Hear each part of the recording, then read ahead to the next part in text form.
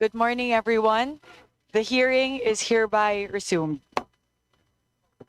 Committee Secretary, please acknowledge the members and the resource persons present here today, especially from the Department of Education family. Thank you, Madam Chair. Good morning, everyone. May we acknowledge our guests from the Department of Education, Secretary Juan Edgardo Sane Angara. Morning, sir. Undersecretary for Office of the Secretary, Yusek Fatima Lip Panontongan. Undersecretary for Senior Personnel Oversight and Head of the Procuring Entity, Yusek Peter Irving Corbera. Undersecretary, Office of the Secretary, Government Relations, Yusek Trajib Olaybar. Undersecretary for Human Resource and Organizational Development, Yusek Wilfredo Cabral. Undersecretary for Strategic Management, EPP and ODA, Yusek Gerald Chan. Undersecretary for Administration, Administrative Service of the Teachers Camp, Yusek Mel Jan Versosa. Undersecretary for Strategic Management, Yusek Ronald Mendoza. Undersecretary, Office of the Secretary, Procurement and Finance Oversight, Yusek Rowena Candice Ruiz. Undersecretary for Legal and Legislative Affairs, Yusek Filimon Ray Javier. Undersecretary for Governance and Operations, Yusek Malcolm Garma. And OIC Undersecretary for Finance, OIC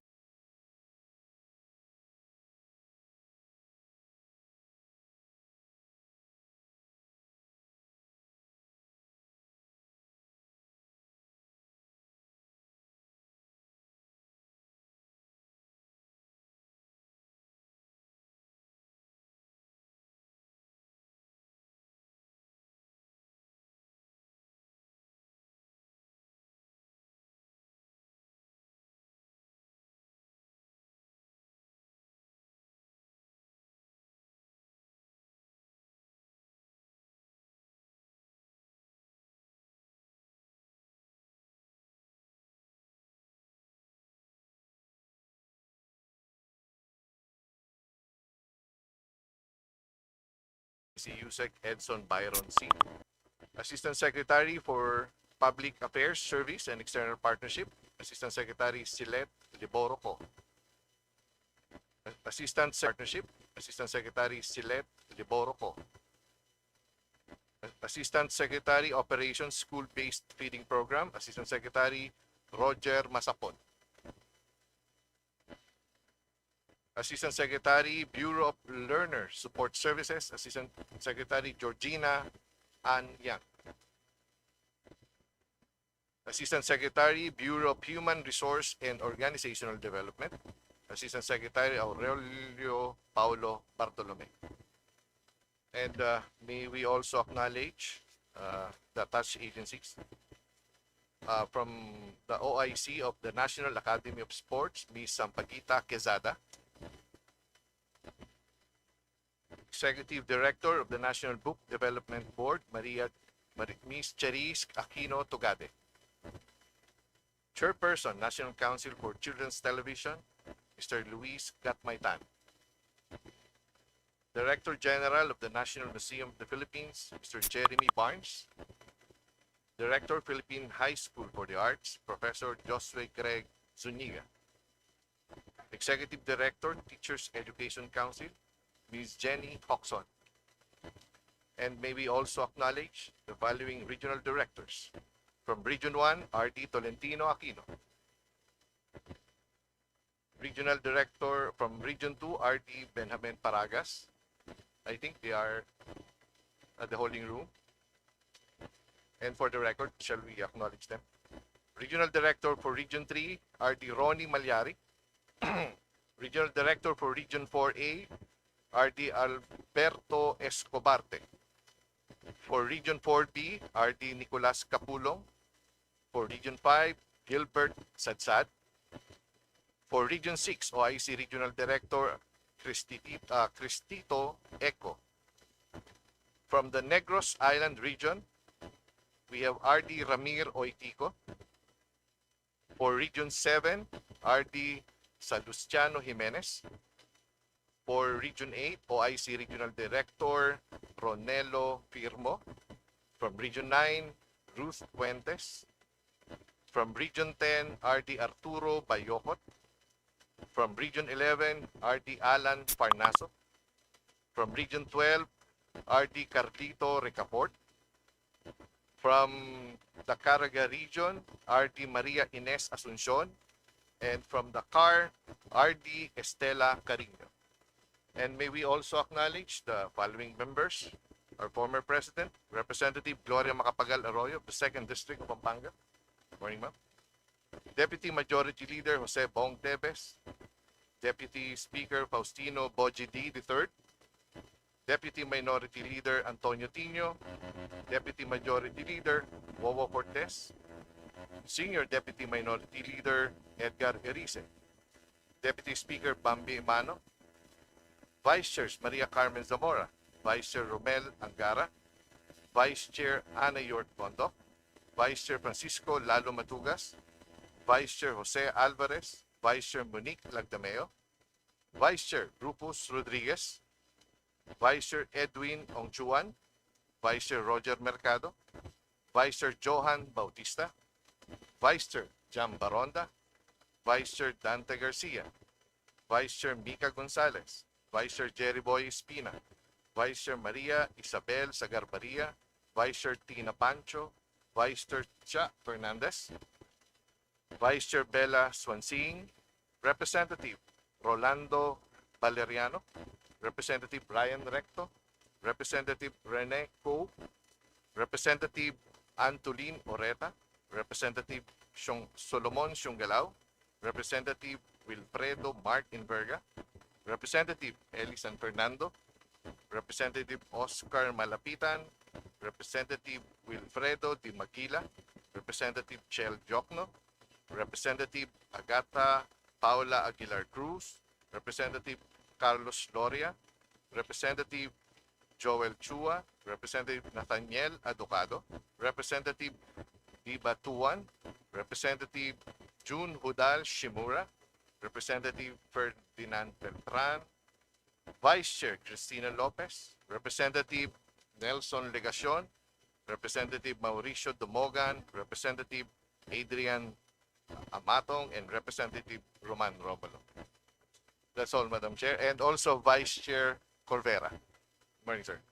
That's all, Madam Chair. Thank you. Thank you very much, ComSec. Again, good morning, everyone, and thank you very much to our Department of Education family, of course, headed by one of the people I look up to the most in public service, the Honorable Secretary Juan Edgardo Sani Angada, and to all of our undersecretaries, assistant secretaries, all the directors and the regional directors, and all members present here today. Full house po tayo, and this really just goes to show how important it is for us to really scrutinize and deliberate on the budget of the Department of Education. Good morning, everyone. Honorable members, distinguished colleagues, and esteemed guests, good morning. We are here today to consider the proposed budget of the Department of Education for fiscal year 2026, the first budget cycle to be crafted and presented under the leadership of former Senator and now Secretary of Education Juan Edgardo Sani Angara, who assumed office in July 2024, together with the senior officials and heads of its attached agencies. The President has recommended an allocation of 1.224 trillion pesos for basic and higher education, equivalent to 4% of the country's GDP, aligning with UNESCO's recommended spending level. Of this amount, 928.52 billion pesos is allocated to the Department of Education and its attached agencies. This 928.52 billion pesos is the highest ever budget for the Department of Education in history. This proposed budget represents a vital opportunity to address persistent challenges and advance long overdue reforms in the education sector by directing substantial resources to where they matter most: our teachers, our learners, and the learning environments that shape their future. It allocates 15.4 billion pesos for 65,184 new positions, 32,916 teaching, and 32,268 non-teaching positions. 10.3 billion for teaching allowance, doubling it to 10,000 pesos per teacher, while also providing 11.2 billion pesos for textbooks and instructional materials and 16.4 billion pesos for the DepEd computerization program, covering laptops, smart TVs, e-learning cards, and school-wide internet. To support learner nutrition and well-being, 11.8 billion pesos is allocated for the school-based feeding program, benefiting over 3 million learners. Furthermore, 41.11 billion pesos is set aside for government assistance and subsidy programs, and 28.1 billion pesos is earmarked for basic education facilities, including classroom construction, repair, electrification, and library hubs, together forming a comprehensive investment in empowering educators, enhancing learning materials and digital access, improving learner well-being, expanding educational assistance, and upgrading infrastructure. Yet, we must also confront the realities highlighted in EDCOM 2's Year 2 report, Fixing the Foundations, a Matter of National Survival. It found that many grade 3 students remain 1 to 2 years behind curriculum expectations. Textbooks and learning resources are still lacking, with only 35 out of the required 94 titles delivered as of January 2025. And classroom construction continues to face delays and inefficiencies. These challenges underscore the urgency for well-targeted investments and efficient implementation. In closing, this committee looks forward to a clear and comprehensive presentation of the department's strategic direction for this proposed budget. As we deliberate today, let us work to ensure that these allocations are not only substantial in size, but also effective in impact, delivering quality, accessible, and equitable education for every Filipino learner. Maraming salamat po. Before I yield the floor to our Honorable Secretary for the presentation of the Department of Education, I would first like to recognize and acknowledge the Vice Chairperson of the Committee on Appropriations, who will be sponsoring the budget of the Department of Education, the Honorable Maria Carmen Zamora. Thank you, Chairperson Swansing. Esteemed colleagues, distinguished members of the committee, good morning. At this juncture, allow me to welcome our fellow government workers in the Department of Education, headed by former Senator, now Secretary Juan Edgardo Sani Angara. Today, as we convene to examine the proposed budget of the department, let us be guided by our shared commitment to improving education across the country. This year, we are working within the framework of the proposed 6.793 trillion national budget for fiscal year 2026, recently submitted by President Ferdinand R. Marcos Jr. The proposal reflects the administration's continued commitment to education that aims to provide quality learning to nurture future-ready generations.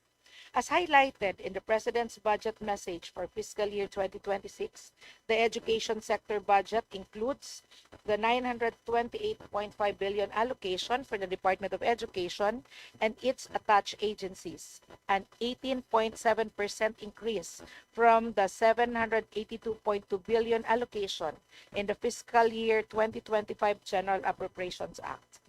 This expanded budget is designed to strengthen and grow the teaching workforce, enhance learning through technology integration, and combat child stunting by ensuring that learners receive adequate nutrition to support their physical and mental development. It also aims to close resource and infrastructure gaps in schools located in geographically isolated and disadvantaged areas, bringing quality education closer to undeserved communities.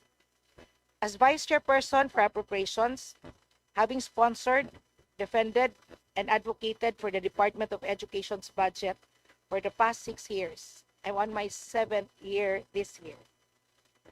And in the last year's committee hearing, I remember saying that the future of DepEd with Secretary Angara is sunny and bright. But nature has its laws. Even the clearest skies gather storms. These past years did not spare the department from storms, such as classroom backlogs, widening learning gap, delays in school building and procurement, pressures on teacher support, and disaster damage facilities. Yet, we remain hopeful. After all, after a storm, there is a rainbow.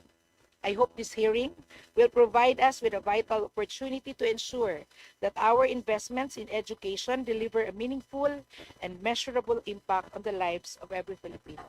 Thank you. And at this point, Thank you very much, Representative Zamora. As expressed by Representative Zamora, we entrusted the sponsorship of the budget of the Department of Education to the most capable, really, who has handled the agency sponsorship for 6 years. So she's very well versed in terms of the trends, I guess, and the persistent problems and how it could be best, you know, improved and for what potential solutions can be presented. So at this juncture, before we recognize the members of the committee who wish to interpolate the Department of Education, as well as the civil society organizations who wish to field their questions to the agency, I would first like to yield the floor to our Honorable Secretary for the presentation of the Department of Education. May I now recognize Secretary Juan Engardo Sunny Angara for the presentation. Thank you very much po, sir. Thank you very much. Magandang umaga po sa ating lahat. Chairperson Micaela Sonsing. It's nice to be back in the House that I was a member of for 9 years and see some friendly and familiar faces. To our veteran chairperson in the subcommittee, Rep. Maricar Zamora, salamat po sa suporta. To the honorable vice chairpersons, I'd also like to greet my congressman in Aurora, Congressman Romel Angara, and our chairperson of basic education, Congressman Roman Romulo, who has passed a lot of reforms that we are currently implementing. To the honorable members of the House, magandang umaga po sa ating lahat. Thank you for giving us the chance to present the President's budget for the Department of Education and its attached agencies. I'd also like to greet, of course, our DepEd family. And just to inform the honorable members of the committee, Madam Chair, that across this room, our regional directors are present to address some of the parochial or local concerns that our honorable congressmen may have, congresswomen may have, especially with respect to maybe they're curious about the potential construction sites for classroom school buildings. We have the list of validated sites as well as teacher items and classroom allocations, anything of this nature, Madam Chair. They can inquire from members of our team, anyone here, and of course to the regional directors who may know the issues on the ground, just for the local concerns, Madam Chair. And we also have a short video presentation of 5 minutes. This will take care of the first 17 pages of the presentation. And after that, we have a short presentation which will perhaps take another 5 minutes with your permission, Madam Chair. Again, good morning to the honorable members of the committee. If we could play the video, Madam Chair. Isa sa bawat 4 na batang Pilipino ay maliit para sa kanyang edad. Siyam sa bawat 10 mag-aaral ay hirap umunawa ng kanilang binabasa.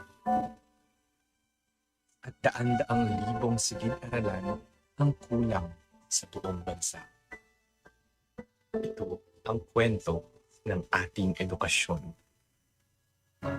Ngunit bawat kwento ay may pagkakataong baguhin. Noong 2024 SONA, kinilala mismo ni Pangulong Ferdinand R. Marcos Jr. ang bigat ng hamon. Ito ngayon ang magiging hamon sa ating bagong kalihim. Natiyakin ang pagbangon at pagtaas ng kalidad ng edukasyon sa bansa. At dito nagsimula ang bagong kwento. Isang kwento ng tiwala, pag-asa at kinabukasang matagumpay. Sa unang pahina, ang ating mga guro. Pinakamahalaga sa sistema ng edukasyon ay ang ating mga mahal na guro. Kaya't pinagaan natin ang kanilang pasanin, pinalakas ang kanilang propesyon, at ibinigay ang mga benepisyong nararapat. Dahil kung ang guro ay may sapat na suporta, higit silang makakapagbigay ng pag-asa. Kasunod na pahina ay ang ating mga mag-aaral. Pinalakas natin ang nutrisyon at mental health ng mga mag-aaral at tiniyak na ligtas silang matuto at mangarap. Naglaan tayo ng 1 bilyon para makapagtayo ng mahigit 300 barangay child development center at bulilit center sa buong bansa. Sa nakaraang 3 taon, halos 22,000 silid-aralan ang nabuksan na. Maglalaan tayo ng sapat na pondo para rito. Nagbigay din tayo ng tulong at subsidiya upang mas maraming bata ang makapagpatuloy sa pag-aaral. Dahil bawat batang naaabot ay isang bagong pahina ng pag-asa. Sa ikatlong pahina, pinagtibay natin ang kalidad ng pagkatuto. Malinaw sa atin ang tumambad na realidad tungkol sa ating mga kabataan ngayon. Ang kakulangan sa kaalaman at sa kakayahan. Kung tayo ay nagpupundar ng malaki para sa infrastruktura, mas malaki pa ang ipupundar natin para sa ating mga mamamayan.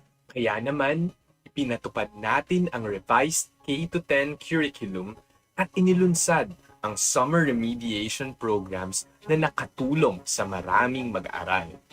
Ngayong taon, papalawakin pa natin ito bilang aral program. Sinimulan na rin ang strengthened senior high school curriculum.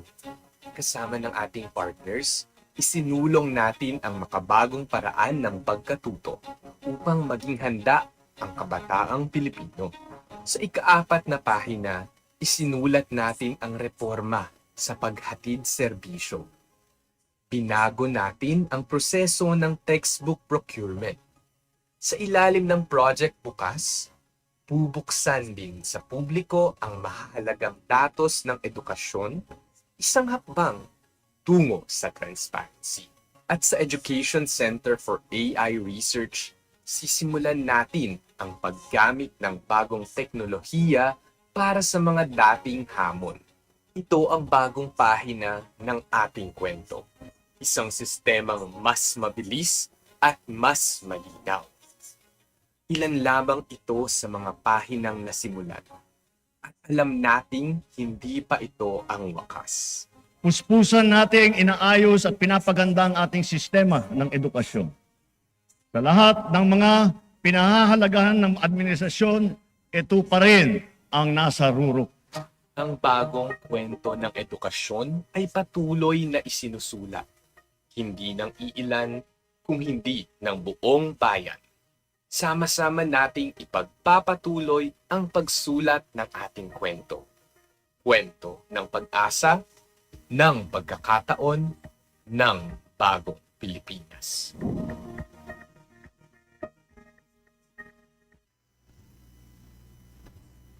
Thank you, Madam Chair, honorable members of the committee. We now go to page 18 of the presentation, which hopefully all the members have been provided a printed copy, Madam Chair. So we are now proposing a total budget of 928.5 billion for the department and the attached agencies, the NBDB, the National Book Development Board, the NCCT, the National Council for Children's Television, the National Museum, the PHSA, or the Philippine High School for the Arts, the TEC, Teacher Education Council, and the National Academy of Sports, or NAS. Slide. Next slide, please. This slide, Madam Chair, shows the budget for proposed budget for 2026, as well as the previous year's budget. And in summary, this represents an 18.7% increase compared to the 2025 General Appropriations Act, or GAA. This is the most significant increase in recent years. In absolute terms, the largest, but in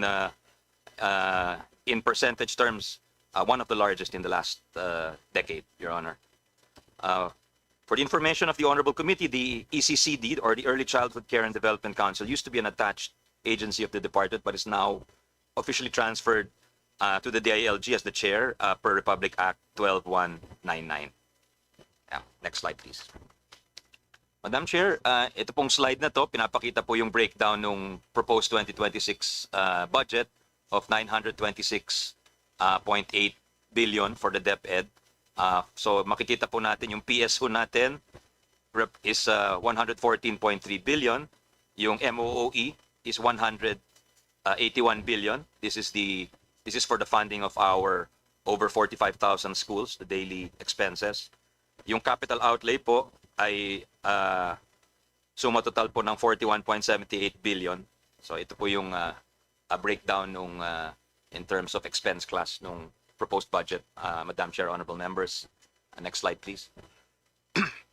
Itong slide naman po, pinapakita po yung historical budget ho ng DepEd at as mentioned earlier, the 18+% increase is the largest in recent memory.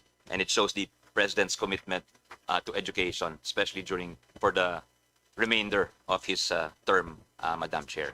Tulad ng sinabi niya sa SONA, he wants to invest in human capital. Next slide, please. Madam Chair, itong slide naman po pinapakita ang aming performance or obligation rate. And as of August 14, our budget obligation rate stands at 54%. And what makes DepEd unique, Your Honors, is that it has the most number of implementing units in the bureaucracy, with close to 3,000 implementing units or mini agencies like schools, divisions, regions who do their own bidding, do their own purchasing, etc. So it is always a challenge to maintain efficiency and order across the various implementing units. Next slide, please.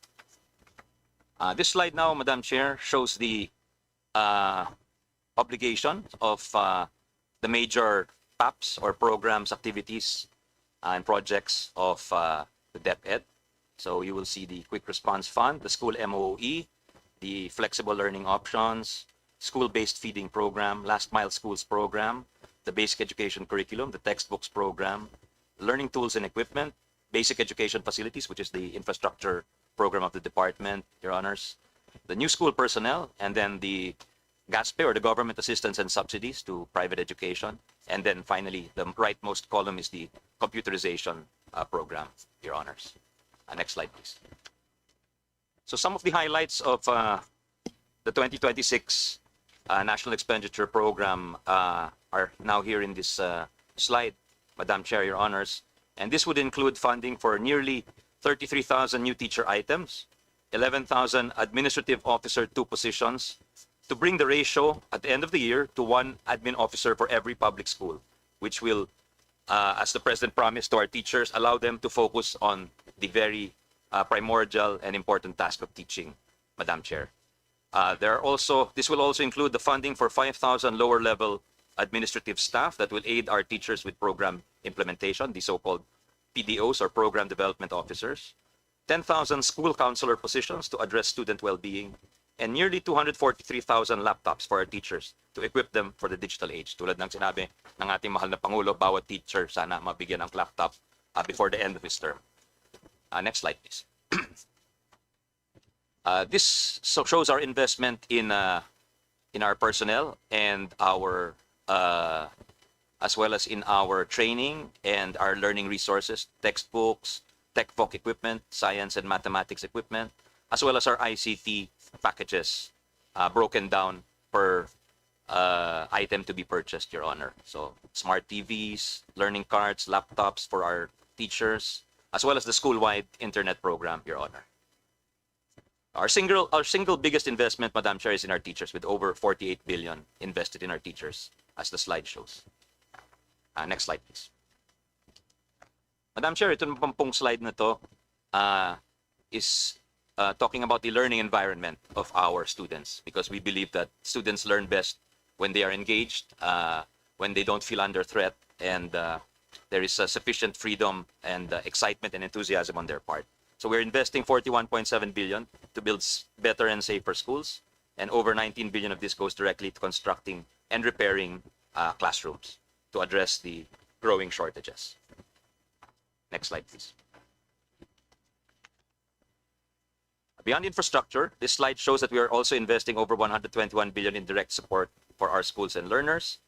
This is headlined by the school operating budgets. We plan to increase the budget for each school, and each of our public schools will be getting an increased maintenance and operating expense budget for 2026, Madam Chair, in line with the new formula for MOE. Next slide, please. Madam Chair, honorable members, this next slide is the matrix of, just shows the comparative between the 2025 NEP, the 2025 GAA, as well as the 2026 proposal for comparison for the using the program expenditure classification or PREXI framework of DBM. Next slide, please.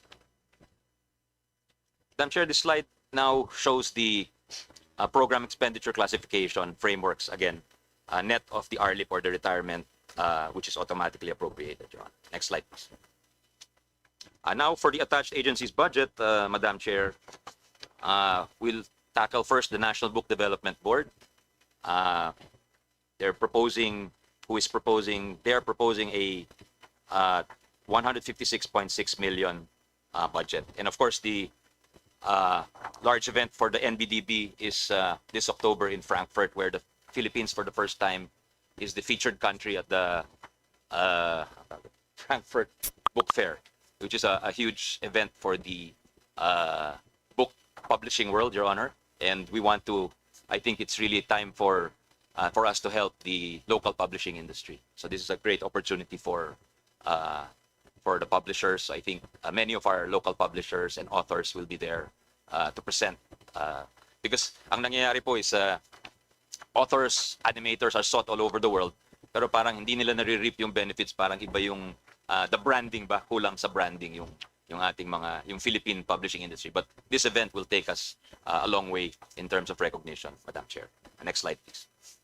Madam Chair, the next is the NCCT, or the National Council for Children's Television, with a proposed budget of 72.6 million.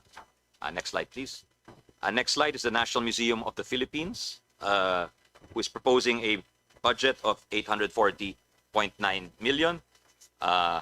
It is a decrease from the 2025 budget because of a one-time 800 million capital outlay in the 2025 GAA, Your Honor. Next slide, please. Next is the Philippine High School for the Arts, who is proposing a budget of 160.7 billion, Madam Chair. Next slide, please. And National Academy of Sports, the proposed budget is 251.1 million, Your Honors, Madam Chair. Next slide, please. The Teacher Education Council is proposing a budget of 207.4 million. It's a significant increase over past years when, and for the first time, they have a functioning permanent secretariat, Madam Chair. Next slide, please. This is just the wish list of the agency and the attached, of the DepEd and attached agencies. Some of the items which were perhaps tier 2 and not given funding, but in case the fiscal space should appear. For the ARAL program, which is a new law, and for the flagship program to improve learning outcomes, we're asking for an amount for tutors' compensation, 1.9 billion.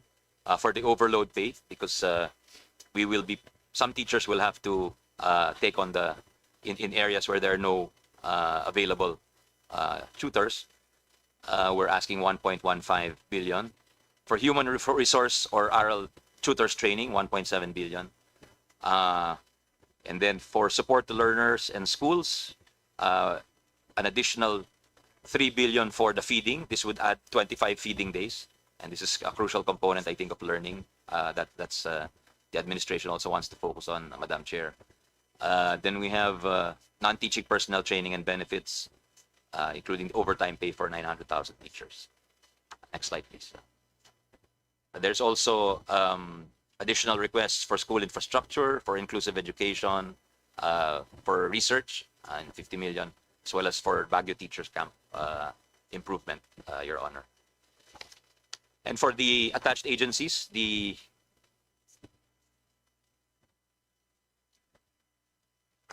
where's the wish list of the agencies? Wala. Where's the wish list? This is the wish list. There's a wish list of around 2 billion combined for the seven attached agencies of the DepEd, Your Honor. 192 million for NBDB, 83 million for NCCT, 950 million for National Museum, and so forth, as indicated on the slide, Madam Chair. So, Madam Chair, in conclusion, we thank the committee and the members for giving us the time to present our programs and proposals. And allow me to return to a simple truth in conclusion, that those who have less in life should have more in education. And this is the spirit behind every peso in our plans. Hindi ito para sa DepEd lamang, but for every learner who deserves the chance to dream bigger, and for every teacher who carries that dream forward, together with the families of our learners. So, maraming salamat sa suporta, Madam Chair, Madam Vice Chair, and the honorable members of the House. And we're ready to answer any questions from our distinguished congressmen and women. Thank you po.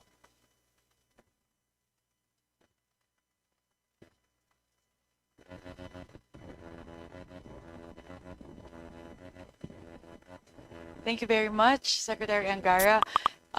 Just wanted to ask, because as what was said and mentioned earlier with regard to the budget utilization rate was just for as of June 30, 2025.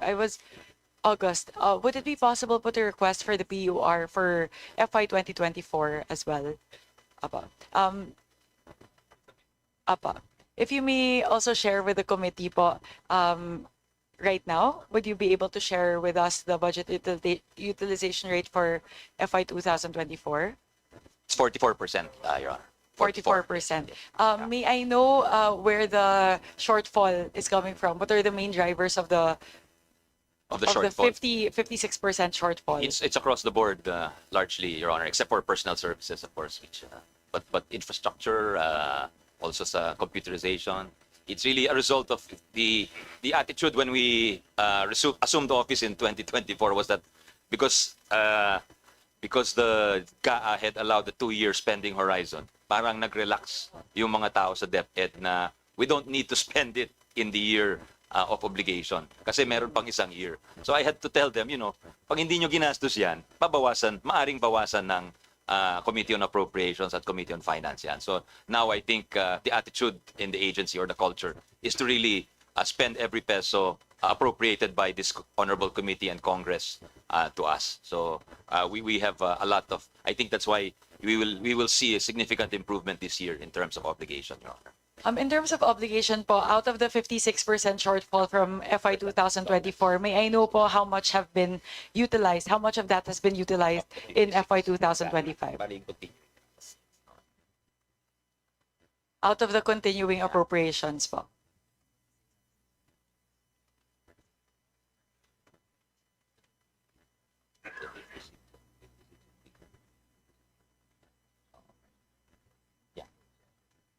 What's the big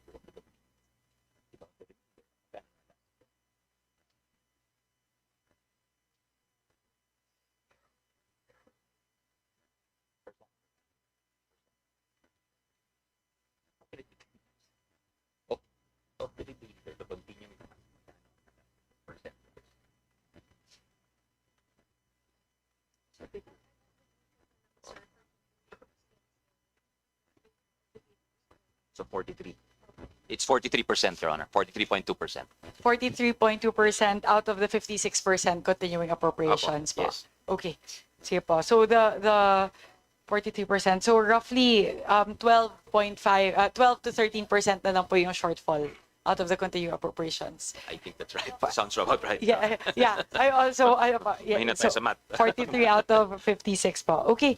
Sige po. At least po, yun po, you still have the remainder of the year naman po to utilize the remaining 12 to 13%. So that's okay po. On top of course, the allocation for fiscal year 2025. And then perhaps among the wish list, in that list, among the programs that were mentioned in the wish list, maybe we'll also request from on the part of the Committee on Appropriations the prioritization.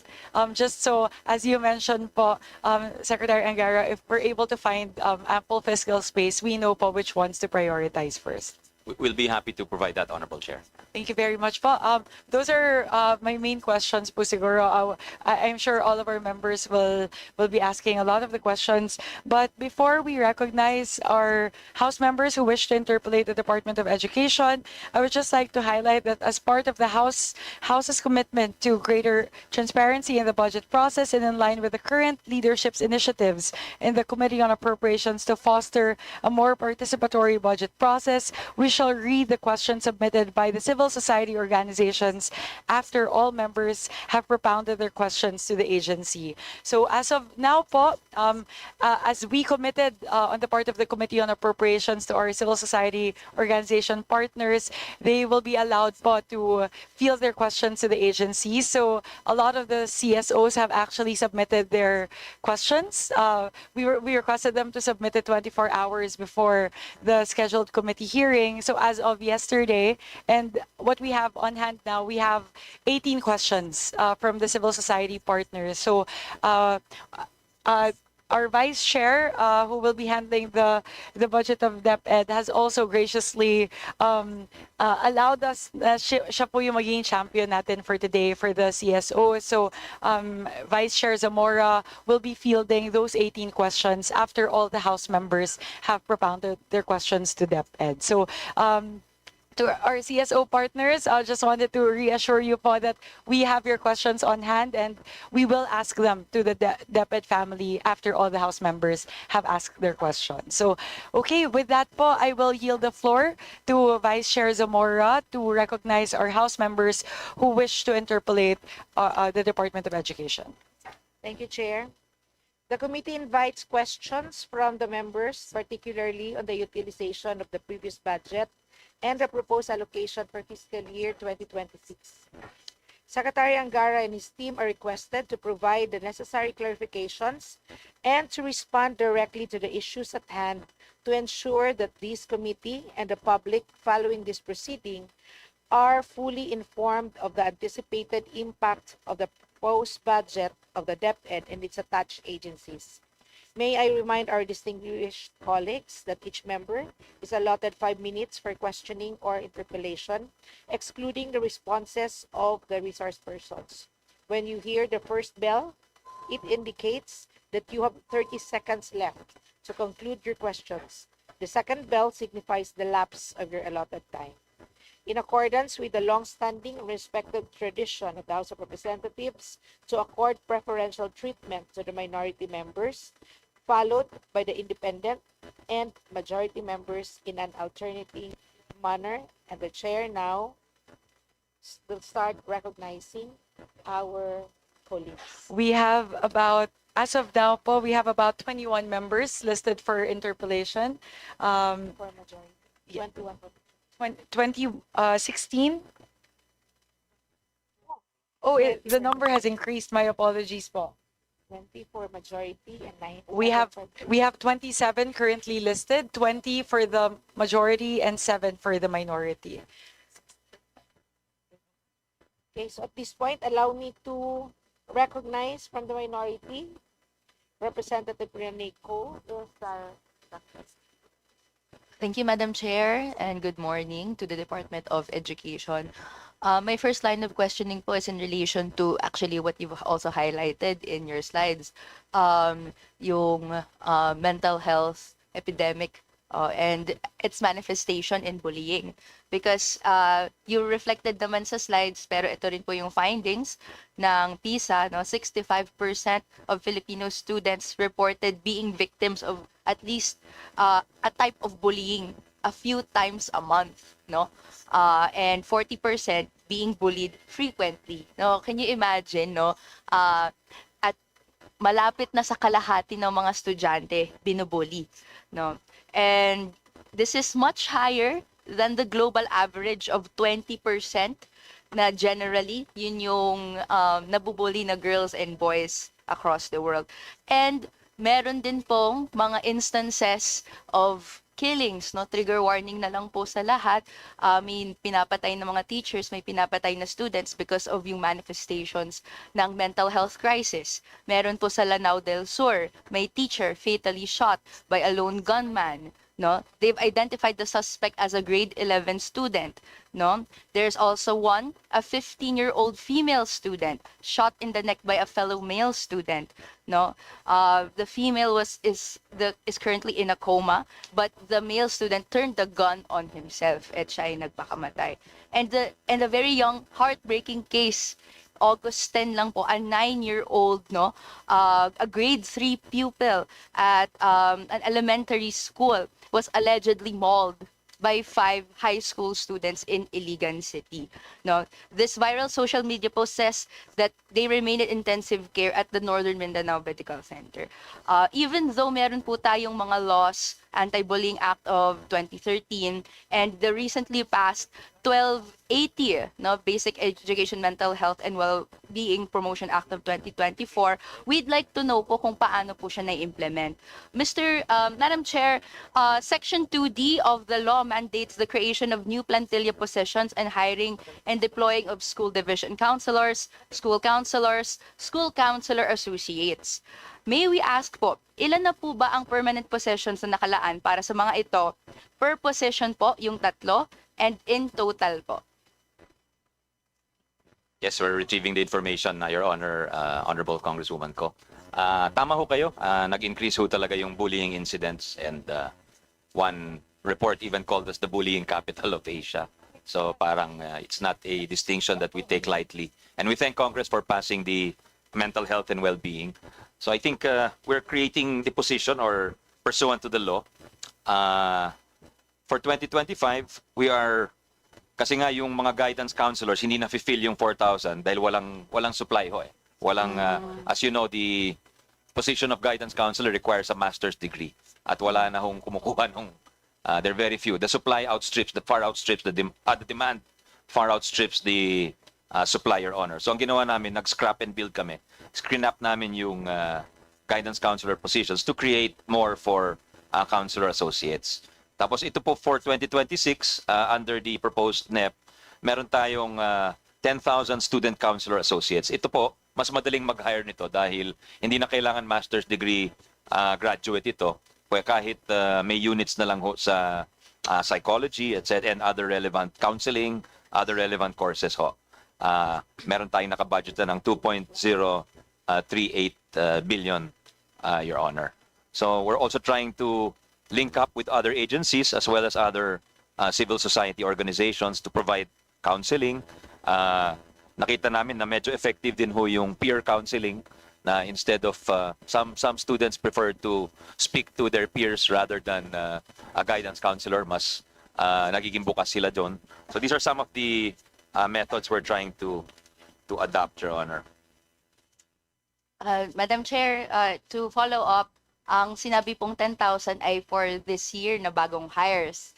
But in total, if we count yung mga currently hired, no, ilan po sila?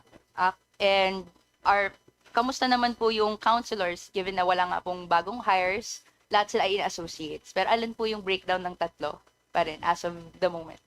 Yung school counselor associates for 2025, we will be kasama dun sa scrap and build nung 4,400 guidance counselors. We will create 5,844 SCA or school counselor associate positions, Your Honor. Tapos gagawa tayo ng 218 school division counselor positions, Your Honor.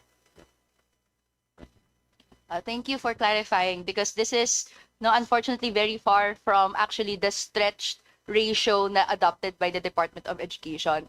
The ideal global ratio is 250 to 1. No? For every 250 students, it's 1 counselor. We're stretching it to 500. And there are 27 million students in basic education. Dapat nasa 54,000 ang counselors. There's only 4,069 registered as of 2022. If we're going to lower it to 1 per school, dapat nasa 45,000. So these numbers are very far from that, and it's also a cause for the worsening of the epidemic po, no? wala po ba tayong plans para patuloy na i-increase yung number of guidance counselors aside from this 10,000 na gusto nating idagdag dito through the scrap and build program that you're implementing? Meron po. There's a long-term plan. But the full implementation of the mental health and well-being will cost over 1 trillion pesos, Your Honor. So obviously, it cannot be funded overnight. There is a plan to fund it. Tapos yung sinasabi nyo, kailangan ho ng over 50,000 filling up of positions. According to the psychology professionals, there's only 30,000 psychometricians in the country. So there is a supply problem also, Your Honor. So I think this is something that cannot be solved overnight, but we must solve over time, Your Honor. And we're working closely together with CHED also and the PRC. Kasi may mga requirements na medyo unrealistic na po eh. Like, yung guidance counselor na may master's degree, usually napapirate na ho yun. I-hire abroad. Kaya yung 4,400 na isa scrap and build, talagang hindi ma-fill ho yun in the next 5 years because there are no takers in the universities. There are no providers as well, Your Honor. There are regions where there are zero enrollees in these programs, Your Honor. So that's something that cannot be solved by DepEd alone, but has to be solved in conjunction with the other education agencies, Your Honor. Nag-reflect na po ba sa staffing summary for 2026 yung 10,000 additional positions or not yet?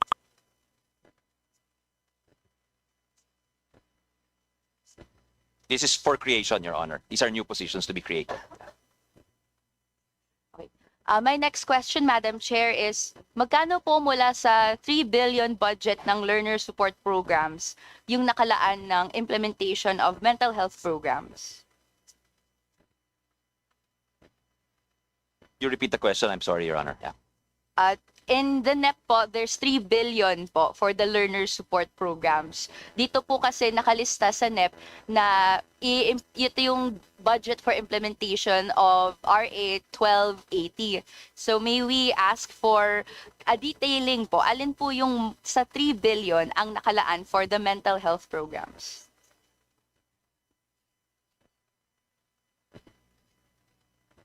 Yung learning support services, it's a large program ho. So kasama ho doon yung ibang programa, yung sports, yung medical. So we'll try to retrieve we'll furnish your representation with the figure for the mental health programs, Your Honor. Kasi nakalump together siya. Yes po, we really appreciate yung detailed na breakdown po nito because dito natin naaasahan or makikita kung ano po ba yung steps na ite-take natin to resolve the mental health crisis, which is, worsening at the foundational levels of children. So, 3 billion ang nakalaan dito. If nakalump siya with others, hindi natin madedetalye kung paano ba yung steps na ite-take ng Department of Education. Can we get po a list of programs or projects or activities under this program? At kung magkano ang gagastusin para sa bawat isa? Yes, Your Honor, we will provide. Okay, and then maybe last po na question before because my time is going to be up. Meron po bang capacity building for public school teachers para maging equipped sila regarding psychosocial Really? first aid? Meron? Go ahead, ma'am. I just consulting pa. Sorry. That's my question po. Yes. Meron po bang programs na implementation right now to support our public school teachers for providing psychosocial first aid? Bali po, this is asked because marami pong mga teachers yung syempre na-alarm, nagpapanik kapag may mga mental health crisis, emergencies ang kanilang mga estudyante. Paano po sila nakakapacitate na magbigay ng first aid? Yes, Your Honor. It's part of the training of our teachers through the National Education Academy of the Philippines, or NEAP. And tinuturo ho doon yung mga programa tulad ng positive discipline, yung hindi na yung pagagalitan ng gusto nung guro, pero also to reinforce and to encourage children. It's a positive reinforcement dito po sa pagdidisiplina sa bata. But last follow-up, when we say first aid po kasi, ito po yung kung may emergency na nangyari, paano nag-respond si public school teacher. Yun nga po, pag may shooting, pag may bullying na nangyari, pagka may trigger warning, may naglaslas na student or something, paano po nagre-respond yung ating public school teachers? Paano nasusuportahan? na makasuporta accordingly? Well, we have a number of trainings to dun sa binanggit nyo, Your Honor, to for our teachers, even for our students, to recognize signs of abuse, trauma, mental health distress among our learners. Meron ho tayong capacity building activities on learner rights protection. Meron tayong functionality trainings for the Child Protection Committee to be activated. May training on psychological first aid rin ho. Yung immediate needs, especially after a crisis or a disaster. Meron din tayong child protection e-learning course for educators. Ito pa ay para sa ating lisensyadong mga teacher on various learner rights and protection related laws.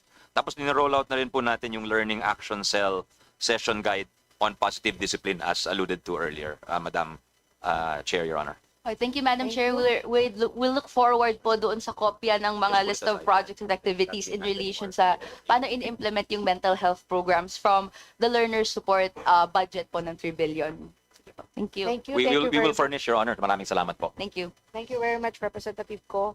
Next to ask question is from the majority, Representative Ryan Recto. You're recognized. Thank you, Madam Chair. Mr. Secretary and the DepEd team, thank you for your time today. I just have a question po about the medical health and dental health of students. Nakapag-meeting po ako sa DepEd ng distrito ko po, and one of the dentists there brought up the fact that a lot of elementary students in my district, sumasakit po ang ngipin nila pag pumapasok sila sa eskwelahan and everything. At alam ko naman po that DepEd has an Oplan Kalusugan program, and the school dental healthcare program has been subsumed to that Oplan Kalusugan program. I'm just curious, is that a concern nationwide, dental and medical health of students with regards to checkups? Last data I was able to find was from 2022 pa po. If the department can enlighten the committee with regards to current data. Thank you, Madam Chair. Good morning, Congressman Ryan. It is a concern, definitely. It's a big concern for us. But unfortunately, the capacity of the department is quite limited because many of our medical professionals, when the DepEd had a RAT plan a decade ago, napunta po sa DOH at natanggal po sa DepEd. That's part of the rationalization plan many years ago. So if you go around the schools, you will see some clinics that are not being manned. But what is promising now is the push for our president to really implement universal health care in a serious manner. And not just reactionary, but also preventive. That's why they're expanding the Consulta program of DepEd. And we signed a MOA with PhilHealth to expand the Consulta program to cover all our learners, their teachers, and even the families of the teachers and the families of the students, Congressman Ryan. So I think that has the potential to be scaled nationwide, more than relying just on the DepEd in-house machinery of doctors or dentists. Thank you, Mr. Secretary.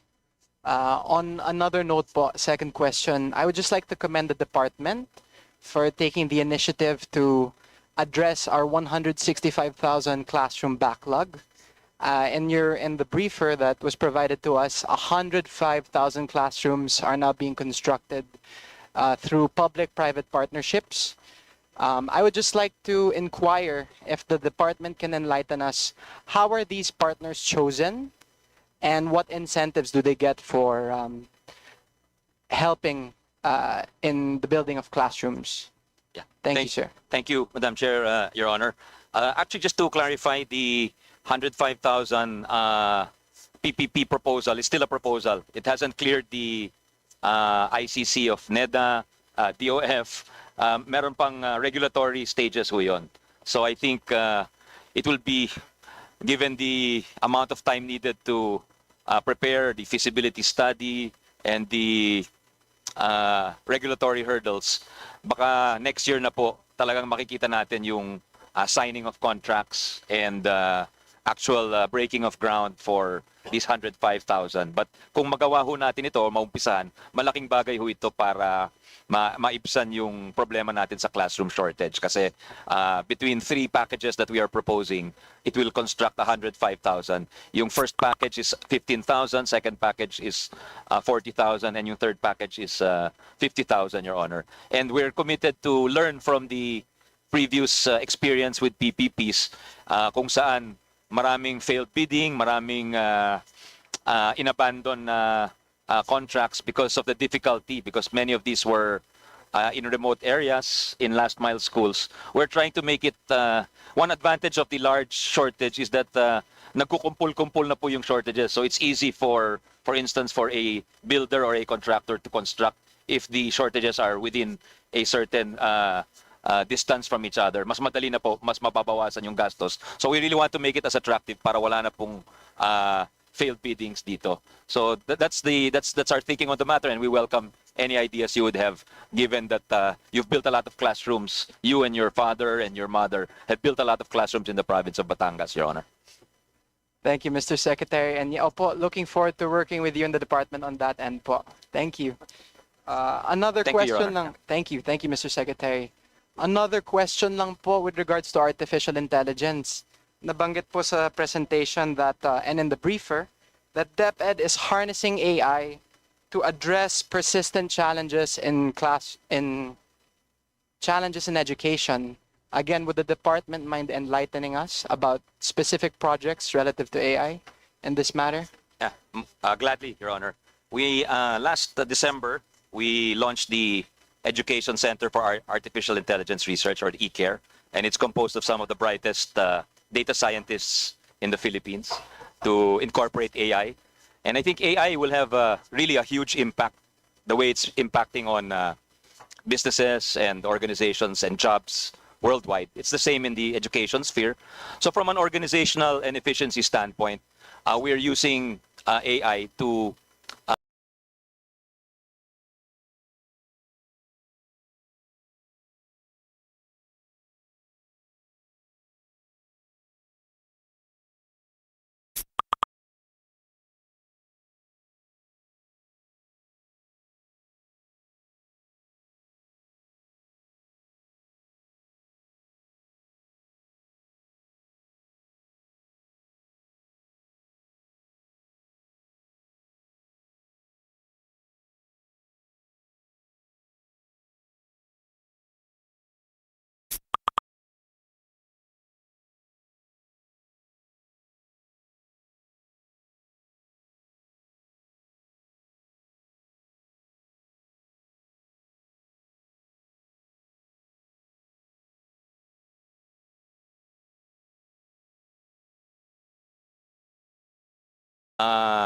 manage our huge data. I was informed by these brilliant young scientists who are all your age, Your Honor. They're all brilliant young scientists who are all your age, Your Honor. They're all half my age. That there are methods in AI because they have data sets which cover millions of children. So isang tingin lang, pipicturean lang po yung bata. More or less, they know if that person is with a certain degree of statistical certainty, if that person is stunted or wasted. So that saves time, and it saves a lot of effort for our teachers. And they, again, as our president wants, he wants the teachers to concentrate on learning, Your Honor. So this is one of those things. And of course, we want the e-care to eventually also mainstream AI in our curriculum at some point. Of course, there's a lot of uncertainty, and they say that's really the mainstay of AI because it's constantly changing. There's a lot of uncertainty, and this is something DepEd has to adjust to as an institution because, you know, academics are used to stability, are used to predictability, Your Honor. So there's that built-in uncertainty with AI. And we also have some schools who are using AI. Unfortunately, if you've heard of Khan Academy, it's the biggest edtech, one of the biggest edtech providers in the world. I think there's close to 200 million users in the world for Khan Academy. The first licensee of Khan Academy outside of the United States is Khan Academy Philippines. So the first licensee in the whole world is the Philippines, and they provided AI or Khanmigo, their app, which is now being used in over 1,000 schools nationwide, Your Honor. Of course, with the advent of AI, there is a need for greater bandwidth, greater capacity. They require 100 Mbps. So the challenge for us is to scale up the capacity of our schools quick enough so that we can avail of the wonders of technology, Your Honor, Madam Chair. Thank you, Mr. Secretary. Wonderful, exciting applications for AI, and a lot of I could speak for a lot of our colleagues who are interested in cooperating and helping with the department with that, with regards to that, sir. And last question lang po with regards to technical vocation and education training. It was mentioned in the briefer provided to us that TVET now is being integrated in senior high schools as part of the curriculum. However, I would just like to clarify, this integration, does it result in NC 1 and 2 qualifications? Yes, Your Honor. But I think one of the big criticisms as unearthed by the EDCOM against, chaired by Kong Roman, was that one of the big findings, we were wondering why a lot of our senior high school graduates who took up the TVL or the TechVox strand were not able to get jobs. We found out, hindi pala kasama sa budget yung assessment and certification nila. So maraming graduates, walang NC1, walang NC2. But I think we began 2 years ago. I was still in the Senate, and we funded the budget insertion to provide it for free. Kasi 1,500 per learner ho yun eh.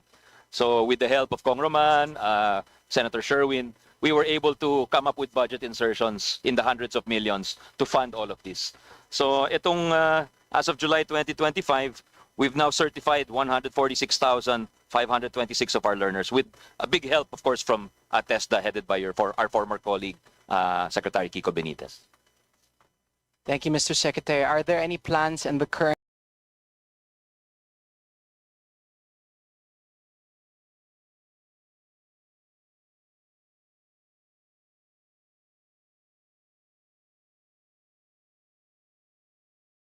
current 20 learners could achieve NC3 or NC4 status? Could the department enlighten? Question, Your Honor, and that's the direction that Chairman Romulo has been pushing us to, because he wants higher paying jobs for our learners, and that's really the direction we should be headed in, Your Honor. That's why we'll be providing some NC3s and NC4s, and perhaps we can start the NC1s and NC2s even at a younger age than grade 11, Your Honor. Baka grade 9, grade 10, pwede nang umpisahan yon, so that they can work their way towards NC3s and NC4s, which are more demanding in terms of resources required, as well as in terms of the time required. But be that as it may, the investment is proven to be well worth it, Your Honor.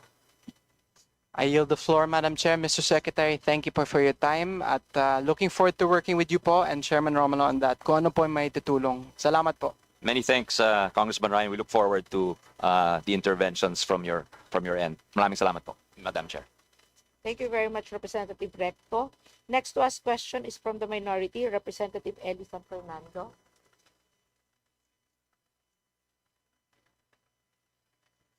Not around. We can proceed to the next member of the minority, Representative Chel Jokno. Thank you, Madam Chair. Just a few questions for the Secretary. First of all, I'd like to commend the Secretary and his team. I can imagine how difficult it to the previous administration at the DepEd. A lot of my questions pertain to problems actually that came up during that time that you inherited. And I just want to know what you have had to do to address those problems. For example, in 2023 and 2024, disbursement rates were terrible. You have 11% in 2023 and 17% in 2024. May I know how you have been able to address this big problem? Thank you, Your Honor. Thank you for the kind words and from your end, Dean Congressman. Madam Chair, some of the innovations we've tried to put in to speed up the procurement of textbooks is to shorten the process, because in previous years, they divided it to 3. Bid yung pag-create ng manuscript, tapos binibid yung pag-print ng textbooks, tapos separate bidding pa yung delivery, Your Honor. So we've tried to shorten that process and combine it include the delivery in the supply of the textbooks. Kung sino magsusupply, siya din magdi-deliver po ng mga textbooks. And we are seeking to take advantage also of other innovations like early procurement, Your Honor. Kasi nakita namin, hindi naman kailangan taon-taon i-procure yung or we have to do the same cumbersome process kasi now we want to pre-accredit titles. We're learning from the private sector where they just buy the available titles, Your Honor. Kasi dati, ang gusto ni DepEd, yung mga libro niya ay laging just curated by DepEd itself. Meaning now we're acknowledging that it's not only DepEd who can create books for our schools. Even there are so many authors in the Philippines and the private schools use their books. So we've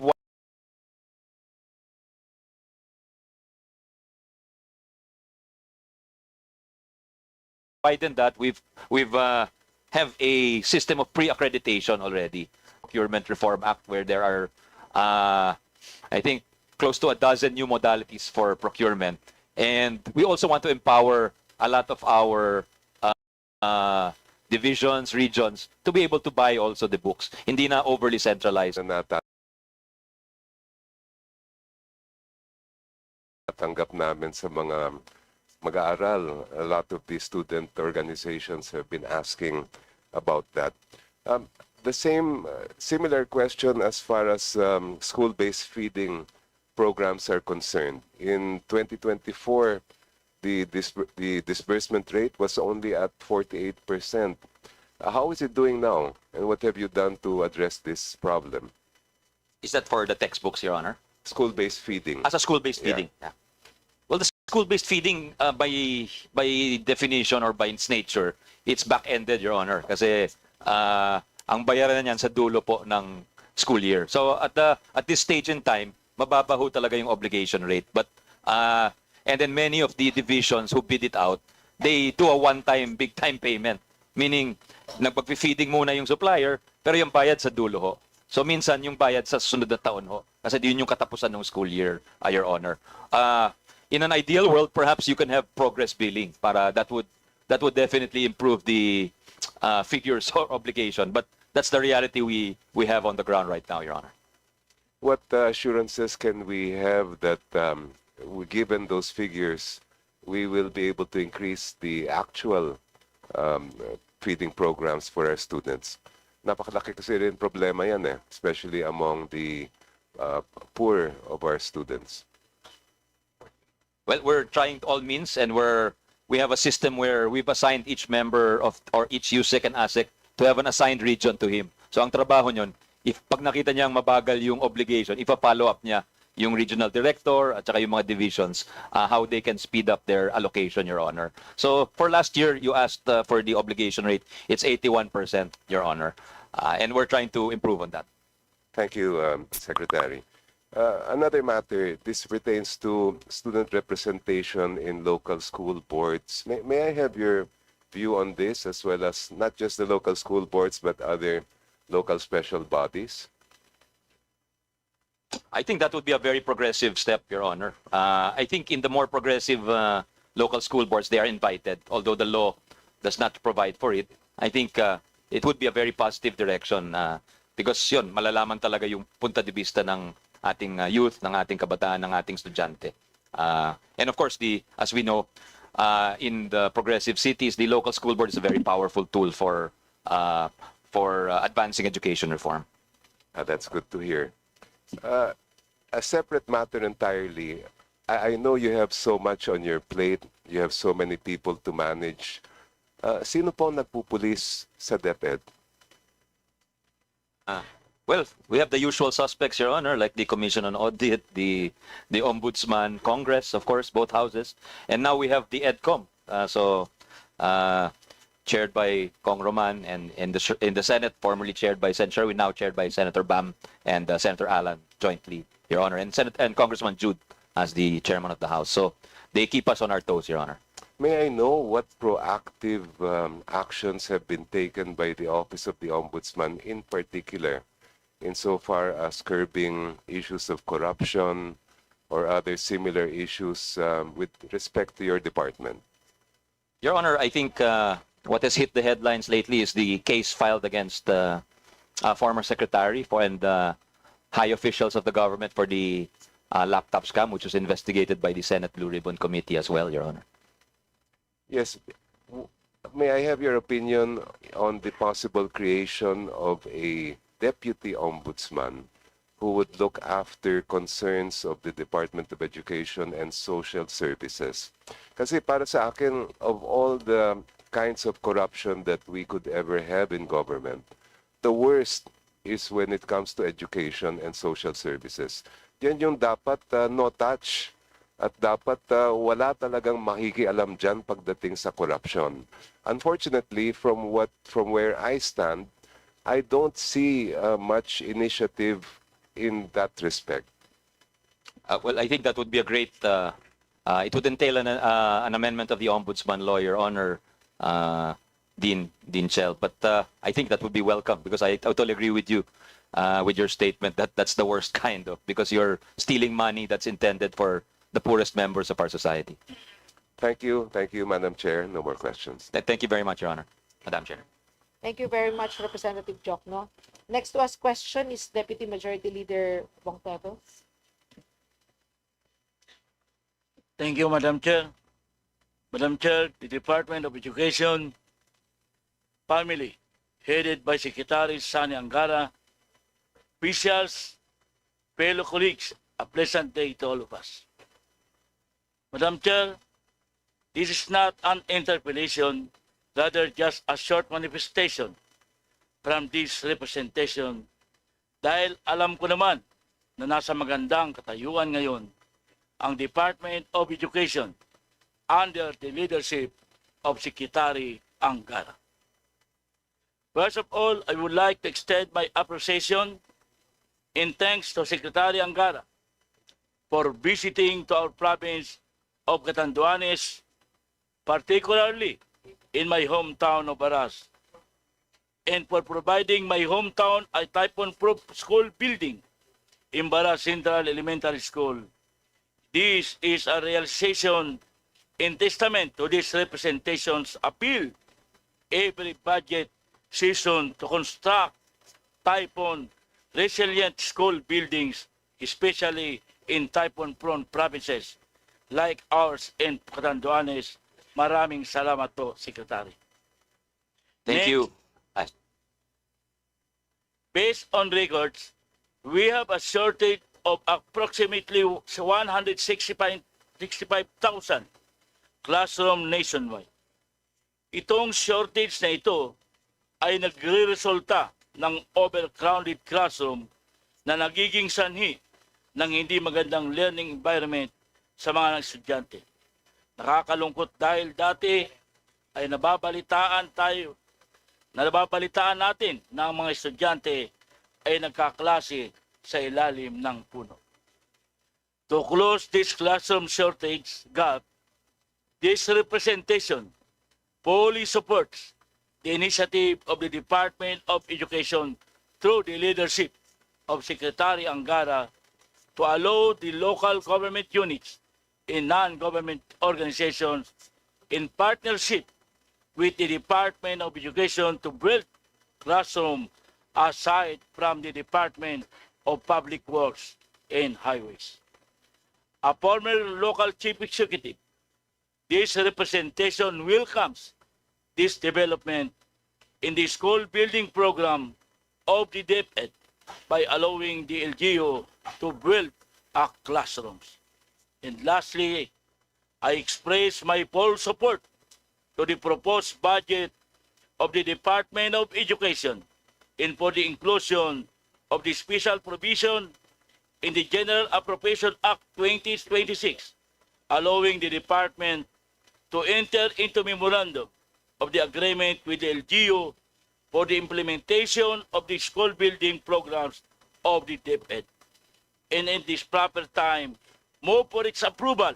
Likewise, I encourage my fellow colleagues to support the budget of the Department of Education. Thank you, Madam Chair. Maraming salamat, if I may respond, Madam Chair. Maraming salamat kay Deputy Majority Leader Tevez, and we thank him for welcoming us in the beautiful province of Catanduanes. And we want to thank him, Your Honor, because actually the classroom built there that we inaugurated was his initiative, Your Honor.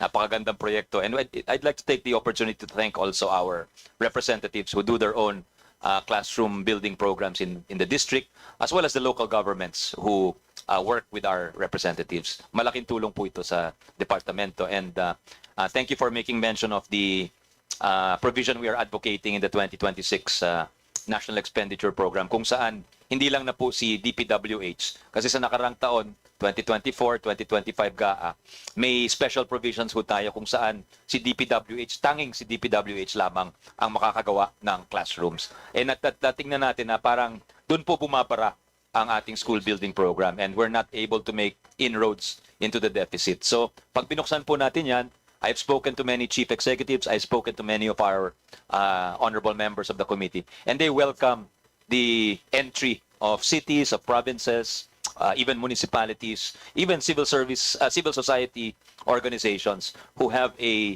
track record in building classrooms all over the country, Madam Chair. Thank you po, Congressman Teves. Thank you, Representative Teves.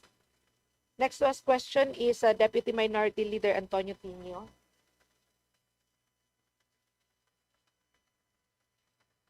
Thank you, Madam Chair. Marami po tayong tanong, so bibilisan ko po, no? Good morning, Secretary. Good morning to the DepEd. Gandang umaga po. Una po sa lahat, yung performance-based bonus, yung BBM po, sinabi na granted daw yung appeal nyo for PBB. Ano na po ang status nito? Actually, ang gusto malaman ng mga teacher, kailan na po ito ma-release? We have a pending appeal, Your Honor, sa the interagency body that decides on the appeals. So we've appealed that, and we're awaiting the decision, Your Honor. So, hindi pa nakakarating sa inyo na granted na yung appeal nyo? There is no formal resolution, but may naririnig ho kami na Okay. nag-grant na daw ho. Okay, so that has to be followed up. Sige po. Next po ay overtime pay. Sa SONA ni Pangulong Marcos, sabi niya, at ngayong school year na ito, makatatanggap na kayo ng kabayaran para sa inyong teaching overload at para sa inyong overtime. So we take that as a commitment by no less than the President na babayaran ang overtime at overload pay ng mga teacher. Pero ang tanong, may pondo ba? No? So nakita po natin, actually, walang pondo o kapos ang pondo. So, ano nga po ba ang status ng pagbayad sa overload pay, overtime pay? For 2026, it's lodged in the miscellaneous and personnel benefits fund of the government, Your Honor. For 2025, it's also lodged in the MPBF. So, as you know, the MPBF is shared across different agencies, Your Honor. So, it's hard to say ahead of time kung sasapat ito. Kasi it's competing, or it's also on the same level as other requests by other agencies for similar benefits, Your Honor. So, Madam Chair, so I fully support the wish list of DepEd here. Overtime pay for 967,096 teachers, 4.88 billion. No? Katulad ng sinabi ko po, kinumit ito ng Pangulo. So, dapat pondohan po ng sapat. Okay. Next po ay yung sa accreditation, ito po yung PRC requirements for teachers. Matagal na po to. 2020 pa po, may kasunduan na the DepEd through NEAP will accredit the in-service training of teachers. At ito na yung mabibilang bilang PRC credits for their renewal of license. Pero hanggang ngayon po ay pag nagpapalisensya ang mga teacher, they have to sign parang IOU, no, na we will still have to comply with 45 units of PRC kasi hindi na kailangan kunin sa private providers kasi hindi pa po accredited yung mga in-service training mismo ng mga teacher. So, ano po bang problema?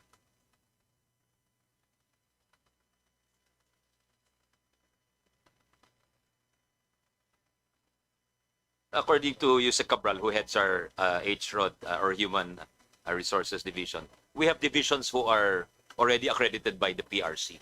So yun, makikredit ho yun. So I think it's an ongoing process, Your Honor. Ongoing process pero 2020 pa po ito. I just came from a division at sabi nila the bottleneck daw is with NAIAP accreditation. So, Madam Chair, we expect that DepEd will find a way to facilitate this kasi nagpapatong-patong na po yung utang sa PRC licensing or renewal of license ng mga teachers. Can we get that assurance na Yes, yeah. We want to assure his representative. Thank you for bringing this to our attention, Your Honor, and we'll definitely work on it, on speeding up the processes, Your Honor. okay. Sunod po tungkol sa okay, ito po, this has been brought to our attention. Meron pong nilabas na internal memo.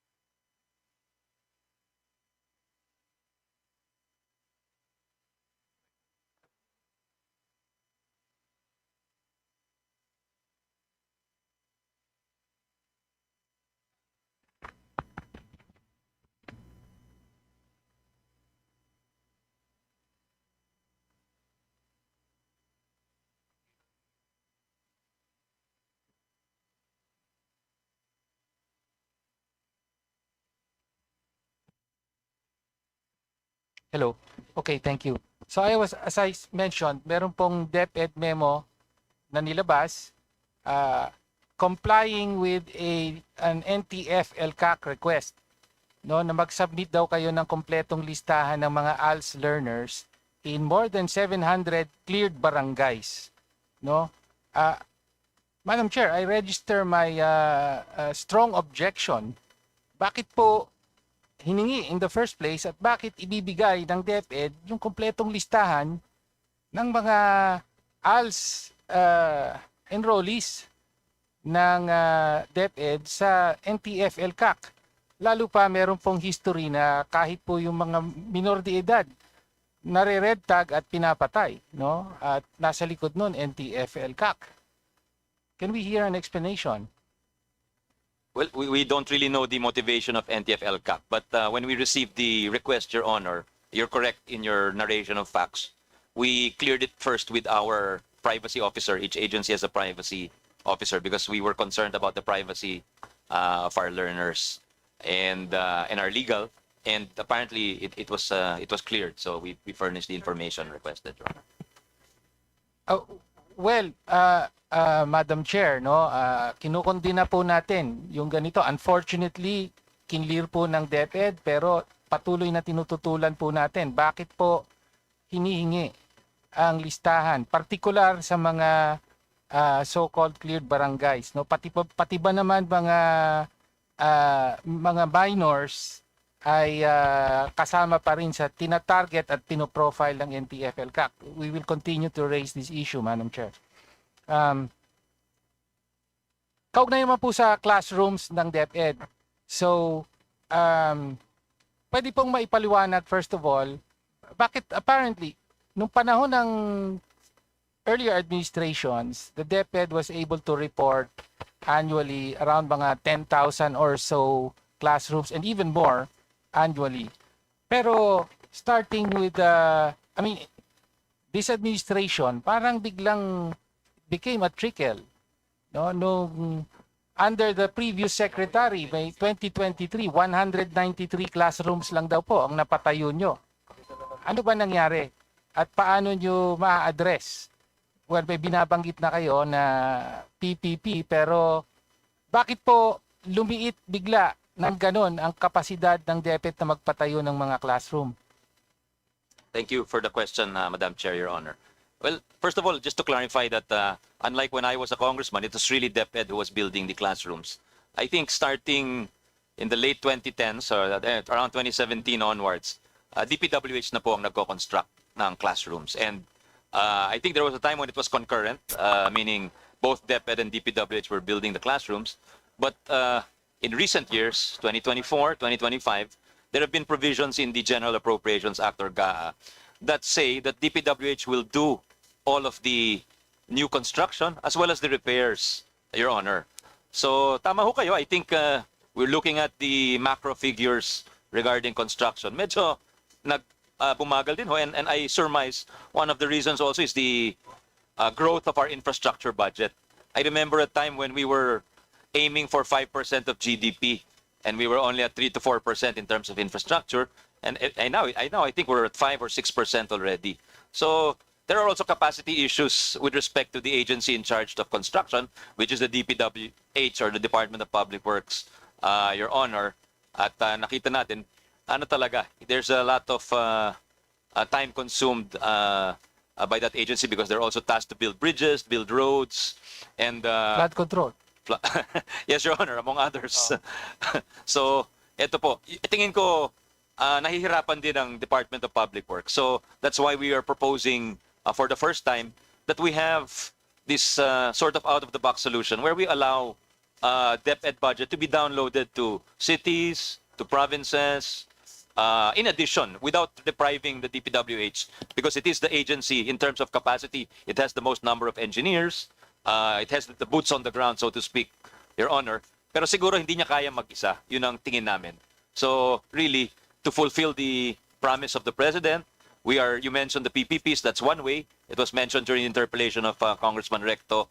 If we get that going, we will be able to build in the next 5 to 10 years, 105,000. Pero dito, yun, next year pa po talagang sisipa yung mga PPPs. Pero yung immediate effect ng ating special provision can be felt as early as January. When the DBM releases the budget to DepEd, we will just download it to the cities, the 150 cities, the 81 or 82 provinces, and the municipalities who are capable of building. Dumaguete City, I think, can build. Iloilo City, I think, can build. Butuan City, maybe Nabunturan or Moncada, San Fernando, and all the cities whose capacity has grown, and because of the Mandanas Doctrine, the financial and fiscal space of our LGUs has also grown. So it's a practical solution to a years-old problem, Your Honor. So thank you, Mr. Chair. Thank Parang you. ang sagot ni DepEd Secretary ay naging mas iba ang maybe na-deprioritize yung classroom construction because of all these other infrastructure projects ng DPWH, including itong ang flood control. Ano? I wonder why. But anyway, okay. Thank you very much. So, yes, Your Madam time Chair, is may up. mga tanong pa po ako kaya magsi-second round na lang. Yes, Thank you po. we will take note of your second round reservation, Representative Tino. Thank you very much. Next to ask question is from the majority, Representative Valeriano. You're recognized. Thank you, Madam Chair. Good morning po, Mr. Secretary. Magandang umaga po, Kong Ron, and thank you to Kong Tonchi for the questions. Congratulations po din for a job well done mula po nung maupo kayo. Hindi po dahil sa katabi ko si Congressman Angara, pero talaga po nasa puso ko yun. Salamat, Your Honor. Mr. Secretary, nasa NEP natin, DepEd will build at least 165 classroom, tama po ba? Yung shortage po is 165,000. So, hindi ko alam kung makakaya po natin yung 165,000. Ano po ang ratio nun between the classroom and the student? If ever, mabuild natin yun. Pag nagawa ho natin yun, we will meet the ideal ratios. May iba-ibang ratio po kada grade level ho. So, usually divided into 3. For elementary, it's 1:25. That's for the lower, yung key stage 1, yung kinder to grade 3. Tapos for yung key stage 2 and 3. Yeah, it's 40 to 45 for the higher grade levels, Your Honor. So, yun yung tulad ng junior high at saka senior high, Your Honor. At least, Mr. Secretary, up to 2028, sa tingin niyo po, mamimit natin itong gap na to, yung 165,000 classroom? Maumpisahan ho, pero I think looking at the history of our school building program, baka mahirapan ho tayo na maibsan because that's only a matter of 2.5 to 3 years, Your Honor. So if we want to meet that, we'll have to build 55,000 classrooms a year. And that's never been done in our history, Your Honor. But yun nga, pag nagsabay-sabay po yung ika nga yung mga kabayo natin, baka makaabot tayo ng maybe 10, 20,000 a year. Is kind of an optimistic goal, Your Honor. But ang importante ho dyan, ma-front load ho natin yung investments at ang kagandahan ho ng PPP, hindi mo pa binabayaran pero nagawa na po yung classroom kasi parang inutang mo yung pere. So, yun ang ginawa ho in previous administrations, nakapag-construct through 2 rounds of PPP ng around 13 to 14,000 classrooms. So, kinonstruct yun from 2013 onwards, pero yung bayad nun, I think the last payment was last year, kung di ako nagkakamali. So, na-stretch po yung payment. So, hindi masyado mabigat sa bulsa ng gobyerno, Your Honor. Thank you po. Tungkol naman po sa mga new teachers na plano nyong i-hire, 27,080 po ang backlog natin when it comes to teachers. Mga 30,000. We will be hiring 32,000 teachers next year, ho. So, halos mamimit na po natin yung target natin pagdating sa teaching. Opo, yung sinabi niyo pong backlog established in 2024, Your Honor. Sa laptop po, magpa-purchase kayo ng 242,000 plus na laptop this 2026. Tama po ba, Mr. Secretary? At tama ho yun. Ano po nangyari doon sa mga nakaraang laptop? Yung laptop scam na yan? Yung finding ho dun is overpriced ho yung mga laptops na binili na Intel Celeron na nakapresyo ng 54,000 kung di ako nagkakamali, Your Honor. So kaya nga nakasuhan sa Ombudsman at inimbestigan ho yun ng Senate Blue Ribbon Committee. Pero nagagamit naman po yun, yung mga nakaraang laptop. Yes, Your Honor. So, plus 242,000 laptop, okay na po to. Halos lahat ng teacher magkakaroon na sila ng laptop. Hindi pa po. By 2028, kung nag-budget ho tayo ng around 9 to 10 billion a year, which is what the outlay is for, yun ang proposal for 2026, pag ginawa ho natin yung similar amount for 2026, 2027, 2028, lahat po ng teachers natin mabibigyan ho natin. Thank you po. Medyo lalayo naman po ako ng tanong. Nung nakaraan pong budget hearing 2024, kayo na rin po ang secretary nun, di po ba? Natatandaan niyo po ba, nasa constitution po natin na ang Department of Education dapat may biggest chunk sa budget. Sila yung pinakamalaking budget po. Tama po? Tama po. Yung hindi naman naka-specify yung Department of Education, but it just specifies Education. that education must receive the highest budgetary priority, Your Honor. At nung nakaraan po, natatandaan ko rin na sa NEP natin noong 2024, bali pang 2025 budget, mas malaki po ang Department of Education budget compared to DPWH. Yung NEP po ng 2024. Tama po? Tama ho kayo, Your Honor. Nung matapos po yung EDSGAP, nung matapos na rito sa House of Congress, mas malaki pa rin po yung budget ng Department of Education compared to DPWH. Kung natatandaan nyo po. To my recollection, yes, Your Honor, kasi dinagdagan niyo pa yata nun dun sa HGAP, Your Honor. Pero nung matapos na po yung GAA, yung General Appropriation Act, mas malaki po ang budget ng DPWH compared to DepEd. Tama po? Tama ho.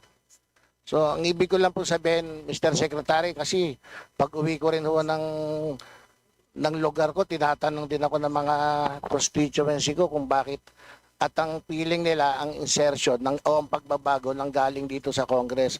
Safe ko po bang sabihin na pagkatapos ng EDSGAB dito sa Congress, mas mataas ang budget ng DepEd compared to DPWH at nung lumabas na yung GAA, wala na po sa Congress yun, mas mataas na yung budget ng DPWH compared to DepEd. Yun ang naging resulta, Your Honor. Tumaas talaga yung budget nung DPWH after the BICAM committee, So Your pwede Honor. niyo pong i-confirm, Mr. Secretary, na after the HGAB, paglabas ng budget sa Congress, mas mataas ang budget ng DepEd. Tama po yan, tama po. At walang nangyaring masyadong pagbabago rito sa Congress. Kung meron man, mas nadagdagan pa ang budget ng DepEd compared to DPWH. Ang nalala ko, nadagdagan ho yung budget ng DepEd pagpasa ho nung HGAB. HGAB. Oo. Thank you po. Yan lang po. Salamat po, Mr. Secretary. Maraming salamat, Congressman Valeriano, Your Honor. Thank you. Thank you very much, Representative Valeriano. Next to ask question is from the minority, Senior Deputy Minority Leader Edgar Erice. Good morning. Thank you, Madam Chair. Good morning to the DepEd family. and Morning, Your colleagues. Honor. I have 27 questions, but I'll just ask for and I'll just give the bibigay ko na lang po sa inyo, Secretary, para siguro masagot later on ng inyong mga staff. Anyway, first question. Nagkaroon po kami ni Dr. Nene Guevara ng Sinergia. We conducted an education summit in each school in my district. And we found out that the number one problem of education in my district, siguro similarly in highly urbanized districts, ang number one po problema ay magulang. They are no longer interested in managing the education of their children. So, nag-iisip po kami ng mga programa kung paano ito mabibigyan namin ng karagdagang kaalaman at kakayahan yung mga magulang. At ang isa sa mga dahilan, because of poverty, alam niyo naman sa kalungsuran, maraming bisyo. So, meron po bang efforts on DepEd para po dito sa problema na ito? Yes, Your Honor. First of all, I congratulate you for all the efforts in your district. And you mentioned Ma'am Nene Guevara. We actually invited her to join us in the department para mas gusto niyang tumulong sa Caloocan at sa ibang lugar, Your Honor. But we have, you're absolutely correct that the intervention of the parents is a crucial component. And we've seen that in all successful communities, localities, usually very engaged. Like I mentioned, Khan Academy. Dun sa mga schools natin, mismong yung parents ang nagbabayad ng LTE or yung data plan ng mga estudyante. They're willing. At kita mo, yung ibang estudyante naka-iPhone, yung iba naka Huawei or yung iba naka-iPad. So talagang depende sa kapasidad ng magulang. Pero nakita mo, dahil successful sila, dahil binibigay talaga ng mga magulang yung anong kinakailangan ng mga bata. They're willing to walk the extra mile. But during our summer remediation programs, one crucial component, we would start them with meeting the parents, Your Honor. At very successful siya in the sense that we were over 90% of the kids moved up to the higher level of comprehension and reading, Your Honor, in just 20 days. At crucial component dyan yung sinabi niyo po, yung participation ng mga magulang. And another component was the feeding. Kasi pinakain ho namin yung mga bata. As an incentive also, kasi kung hindi, minsan nag-absent ho. So, these are some of the interventions that perhaps are not strictly speaking under the DepEd, but if we could make them work in conjunction with the local governments and other actors, civil society groups like Sinergia, malaki po ang magagawa. Yes, alam niyo po yung mga school administrators, malaking magagawa. For example, we conducted a Wanted Mabubuting Magulang program wherein nag-counseling po kami doon sa mga problematic parents. Kung ma-incorporate po siguro ito sa trabaho ng mga school administrators na may patawag nila yung parents, at least may counseling, may module on how to help them, baka mas mabigyan natin ng solusyon yung problema na ito. Well, under the ARAL law, which Congress passed, meron pong kasama doon yung parental readiness dapat siguraduhin ho. So, yun kasi ano yun, parang after school intervention, so yan eh. So, kailangan maintindihan ng mga magulang kung anong gagawin, ano yung importansya nung parang tutorials na yon, Your Honor. ARAL program po is with the Department of Labor? No, that's the DepEd ho. That's yun yung parang it will take the place of yung mga catch-up Fridays, yung mga national Okay. reading program, national math program. Parang siya yung magiging catch-up main catch-up plan ng DepEd under the Aral Law, Your Honor. Salamat po. Second question, we have conducted also a coordination with our local Chamber of Commerce. Nagkaroon po kami ng database ng mga pangangailangan nila na workers at lumabas po na napakalaking bagay po sa kanila yung AI kasi nagkakaroon ng multitasking. So naghahanap sila ng mga interns na may AI knowledge. So ang ginawa po namin ay through local initiative, tinetrain po namin yung ilang mga kabataan at ilang mga teachers na willing. Hindi ba po pwede magkaroon ng initiative ang DepEd na lahat, at least kahit po yung mga grade 11 at grade 12, matrain natin yung mga teachers in AI para po maturuan din nila at magkaroon siguro ng additional sa curriculum ng AI subject sa grade 11 at grade 12. At tama sila, Madam Chair, Your Honor. At talagang we're trying to integrate it in the curriculum, Your Honors. Dito sa grades 1 to 3, yung 21st century skills and technology. Sa grades 4 to 6, yung computational thinking, coding, algorithms. Sa grades 7 to 10, yung multiliteracies naman ho. So yun, tama ho kayo. Dahil babaguhin ho ng AI ang lahat ng larangan, lahat ng areas, lahat ng occupations. So it's absolutely essential kung ayaw natin maiwan. Salamat po. Third point, Mr. Secretary, Madam Chair. Meron tayong 158,000 na kakulangan na classroom. Siguro po, ang makikinabang dito, kung magagawa ito lahat, ay mga 10 million na student. 10 million students. At meron na po tayong crisis pagdating po sa daming mga stunted nating mga kabataan. So, napakahalaga na ma-implement ito. Kung absorptive capacity po yung problema, sigurado ko po, kung nakarating na tayo sa buwan, maraming solusyon. Nakarating na ang tao sa buwan eh. Ito, classroom lang. For example po, can we not consider, sa China po, isang araw nakakagawa ng isang building?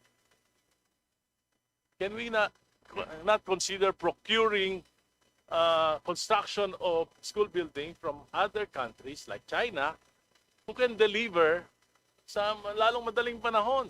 Kaysa po tayo mangutang sa flood control, mangutang na tayo sa classroom. Di ba? So, can we not consider that in pwede ba nating pagsimulang i-consider po ito? Yes, Your Honor. I think you're correct. Makabago na ho yung mga teknolohiya. So dito sa PPP, may freedom ang yung mga bidders or contractors, potential builders of the classrooms. Anong teknolohiya? As long as na-meet nila yung specifications po, yung minimum specifications, yung size ng classroom, yung ability to withstand earthquakes and winds of a certain degree, pwede hong depende na ho yun sa galing nung contractor. And we know their incentive, syempre, is to may profit motive sila. So they will try to do it efficiently dahil kada araw may babayaran sila sa labor. I'm sure they'll try to do it in the shortest amount of time possible at with the most cost-effective technology, Your Honor. Tama ho kayo. Do we need to amend the procurement law in order to facilitate this kind of or no more? Hindi naman ho. Kasi under the new procurement law, there is a concept whereas the old procurement law, kailangan talaga lowest bidder. Dito po, maraming additional modalities. Yung inintroduce natin yung most economically advantageous bid or responsive bid o yung MEARB, MEARB. So doon, titingnan mo ano yung pinaka cost-effective na pwedeng i-justify ho. So, for example, bibili kayo ng sasakyan, hindi lang titingnan yung cost ng sasakyan, pati yung maintenance cost, yung pagkuha ng parts, yun ay pwedeng i-incorporate sa bid. Unlike before, to justify such kind of bidding, you would have to say that it failed, the first bidding failed. So, kaya tumatagal ang mga bidding. Kaya makakatulong itong bagong procurement act dito sa ating mga procurement with classrooms and other goods and services, Your Honor. Tama po. And for my last question, may foreign assisted loan program ang DepEd for fiscal year 2026 from the World Bank amounting to 9.1 billion. May final listing na ito for sure kasi kasama po sa loan agreement with World Bank kung sino yung mag-procure, sino sa World Bank, sino po ang magpo-procure at mag-implement nitong 9.1 billion loan na ito. Paano po i-align ang foreign assisted loan na ito sa locally funded na basic education facilities? Tama ho kayo, Your Honor. This is the ISRS project funded by the World Bank. Naabutan na lang ho natin to when we came into the department. But it's the first year of implementation ho next year. Kaya may outlay ho sa GAA. I think ang konsepto nito is pagka complex repairs, DPWH ang gagawa. Pagka simple repairs, it can be done by DepEd. So this napili na ho nung DPWH yung 1,282 disaster-affected schools. Kasi yung concept ho nito is to make our classroom safer and more resilient. Kaya ISRS, safety and resiliency po yung pamantayan di ho dito. So, yun, napili na ho yung sites and yung division, yung simple and complex repairs, Your Honor. Salamat po. Congratulations. At napakataas po talaga ng expectation namin sa leadership nyo sa Department of Education. Salamat po. Maraming salamat, Kong Egay, and we hope to live up to your expectations. Thank you, Madam Chair. Thank you, Congressman Arize. Next to ask question is Vice Chairperson Ana York Bondok. Thank you so much and good morning to Secretary and the DepEd family. First of all, magpapasalamat po ako sa inyong bisita sa amin on a one-day invitation po. We just came the day before and Secretary po and his team, si Yusek Try, they got a helicopter on the spot and pumunta po sa amin to look at our flooded schools. And si Secretary ay nagbangga pa po and held a press con wearing boots in the middle of the high tide. So malala po talaga yung problema namin dito po. Not only this is not a parochial concern, but this is a concern po of all coastal schools, especially po those located along the coast po of Manila Bay. So my question po, thank you for visiting us. Thank you for being able to see firsthand po yung problema po namin. So that's our school. Nakita nyo naman po, kompleto sa gamit, kaya lang surrounded by water. So my question for the DepEd is, how ready is the DepEd for the #1 challenge facing the world today? What is the #1 challenge facing the world today? Climate change. So yun po, no? So because of climate change po, I would just like to share, this year alone, we have been 2 months na po tayo into our school calendar. And classes po sa amin, 3 weeks na pong walang klase. And we have had to shift to alternative modes of learning. So my first question is there a specific agency for budget or plan po to address flooding in the way that we build our classrooms? And how would we adjust to that? And my second question is, I am very worried that the current system po of classifying classrooms in the DepEd is missing po the flooded rooms. Kasi po, the way we classify classrooms in DepEd, tinatanong natin, no, are the classrooms existing? Tama? So they exist. And then how many students per room? But there is no question like how many months of the year are the classrooms not being able to be used. Kasi po dati, we used to classify them as either black, walang classroom, or red, may problema. Tapos green, may classroom. So kami, technically, pag lumalabas po, green. Eh pag may tubig, ano na po yung kulay nun? Blue na siguro dahil blue po yung tubig. So what I'm worried about is that we have a classroom listing. But I am worried that we are not capturing the issues po of floods. Kasi nandun yung classroom. Pero the question is, nagagamit ba siya and how many months? So my first question is, can we adjust po the way that we classify the rooms to correctly capture po the lost days? I think you're absolutely correct, Your Honor, and thank you for inviting us to your district. Just to tell the body that si Congresswoman Bondok, Madam Chair, hindi po takot sa leptospirosis dahil kami nakabotas pero siya nakachinelas lang po dun sa baha. So believe ako sa kanya. Pero she's a doctor so she knows what she's doing. But you're right. I think we need to incorporate these metrics in our... Kasi nga sabi nyo, 7 months of the year not usable yung classrooms ninyo.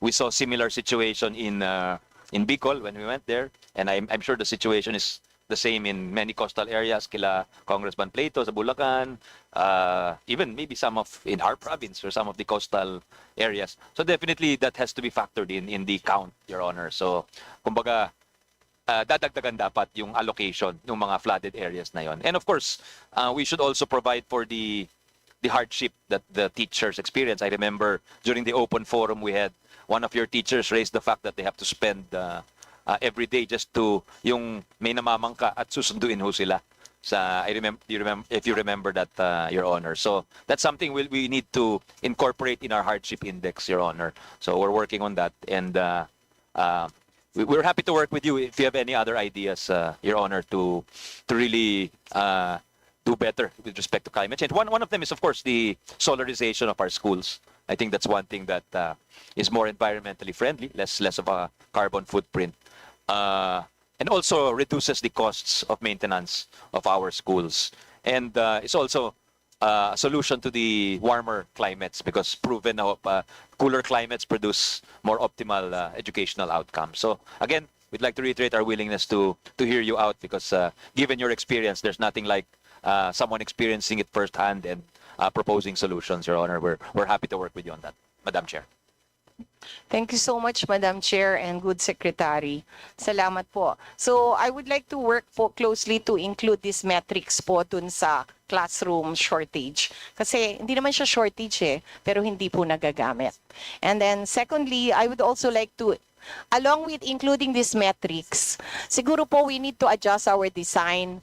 Kasi yung dati pong tambakan, after 5 years, inaabot na po ng tubig. So I think I have a picture of a classroom. Ayan po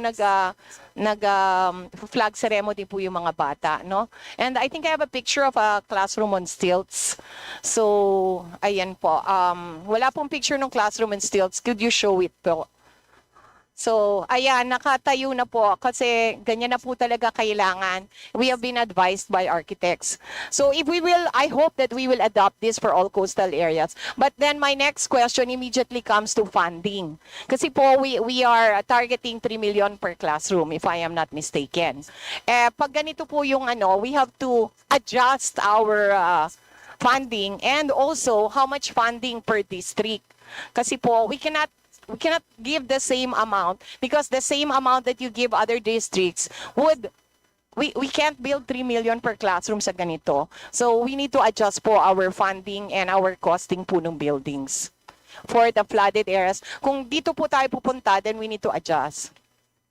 Yes, you're correct, Your Honor. We need to adjust that because obviously this will cost more. And I've seen it in your district and I congratulate you for building this type of school building. And it's really ideal setup because during the flooded months, hindi talaga magagamit ho yung first floor. At ang experience namin dyan sa schools namin sa Region 5, for instance, nasira ho lahat ng gamit nila. So it's an investment that is worth making, I guess is the point I'm trying to make, Your Honor. You're absolutely correct because you save in the long run. Maybe you spend more in the short run, but you save in the long run because like dun sa mga pinunta namin school, lahat ng binigay naming smart TV, lahat ng binigay na laptops, nasira, hindi na na-recover lahat dahil yung baha po lampas ulo ho, Your Honor.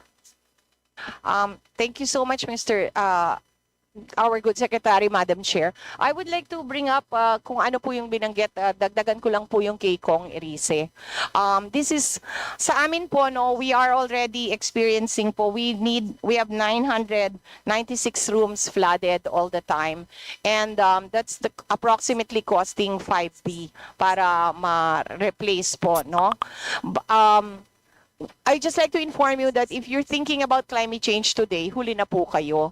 But again, there's also no better time to start than today. I just like to inform, kailangan po talaga natin ng foreign loan. Kami po ay nag-apply ng isang foreign loan from Korea 15 years ago. This is called the integrated disaster risk reduction and climate change adaptation in the low-lying areas of Pampanga Bay.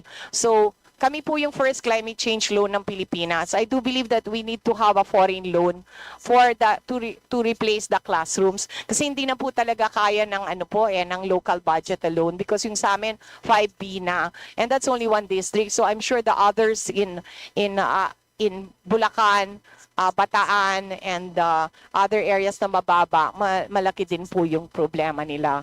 So naka-foreign loan pa po kami and I hope that you would support that.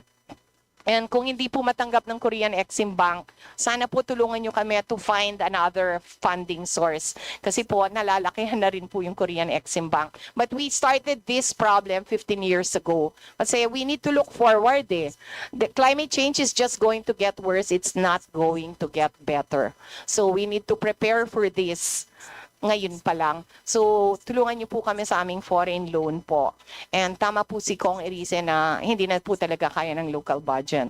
And lastly, my last question, or second to the last, assuming na walang class. May I respectfully remind you? Ito na po. Assuming na wala pong klase, nagpapunta po sila sa alternative learning methods. Kaya lang, ito pong alternative learning methods, parang kailangan ho natin, we need also a budget to support this. Like, for example, baka siguro po every child must have a device and every teacher must have a device. And sana po kung mabayaran po yung Starlink or whatever na kailangan po. Kasi kung nagtatagalan na po ng months, kailangan na po natin and we are still looking for the foreign loan po ng classrooms and we need to do something today.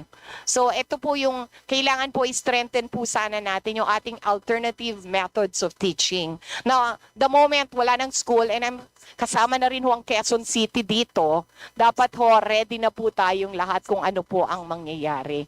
Kasi ang dalas na po this year has been worse than last year and I'm just really afraid. So sana po suportahan natin, gumawa tayo ng plano kung ano ba talaga yung alternative learning systems at mag-ready na po tayo. Kasi ang dami pong problema and it's really just cobbled together right now at this point. Yes, if I may respond, Madam Chair. Thank you, Kong Ana Bondok. And we're happy to work with you and support you on this. Your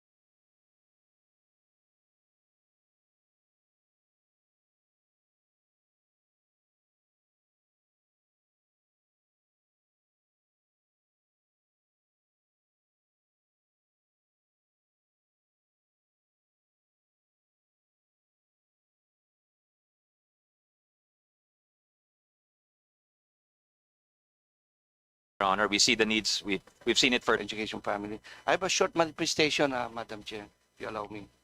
Again, this representation wishes to express its full support for the proposed budget of Department of Education for fiscal year 2026.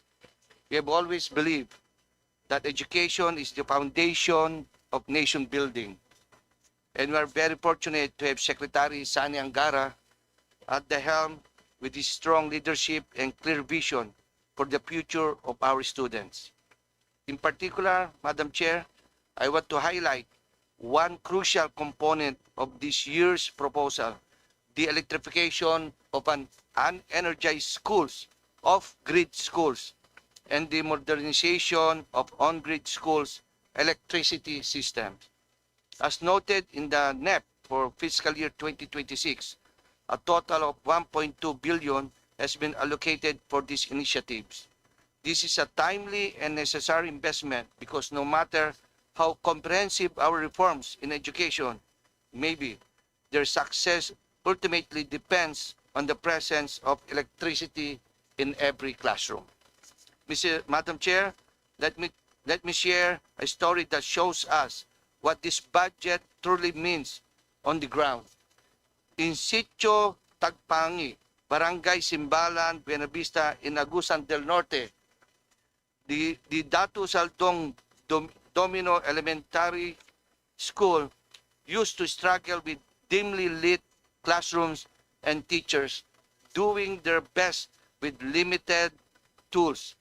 Just this June, however, that same school became the first to be energized under the last mile electrification program with the help of DepEd, DOE, and NEA. Solar power now lights up their classroom, connects to the internet, and digital devices are finally in the hands of their learners. I'm told that the students there, many of them from the Higanoan tribe, are now more eager to attend classes. Children who once hesitated to go to school now look forward to it. This program brings hope, opportunity, and dignity for communities that have long been left behind. Madam Chair, this is why the allocation for school electrification and modernization is so important. As more schools follow the example in Sitio Tagpangi, we move closer to the day when no child, wherever they may live, is denied the chance to learn under the same light as any other Filipino child. We commend Secretary Angara and the entire DepEd for recognizing that access to electricity is a basic requirement for learning in the 21st century. In fact, Madam Chair, last year, we brought up this very concern during the plenary deliberations of DepEd's budget, and it is encouraging to see that the department has taken this to heart and acted on it. Once again, Madam Chair, this representation strongly supports the budget of DepEd, especially the allocation for school electrification. We express hope that the department will pursue these projects with urgency and efficiency, giving them the necessary government funds to support this objective will redound to the benefit of the entire nation and building future that our children deserve. Thank you very much, Madam Chair, and congratulations to our Secretary of DepEd. With your permission, Madam Chair, I'd like to thank Kong Presley and of course the movement or the organizations he represents, the Electric Cooperative Movement, and of course Kong Dale, kasi yung nabanggit na eskwelahan nasa distrito niya. Hindi lang kami sinabihan na magbabiyahe ho kami ng 2 oras at tatawid ng 2 ilog. Kaya nagulat ho kami. Pero tama ho kayo na talagang iba yung epekto po sa komunidad na dating walang kuryente, ngayon may internet. In fact, we were able to have a Zoom with the President and other schools at kasama si Rep Dale, si Gov Angel, and si NEA Chair Nani Almeda. So I'd like to acknowledge their efforts. Also the DOE now under Sec Sharon, but previously we signed the MOA with the Sec Popo. And we'd like to acknowledge the role of the electric cooperatives dahil sila po yung kumbaga yung boots on the ground, sila yung talagang nagtatrabaho ho nito. At malaking bagay ho at talagang it's no exaggeration to say that it transforms lives. And sabi nyo nga, yung mga estudyante ay ayaw pa nga umuwi actually dahil natutuwa sila nasa eskwelahan. At hindi lang sila po yung masaya, Madam Chair, pati yung principal kasi single ho siya, hindi ho siya umuwi, so nakaka-zoom na ho niya yung kanyang kasintahan na Madam Chair. That's all, Madam Chair. Thank you very much, Secretary. Thank you very much, Kong Presley. Thank you very much, Representative De Jesus. Next question is Representative Salvador Pleito. Thank you, Madam Chair. Sa ating esteemed guest, Secretary sa Niagara, sa DepEd family. Magandang umaga po sa ating lahat. Tatlo yung tanong ko, Secretary, kailan nasagot na po yung dalawa, yung tanong ni Congressman Recto at ni Congressman Jokno. Ito lang siguro, hindi ko pa narinig kung natatanong na po ito. Gusto ko lang tanungin, Secretary, yung update ng paghahabol natin sa mga private schools ng mga ghost students. Napakaganda kasi ang layunin ng programang ito, ngunit naabuso naman ng mga kababayan natin. Thank you, Mr. Chair. Maraming salamat, Your Honor, Kong Plato and Madam Chair. Just sa updates, naging masigasig po ang aming legal department. Kilala nyo yung ibang miyembro niyan. Kung saan nag-file na ho kami ng kaso laban sa 7 private schools na may ghost beneficiaries ho dito. So, final na ho sa fiscal's office yan. At may demand letters ho tayo dyan. So, may criminal cases ho tayo with the total amount involved of 61.9 million, Your Honor. Tapos meron pa tayong pending investigation sa legal department regarding similar situations, Your Honor. So, we will update you as we go along. Thank you, Your Honor. Thank you, Secretary, for that response. Salamat po, Madam Chair. Sa dami po na nakikita kong balita na ginagawa ng DepEd sa pamumuno ni Secretary sa Niagara, mag-aantay po ako sa inyo po sa mga susunod pa ninyong accomplishment. At asahan po nyo ang full support ng representation na ito. Thank you po, Mr. Chair. Maraming salamat. We welcome the manifestation of the Honorable Plato. Thank you, Madam Chair. Thank you, Your Honor. Thank you very much, Representative Plato. Next to ask question is from the minority, Deputy Minority Leader, President Denya.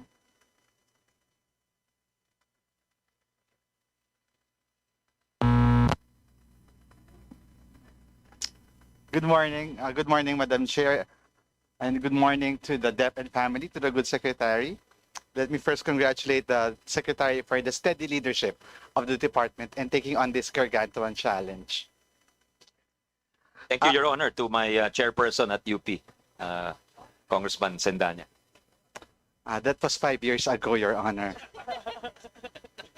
Sa law school, klaruin ko lang, kaya baka akala magka-age time, mas bata ko si Congressman person. Opo. In my previous life po, maliban po sa Student Council sa UP, I was also a commissioner of the National Youth Commission. And during our term in the NYC, it was the time that Congress passed the Reproductive Health Law, which eventually mandated the teaching of comprehensive sexuality education. Naging bahagi po ako ng grupo that developed the curriculum standards for CSE. And I understand that 7 years ago, DepEd released Memorandum Order Number 3118, Policy Guidelines on the Implementation of the CSE. Pwede po ba kami mahingi ng updates, Mr. Secretary, kung ano yung naging o magiging implementasyon nito pong ating CSE education? Thank you, Your Honor, Congressman Percy, Madam Chair. Meron ho kaming bagong issuance. I don't know if it is, but we will furnish you a copy. Well, I just signed it a few days ago, Your Honor, so I will furnish you a copy. So we have a new, kasi nga malaki ang demands ng ating mga civil society organizations regarding this. So we, under the CSE or the Comprehensive Sexuality Education issuance, we want to focus on the reproductive health or RH law, which Your Honor was involved in advocating for. So number one, we cover grades 5 to 12 and we'll focus on adolescent health. So age, we ensure that the CSE will be age and development appropriate, Your Honor, kasi ang naging reklamo dyan masyadong maaga, introduce yung sexual terms and concepts, Your Honor. Pangalawa, yung we also speak of topics outside the RH law.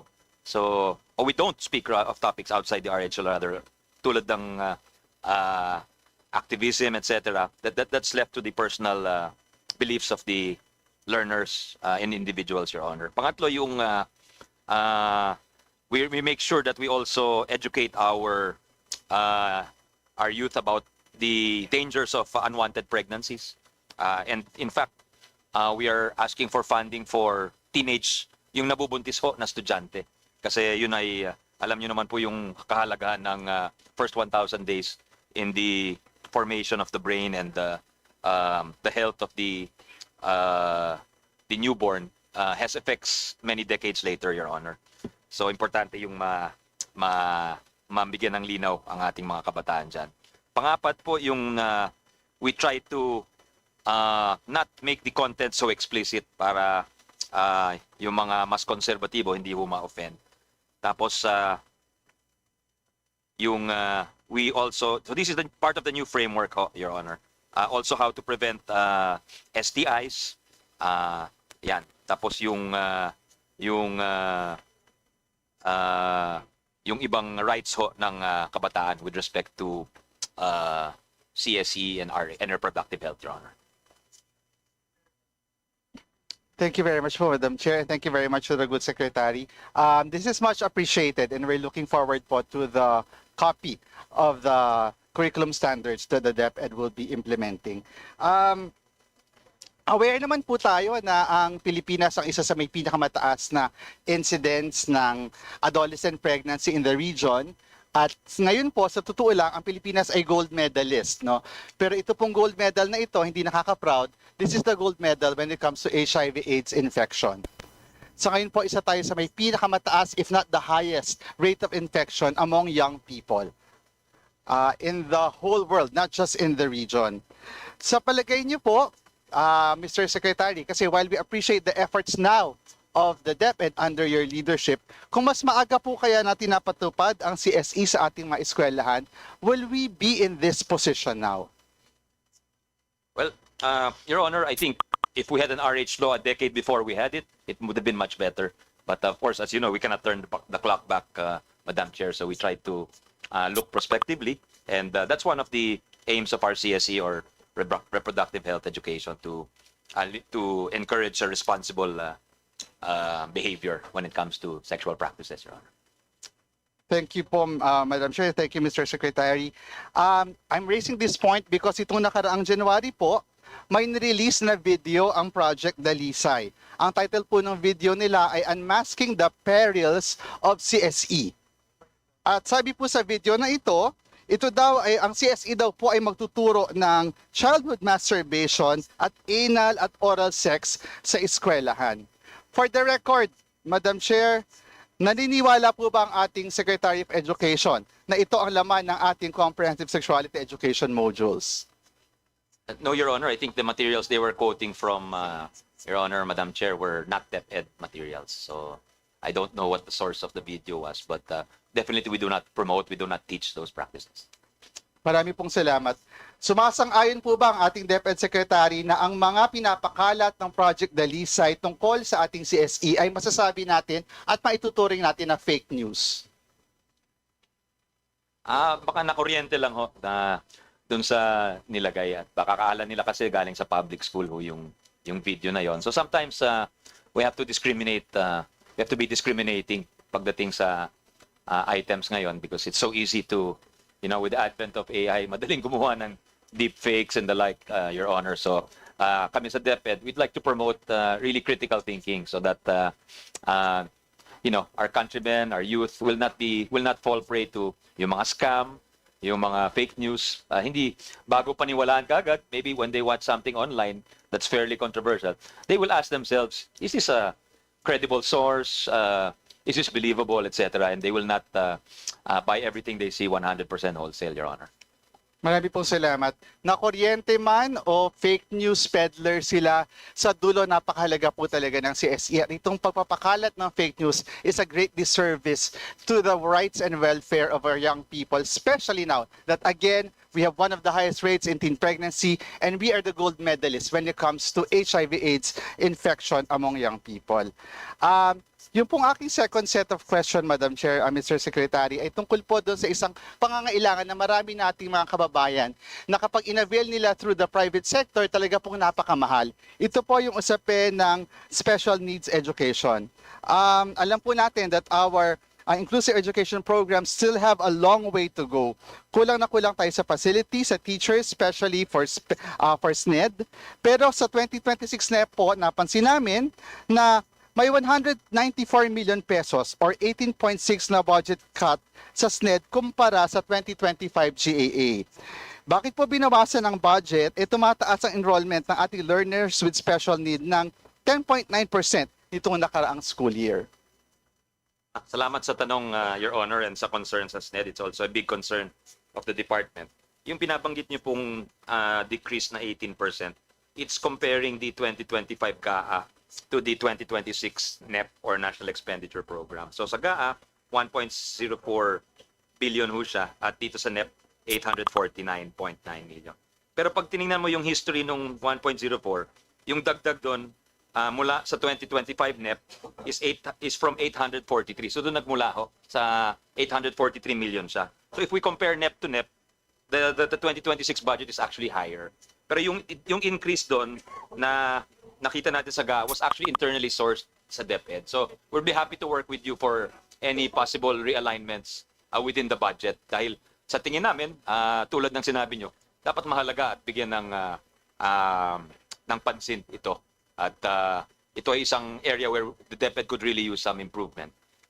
Dahil mahirap po mag-recruit ng professionals, there are resource gaps, kung meron mang pasilidad, wala rin yung personnel. So there are so many issues that need to be addressed, Your Honor, Madam Chair. Indeed, there are so many issues that need to be addressed, and we hope that we can work with DepEd, especially on the issue of making SNED more accessible to many Filipino families na merong mga neurodivergent na mga anak. Marami pong salamat, Mr. Secretary, and maraming salamat, Madam Chair. Thank you. We assure you of our willingness to work with you, Congressman Percy. Maraming salamat to, Madam Chair. Thank you. Next question is Deputy Majority Leader Mika Gonzalez. You're recognized. Thank you. Thank you, Madam Chair. Thank you very much to DepEd family for coming here to defend your budget.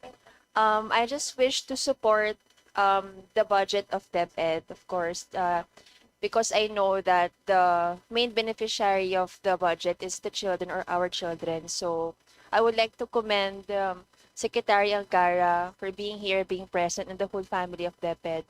But I also would like to raise a concern, not really a concern, but like an inquiry regarding the use of social media platforms by our teachers. I'm not against it, but I would like to know, or if you can just submit to my office a position paper or an explanation if you have any regulations on teachers using platforms, because I know I'm also what do you call that, entertained by teachers using TikTok or Facebook after school. So yun lang po, Madam Chair, would like to ask if they have any regulations on this matter. But aside from that, I am here to support the budget in the increase of budget of the Department of Education. Thank you, Madam Chair.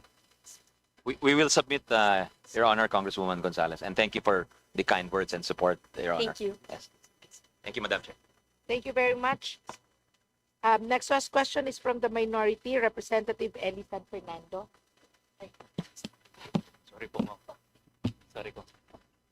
Good morning po, Madam Chair. Good morning, Secretary. And Magandang umaga po, Congressman. To the DepEd family.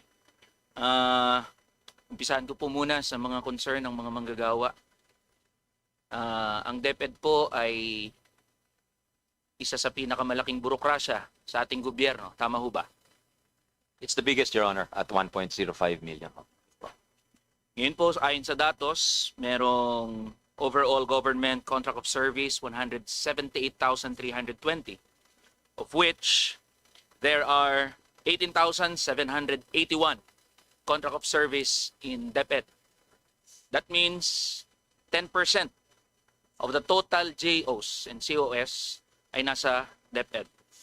Tanong ko po, bakit po nagpo-proliferate ang JOs at COS sa DepEd, Madam Chair, Mr. Secretary? Well, it's an issue of budget at saka yung limited plantilla items din ho. But I want to assure you, Your Honor, that Madam Chair, na we have a long-term plan to reduce the number of COS by, of course, it will cost a lot of money at saka, pero yung school-based organizational plan ho namin, sana mabigyan ho ng future. Kasi yung iba talaga, ad hoc yung creation ng position na yun. Walang position na yun sa mga eskwelahan, Your Honor.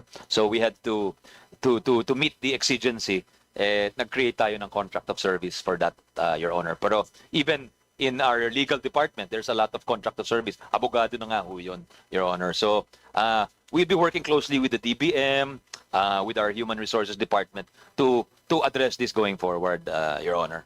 Maraming salamat po, Madam Chair, at sa Mr. Secretary. Maganda pong commitment from DepEd and to our Secretary.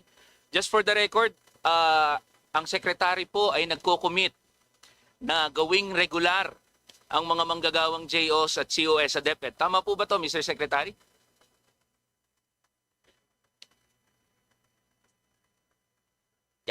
Yes, of course. Of course, that is a commitment, Your Honor, subject to the CSC policies, Your Honor.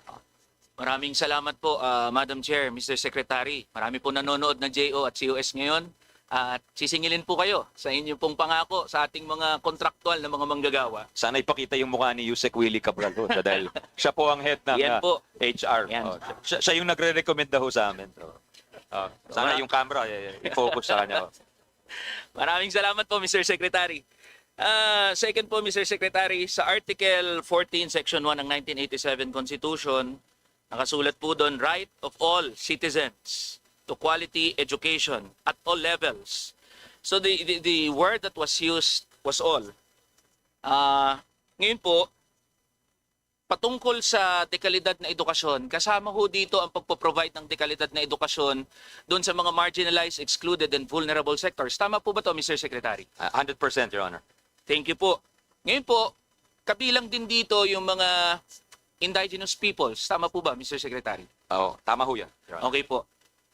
Kung naniniwala po ang ating DepEd family at sinusundan natin kung ano nakasulat sa saligang batas na dapat maatim ng lahat ng sektor ng ating lipunan ang dekalidad na edukasyon, bakit po, Mr. Secretary, na bawasan ng halos kalahati, more than 50%, ang indigenous people's education o yung IPED na tinatawag from 154 million to 74 million, Mr. Secretary?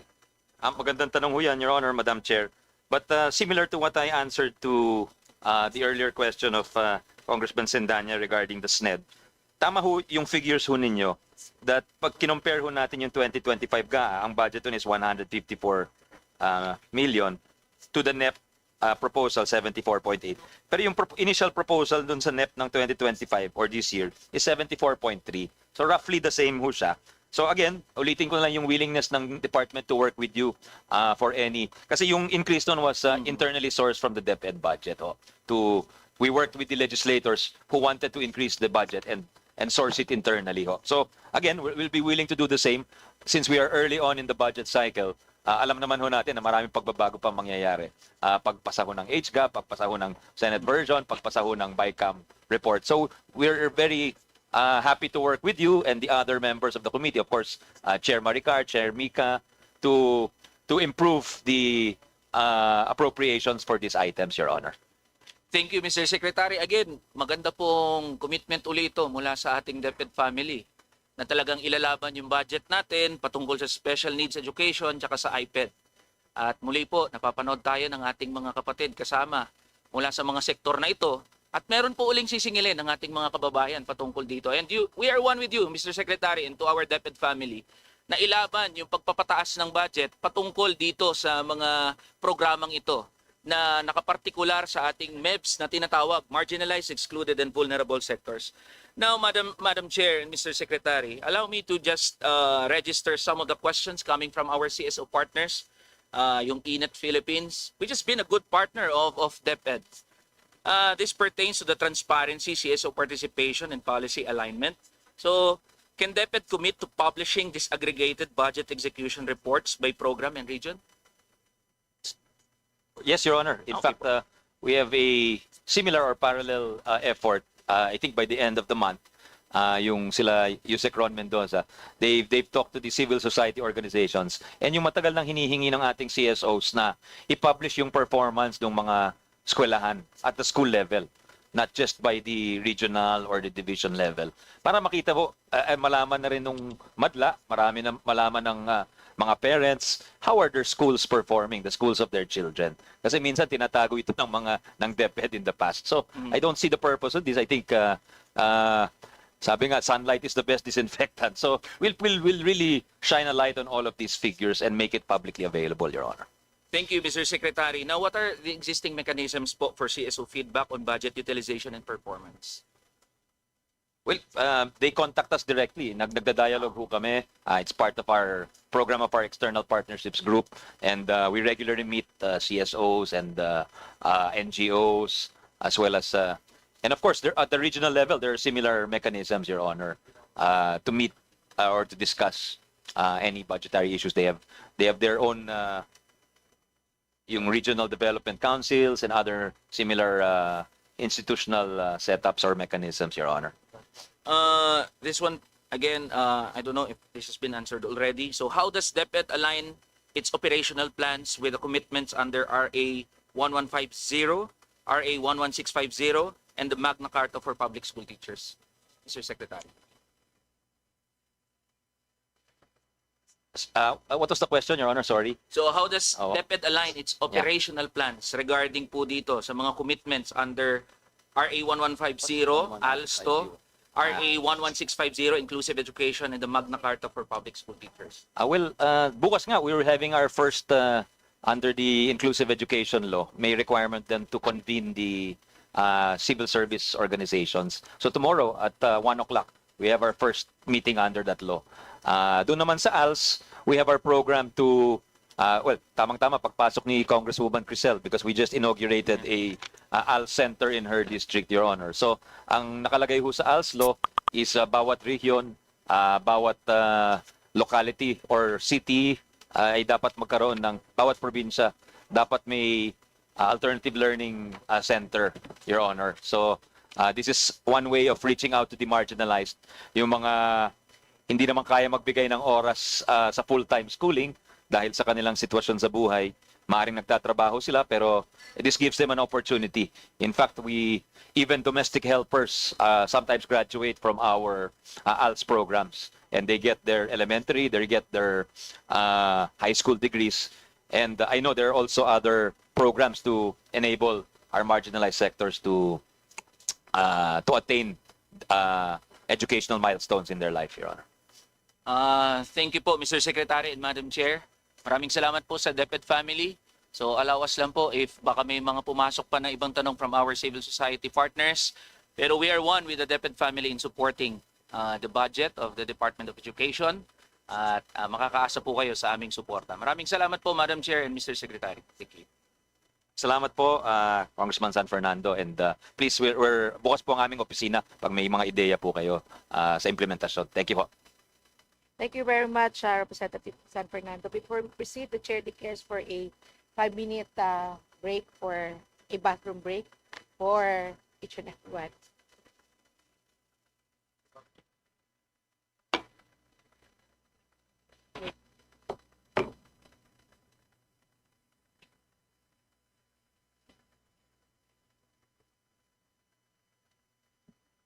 Just for information, so far we have already accommodated all members of the minority. So as soon as we resume, we will proceed to the questions of the members of the majority. And so far we still have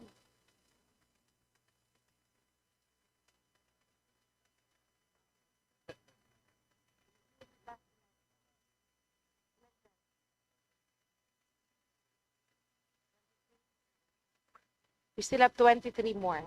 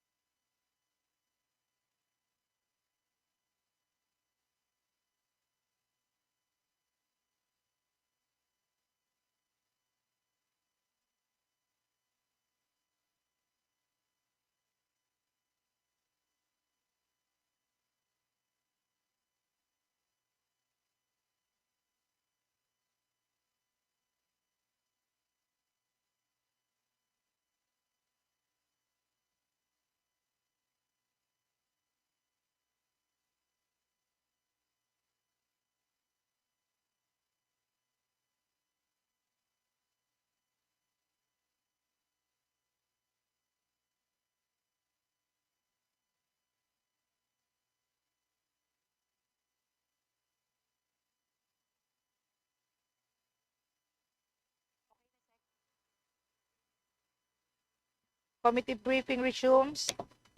Next to ask question is Vice Chairperson Hernandez.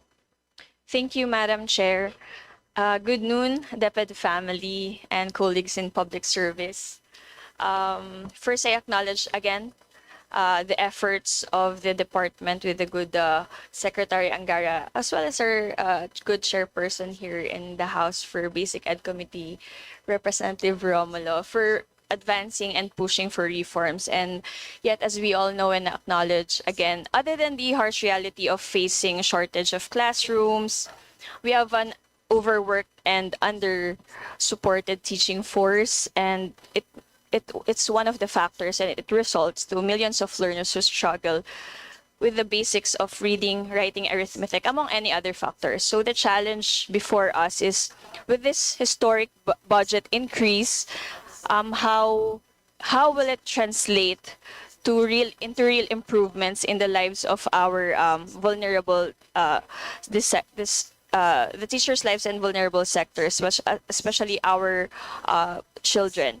So based on the presentation, I want to just focus and zoom in on the support ecosystem around teachers and students. And based on the presentation, administrative officer 2 positions in all public schools will be filled up by next year. So this is a big step to unload our public school teachers of admin works. But with that in place, what plans are also in place to reduce the teachers' workload so they can focus on teaching? And second, with the proposed budget, how much is allocated for hiring new teachers and for upskilling current ones, particularly in math, and especially as well in science and ICT, if it may be mentioned. And third, we have found another important concern, which is the position of registrar in our public schools. They're the ones who manages staff and student records, learner information system, etc. And this is one particular request from our superintendent in our district, and it's a parochial concern, and maybe others would relate. May we know po if how many schools don't have yet their own registrars, and if you have plans in filling this position too. Thank you, Madam Chair. Thank you, Madam Chair. Thank you, Congresswoman Hernandez. Kind words, and we thank the Committee on Basic Education led by Cong Romulo for setting directions. Ito po yung, at binanggit niyo po yung admin officers, yun po makakatulong ho sa principal, sa administrative staff.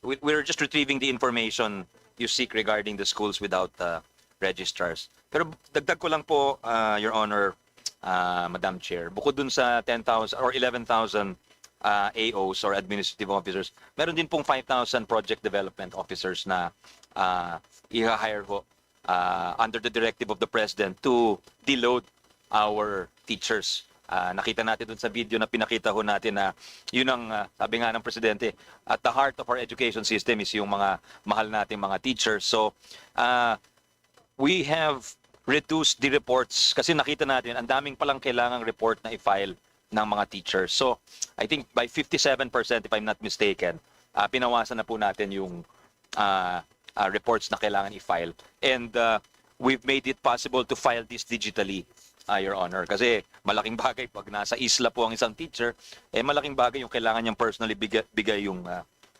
mga reports. So,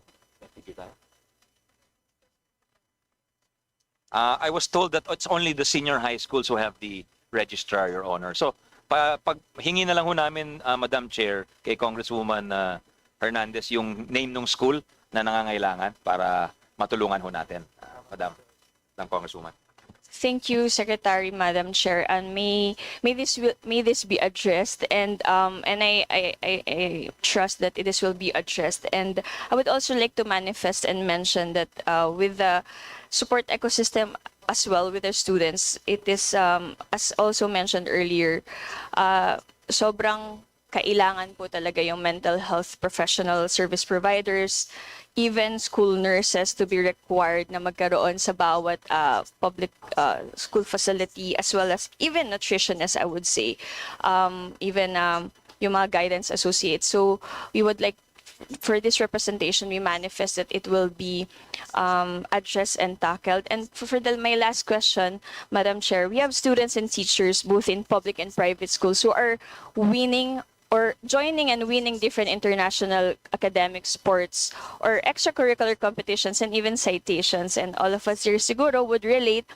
na nilalapitan po tayo ng mga constituents natin who will compete and who are asking for support dahil halos it's lacking currently. And does DepEd have any programs that can incentivize them, especially pre-competition, such as transportation and airfare subsidies, and of course incentives after winning, because I think this is a real concern for many of us here. Thank you. Thank you, Madam Chair. Meron po tayong mga programa, yung Project to Class, yung magagaling na estudyante sa sports, sa ibang larangan, bibigyan po ng scholarship, may mga ganong programa ho. But tama ho kayo, we'd like to also have more wherewithal. Okay sana kung may pondo na ibibigay dun sa magko-compete sa ibang bansa. So minsan pumupunot din kami sa sariling bulsa para dito because there is no institutionalized funding for these types of competitions kasi I guess maybe hindi rin alam kung sino who will win beforehand, di ba? So you don't know how much to provide. But it's something actually we proposed, but unfortunately it was not granted, Your Honor. I see. So Thank you for the response.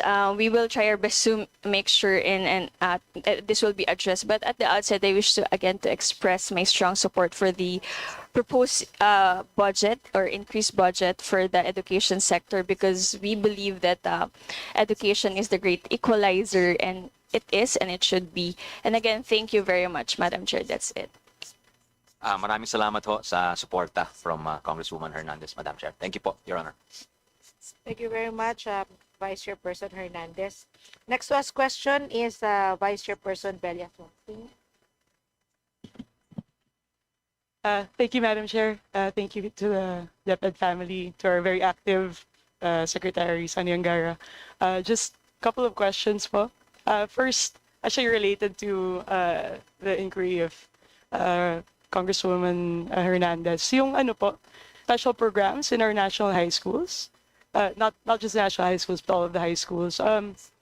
From my understanding, these special programs were established through Department Order 46, series of 2012.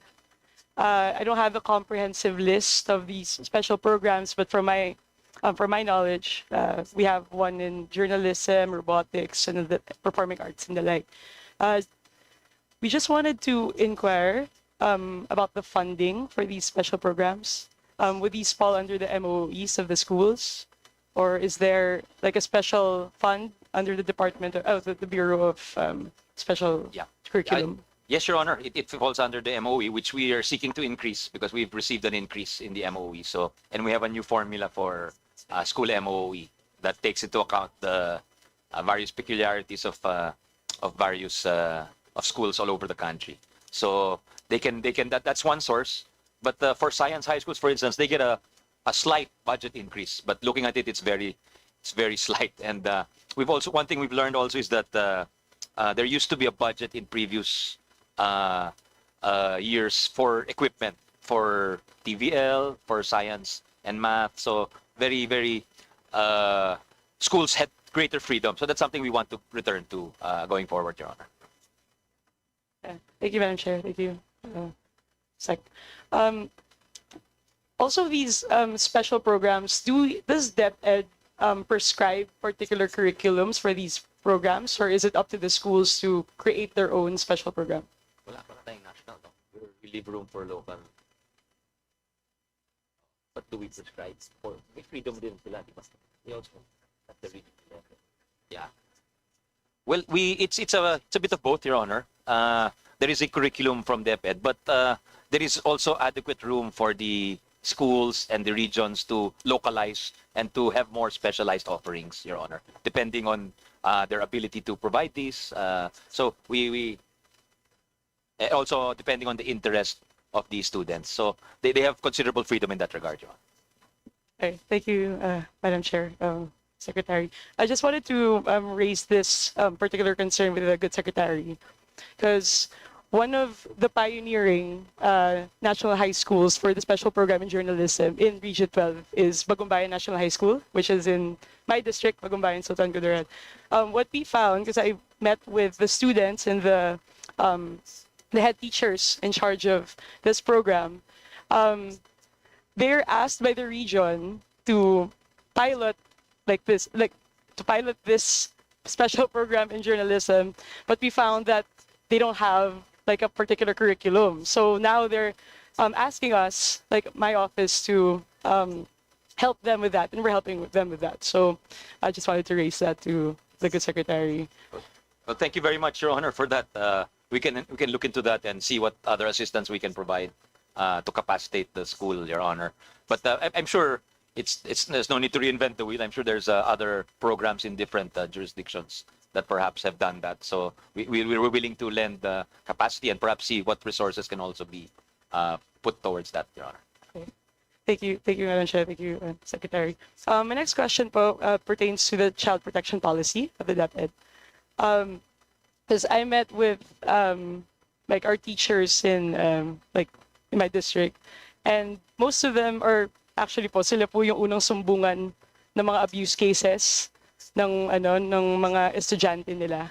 I just wanted to inquire the DepEd family as to whether we actually have like trainings and seminars for teachers. Is this lodged under the trainings and seminars fund of the Department of Education in terms of how they can handle these kinds of abuse cases?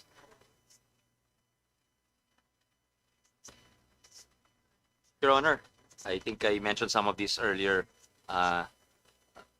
We have the capacity building activities on learner rights protection, which trains the educators and DepEd personnel, not only the teachers, but non-teaching. Then we have the Child Protection Committee functionality trainings. This is for the regional and division representatives. And we have, again, training on psychological first aid, child protection e-learning course. This is online for our licensed professional teachers. And we have learning action cell session guides. So this is where the teachers come together and it's credited towards.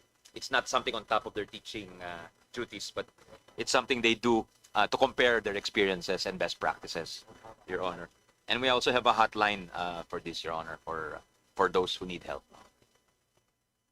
Thank you, Sec. Yeah, I was going to ask about whether we have an interagency coordinating mechanism, because it's good that, because I know that the DepEd and the teachers, their only responsibility is to monitor and report.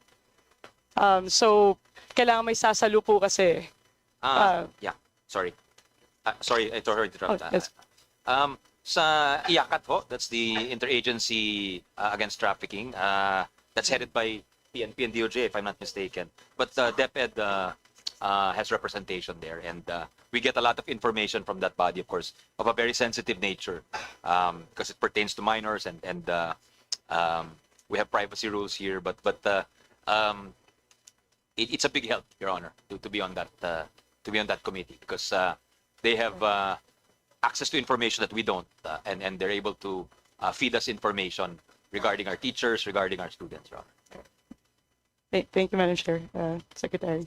My last question po actually is related to like a question of Congresswoman Ana York Bondok about our readiness for like climate adaptation. Does the DepEd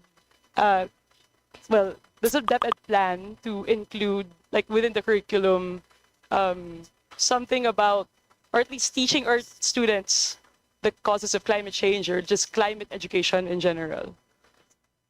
Yes, Your Honor, there's a law which requires it, actually, environmental awareness. So we were trying to comply with that, and at various stages in Araling Panlipunan, in MAPE, they're taught some of these concepts, and we're trying to maybe move it to an earlier age, so it's really at the core of the curriculum, and it's really it's a value that is really downloaded to them at an early age. So we have some partnerships also with DOST, and they're taught some disaster risk reduction mechanisms even at kindergarten level.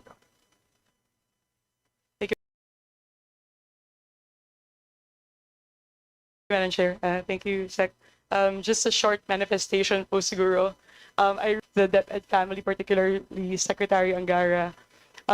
We have a learning crisis in the Philippines. We have to address gaps immediately, and our good secretary has been working extremely hard to address those gaps, not just sa yung collaborative program natin with the SWD, with Tarabasa, with Secretary Rex, but most importantly po, and I can attest to this, the EdTech program of DepEd and Khan Academy Philippines. Very, very, very happy po ako. Ako talaga yun. Very happy po ang Congress. And we would just want to commend the good secretary. It's really, really hard to find people in government who are willing to go beyond their mandate. And we have that in the Department of Education. Thank you, Secretary. Thank you, Madam Chair. Thank you very much. I'm really very touched by the statement, Kong Bella. Thank you. And any way we can advance these programs you mentioned in your district, we'll be happy to assist you, Your Honor. I think we have a meeting of the minds in that respect. So thank you very much, Your Honor. Thank you, Madam Chair. Thank you, Kong Rufus, for the applause. More will be coming. Thank you very much, Pong Bella. Next to ask question is from the one who clapped his hands, the Vice Chairperson, Rufus Fulgencio. Thank you, Madam Chair, and distinguished colleagues who are still with us this noon. And of course, to my dear Secretary, outstanding Secretary of Education. And I say that with a superlative tone. So we have seen the achievements we have here, the achievements and accomplishments of the DepEd, and together with the USEC, ASEC, the directors, our regional director, outstanding also, Art Bayukot is there. She's just recovered. So we're very happy, and of course, Trigive is always there, Trigive. So we are really here, Madam Chair, to support the budget. We are very happy with the full trust and confidence of the President, President Ferdinand Bongbong Marcos. We can see here that, the increase of no less than 146 billion added. In 2025, they only got 782, which is now the combined, only 782. But now we are very happy to note that because of the trust and confidence of the President, and of course, the more so with our trust here in the House to our fellow former outstanding member, no less than your secretary now, and of course, being my god brother, disclosure because his father, the late, great Edjo, Edgardo Santo Angara, was my ninong in my wedding. That's why up to now, I'm still happily married because of the father. And so, ninong ko San Agustin Cathedral, my goodness, that was just a few years ago. So, we have here 928 billion, almost a trillion. And probably next year, Secretary Angara, this will reach because of the increasing number of students, of teachers. So I'm just here, Madam Chair, to thank the Honorable Secretary. The good thing is that we had a pre-consultation before this hearing. And we saw the Secretary with the USEC, and we were able to give already the request of our second district of Cagayan de Oro, the city of Golden Friendship, the gateway to Mindanao, including the province of the chairperson. Yes. Oh. We therefore would like to thank him first. We thank the Secretary for the school buildings that he has pledged to give. I will not mention the number because it's just quite large, so the others may complain. Second, our request to the Secretary of our teaching personnel. The next request, the third request to the Secretary, these are all the needs of our district, the schools there.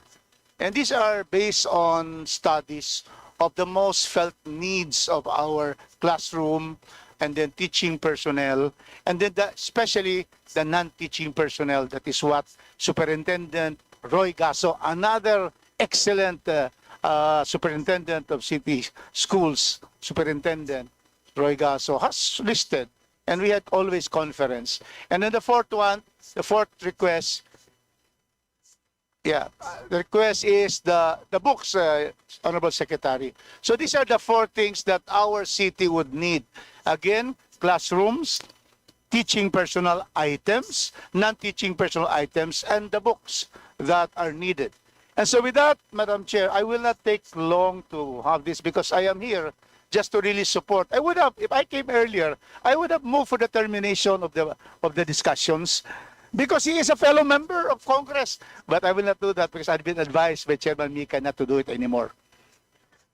I did it just recently with Secretary Sharon Garin because it was his first year. So when I said I moved to terminate only for the office of the Secretary Sharon Garin, DOE, but then my attention was called. And so I cannot anymore say that to my dear Secretary. But anyway, I think we're on the last members going to ask. So once again, let me state, Madam Chair, for the record, that in the proper time, this representation of the 2nd District Cagayan de Oro will move for the approval of the budget of the DepEd and attached agencies, and even to increase it to 1 trillion already, so that we can be able to provide the services that our youth would need, our learners. Thank you very much, mga ngayong hapon, Secretary Angara and the DepEd official doon. Dagan, salamat. Thank you. Thank you very much, Madam Chair, Kong Rufus.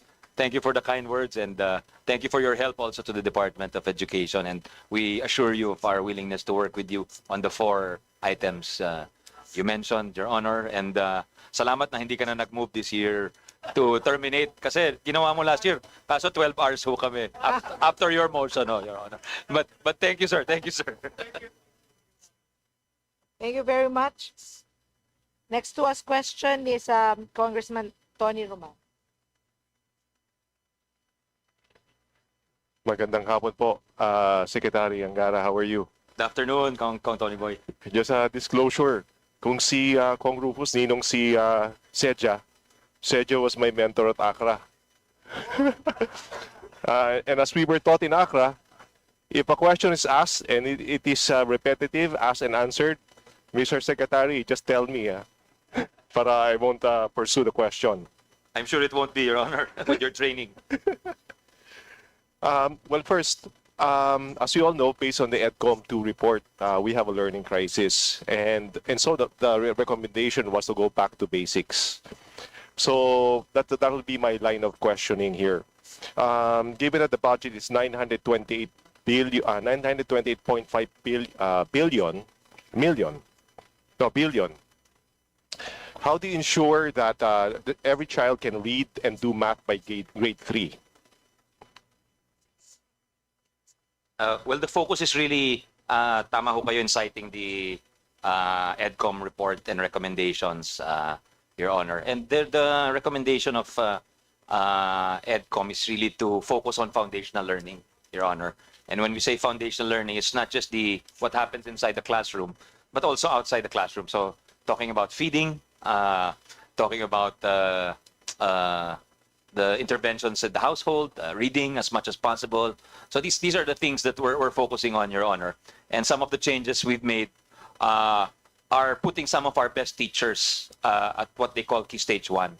This is kinder to grade 3. So some schools have not yet done it, but some schools have already put master teachers in charge of Key Stage 1, meaning master teachers, those who are acknowledged to be the best at their profession because of their experience, because of their trainings they have received over the years. So this is a practice adopted from some of the world's best jurisdictions, Your Honor.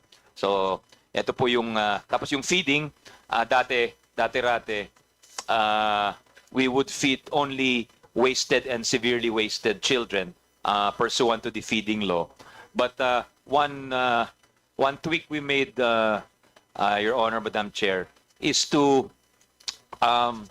really feed sa kinder level, because the finding of the experts is that the brain is fully formed at that level at 5 years old. So if anything you lose, you don't feed, the child is not adequately fed at that age, then the brain does not fully develop, Your Honor. So rather than have equal treatment of kinder, grade 1, grade 2, grade 3, grade 4, grade 5, grade 6, where the results will not be the same, we decided to front load it to kindergarten, where for the first time, we're going to have universal feeding of kindergarten students for 120 days. And one of the items on our wish list is an additional amount to expand it to 145 days, which is basically the whole, practically the whole school year, Your Honor. Kasi nakikita natin, kahit nag-feed ka ng for a certain number of months, usually during the summer, during the days where you don't feed, there is some regression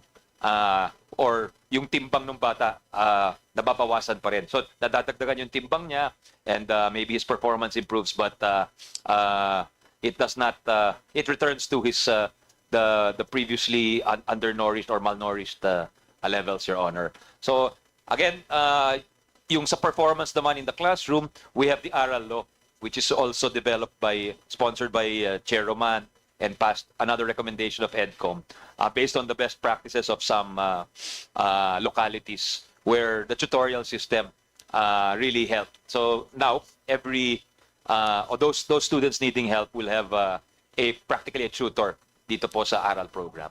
This is done after school and the initial part will focus on the reading, but in the next year we'll be doing math and science as well, Your Honor. I agree with that feeding should be prioritized. But you prioritize basically grades, the early grades, no, grades 1 to 3. Is there any ongoing talks with DSWD to see if we could expand the Walang Gutong program of the DSWD, so that way we can feed more students? Yes, Your Honor. There's an ongoing, we signed the MOA with the SecRex and DSWD actually. So yung Walang Gutom program, we're actually beneficiaries of that because yung mga learners namin belong to the recipients of the Walang Gutom program and the food stamps program of DSWD, Your Honor. Tapos yung additional funding from the Office of the President approved by DBM to create, I think, 300 child care development centers. Those will be under the auspices also of the DSWD. The daycare workers, etc.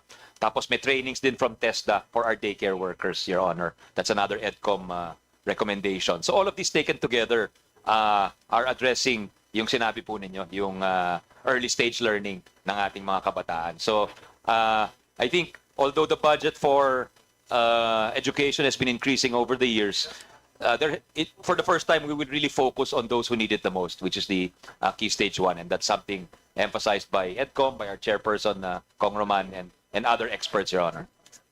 Speaking of the Aral Law, RA 12028, is there a budget allocation for that under the proposed budget? Yes, Your Honor. It's about 4 billion. This is to pay the tutors, for the materials, etc. And then, is there a budget allocation how much is the budget allocation for the Teachers Education Council? It's about 203 million, Your Honor. And I understand that the mandate of the Teachers Education Council is basically capacitate teachers. Is that correct? That's correct, Your Honor. Under the law, the Teachers Education Council will straddle basic education, higher education, vocational education, and train our teachers. So some of the problems identified by EDCOM, like the skills mismatch, meaning non-science teachers teaching science, non-math teachers teaching math, those will be addressed because previously DepEd and CHED did not communicate, meaning DepEd did not communicate to CHED the need for these types of teachers, Your Honor.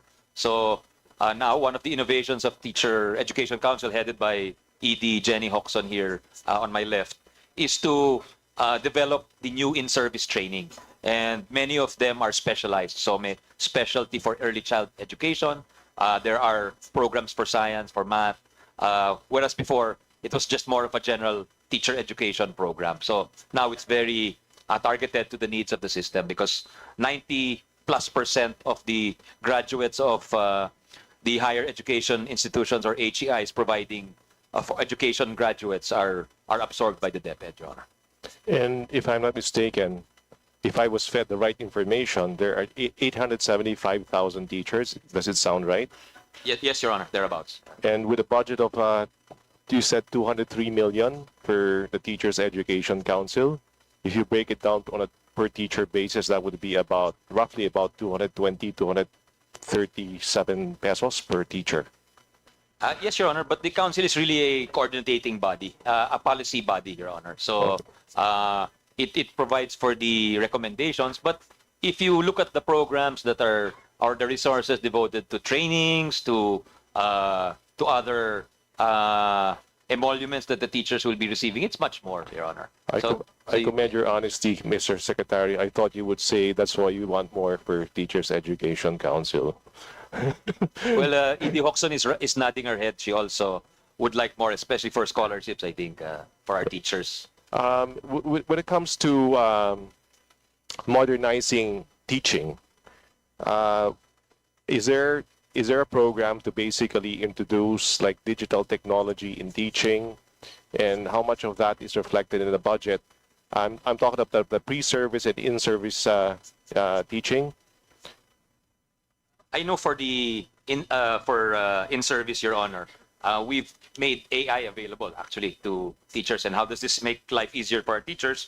It's because they're able to focus on the students perhaps who don't do as well, because there are AI tutors who can help guide the more independent learners in a class, for instance. But that's not possible in a class of 50 or 60 if the teacher is acting alone without the help of a modern technology, Your Honor. So as mentioned earlier, we have about 1,700 schools using Canmigo, and there are maybe a few more who are using other educational technologies like Canva, which helps them, which incorporates AI and other technology, Your Honor. But for in-service training, maybe Edie Hoxton would like to share if there's any move to use technology to help train our teachers.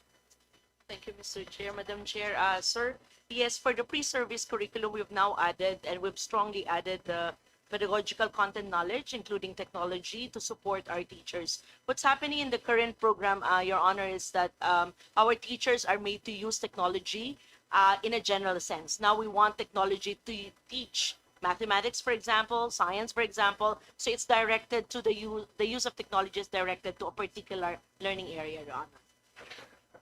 Perhaps would it help to have sort of to offer digital micro-credentials in the continuing professional development of teachers? Is that something that the DepEd is considering?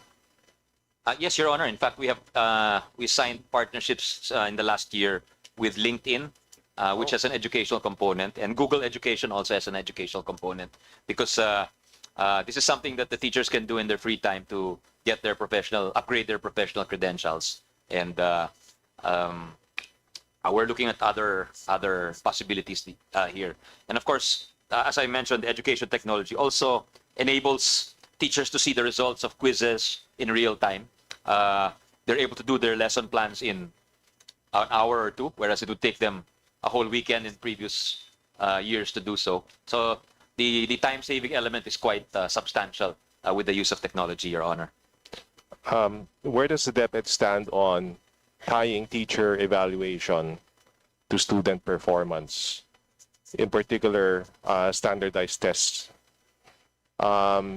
Just for context, in the United States, in Washington D.C., there was the Chancellor Michelle Rhee, who what she did was basically she tied teacher tenure and teacher pay to student performance in standardized tests. Where does the DepEd stand on that? Well, maybe it can be a factor, but it should not be the only factor, Your Honor, because the reality is that in our country, there are many factors which contribute to student performance, and teacher training or teacher inputs are just one of them, Your Honor. Because, of course, there's also the household, there's also the funding from the community, the locality. But if you have any ideas on how we can improve in that respect, Your Honor, we'll welcome it. But certainly, it shouldn't be the only factor in reviewing the teacher's performance. And that's the feedback also from the teachers, Your Honor. Ano po, yung no read, no pass? Well, there's no formal policy regarding that, but we've looked at maybe there are other policies which operate like a formal policy. So, meaning, what do I mean? To give an example, kapag bumagsak yung bata, ang magre-remediate o yung mag-tutor sa bata, yung teacher din niya. So what is the human nature being what it is? Yung tendency is, hindi niya babagsakin yun dahil ayaw niya pahirapan yung sarili niya. So that's what I mean by informal policies operating as a disincentive to give an accurate result. So we've tried to address some of these dysfunctional factors in the system. Yes. Thank you. Now, learning tools and equipment funding was cut by 18.5%. Does it sound right? Including tech walk labs. 1 billion. 1 billion. I think it was cut by 1 billion, Your Honor. But if the concern is textbooks, the textbook budget is still intact, Your Honor. Tech walk labs. Yeah. Just checking on the numbers, Your Honor. 650 million was cut. Yeah, I raised a question for one reason. One of the findings of the EDCOM 2 was a misalignment between the sort of the education, the training received, and the industry goals, right? So if we want to bridge that gap, I would think that there should be more funding for tech walk labs because that facilitates that will actually promote the alignment between the industries and the training received by students. Sure, Honor. I think we should really provide and in my rounds with the schools, talagang kulang ho tayo ng equipment. But I was told that the tech voc is di naman nag-decrease. It's the science and math. But that's something we can address going forward. And maybe perhaps we can make some readjustments before the GAA comes out. Yeah, and it's reason to increase the budget of DepEd. Thank you, Your Honor. We will not object. Yun ho gusto ni Kong Rufus. Few more questions. You mentioned earlier that one of the goals of DepEd is to promote critical thinking. And I would imagine problem-solving skills, as we know, based on the last two PISA in 2018 and 2022, our performance was dismal. How does a budget proposal actually address that? Thank you, Madam Chair, Your Honor. Well, we were rolling out the revised K-10 curriculum. And in the revised K-10 curriculum, there is a streamlining of the competencies, Your Honor. So from the previous curriculum, which taught 10,000 competencies, it's down to 3,000. And we would say, aside from the focus on reading, math, and science, one of the focus really to teach 21st century skills like critical thinking, problem solving, more practical skills, Your Honor. So all of these trainings in the implementation of the curriculum, we could say promotes critical thinking, Your Honor. Is there a specific initiative to actually capacitate teachers to learn and use critical pedagogy in teaching? And also, that way, by capacitating them, they can actually employ critical pedagogy in teaching students to promote critical thinking. Well, we have a training called HOTS. This is higher order thinking skills, Your Honor. And part of that would be the ability to think critically.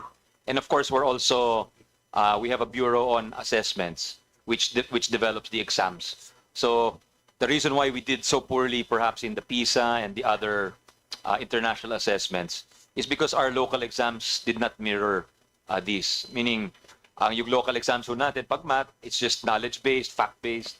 Whereas these exams like the PISA, they're interdisciplinary, the questions. Yung question is not attributable just to math or science. It will involve various disciplines. And it will ask the examinee to solve a practical problem and come up with a solution. So we're trying to adjust not only the pedagogy, but even the exam taking towards that end. And to link it with your points on digitalization, for the first time, we will be administering these exams by computer. Kasi nakita namin, matagal masyado yung resulta. Minsan yung resulta ng achievement test, 1 year bago lumabas sa paper and pen, Your Honor. So dito sa digital, it'll be a matter of days or weeks before the results, and the intervention can come in a timely fashion. Kasi pag 1 year, hindi na po relevant yung resulta dahil marami na nangyari dun sa isang taon na yon. The last question. Does the present budget reflect to any extent the recommendation of EDCOM 2 to decentralize education? And by decentralization, I mean not deconcentration, but actually devolving education to LGUs, i.e., that is empowering local school boards.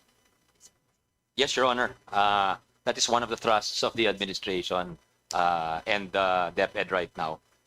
And that's reflected in the budget in the form of the increased MOE, Your Honor, to schools with the new formula adopted. 100% of schools will be getting increased MOE, and this will enable them to buy the equipment they need, to have more freedom in charting their own destiny and making investment decisions, Your Honor.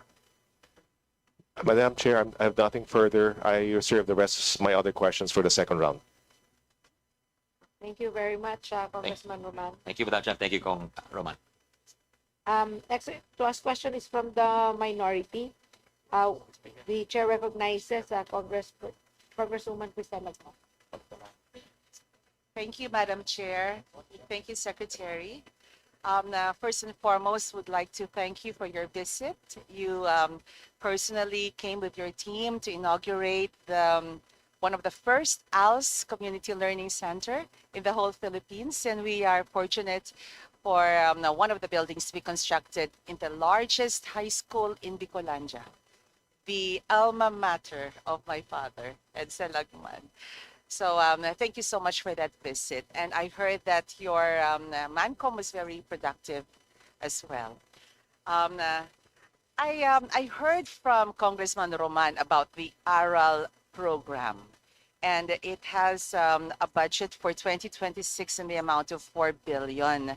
When I was mayor of Tabaco City for almost 15 years, after the pandemic, we found that the learning, our learners really had a difficult time, not just comprehending, but also reading. In fact, during the first day of when we started again the face-to-face classes, the number of non-readers for Tabaco City Division alone was close to 39%. 39% were non-readers. And so we took it upon ourselves to create a program. And I think the ARAL program is quite similar to what we have started, the Community Learning Hub, which is an offshoot from Vice President Leni Robredo's Community Learning Hub. We call it the Community Literacy Hub.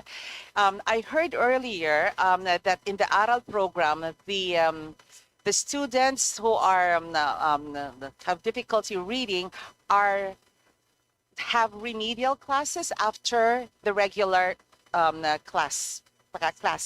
But in our program, our SDS agreed to pull out students for 1 hour for our more focused tutorials. So can you tell us more about the ARAL program? Similar to what you mentioned, Your Honor, and schools have the flexibility to adjust their curriculum because the ARAL program is really a catch-up program, and it's meant to be not a one-size-fits-all, but something that's tailored to the needs of the student.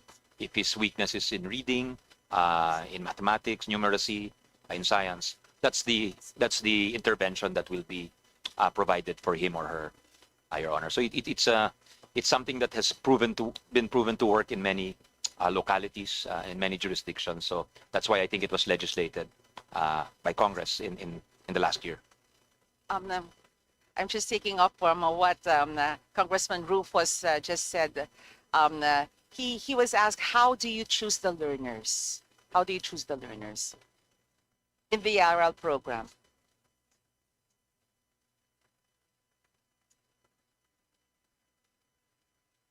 We have some exams. The Carla is a reading literacy exam, the ELNA, and then at the beginning of the school year, there are exams given, and at the end of the school year. And the low low emergent readers, which is the lowest type of reader, are required to participate, are prioritized in the interventions, Your Honor.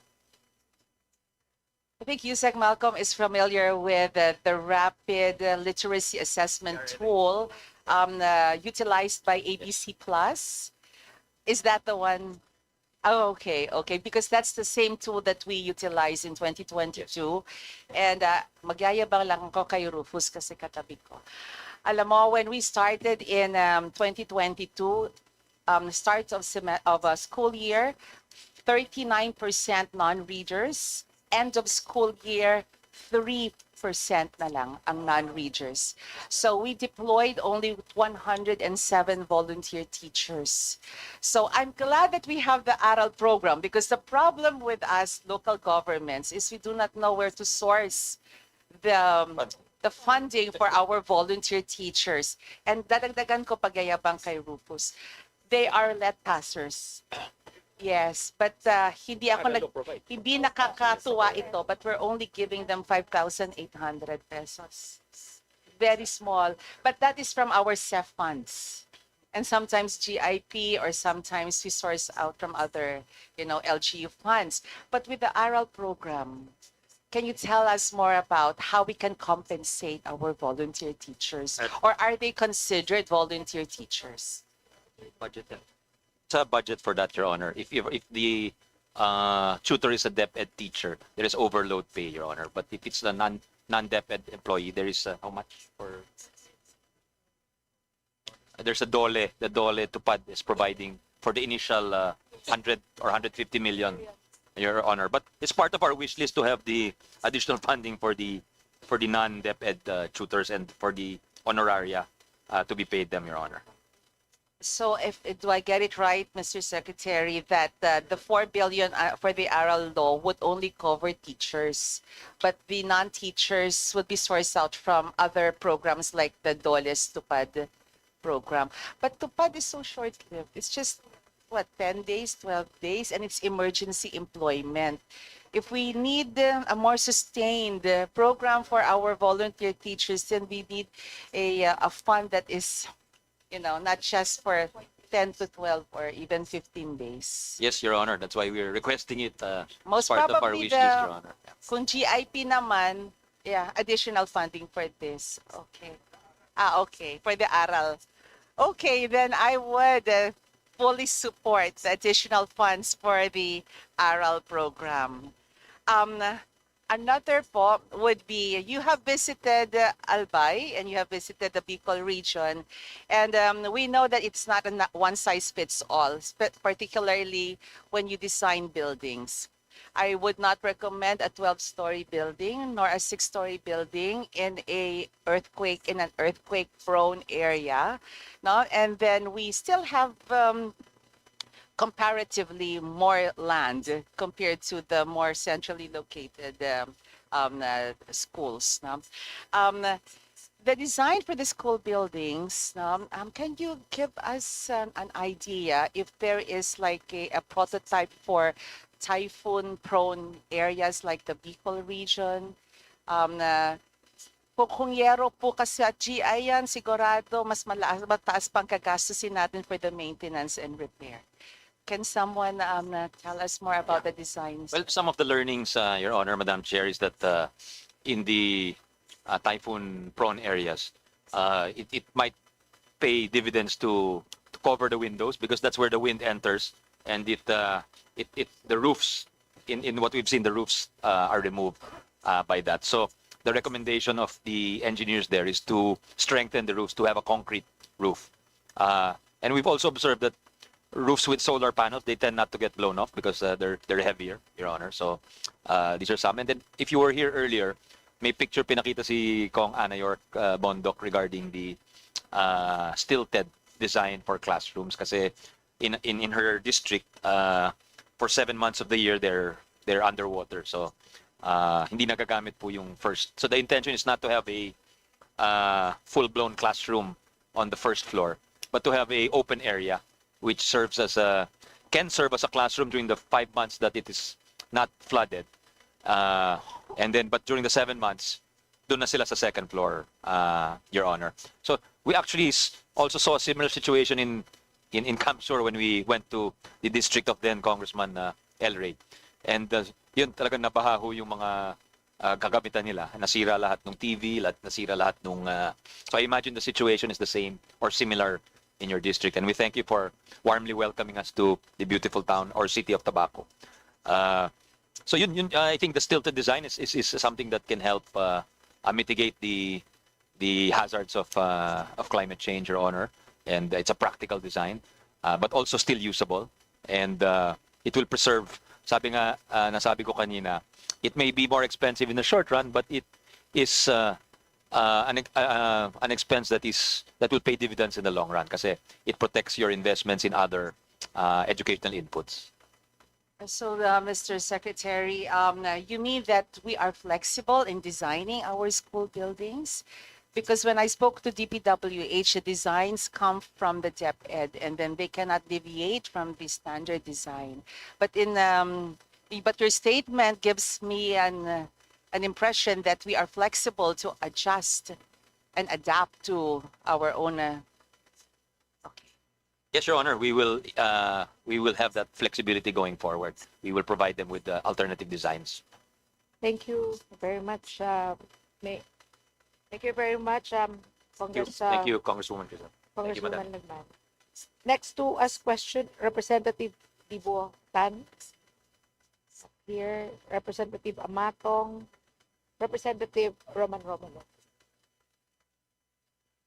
Thank you, Madam Chair. Sec Sunny, to the DepEd family, welcome and congratulations for many reforms.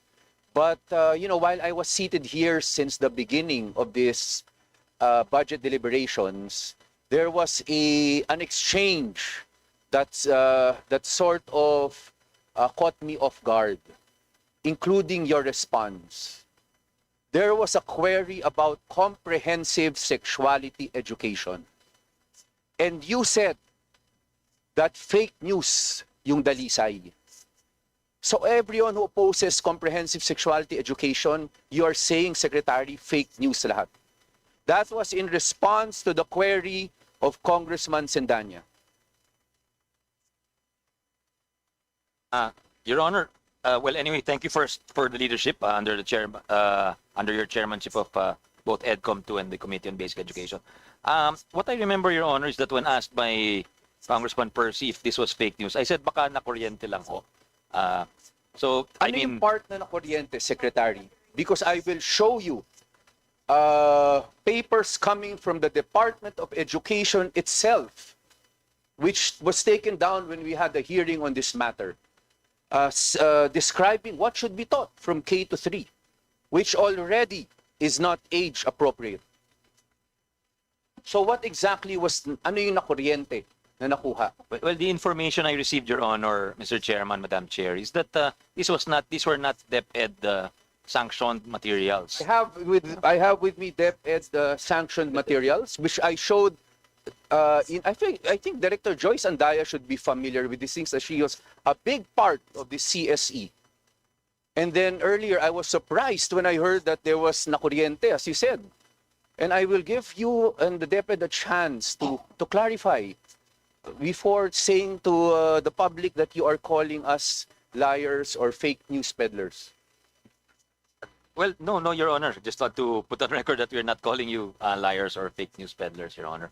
It's just that I think yung sinasabi nilang DepEd materials I was informed that these are not DepEd materials. And I guess the more important thing going forward, Your Honor, is that we issued a new policy that is more in line with the RH law and more culturally or context appropriate, meaning we are not as liberal perhaps as the Western countries. So we will adopt something that is culturally appropriate, Sir Chairman, Your Honor. Thank you, Sec Sunny. But can the DepEd now deny or confirm that you had earlier issued for K to 3 core skills, intimacy, and reproduction for K to 3?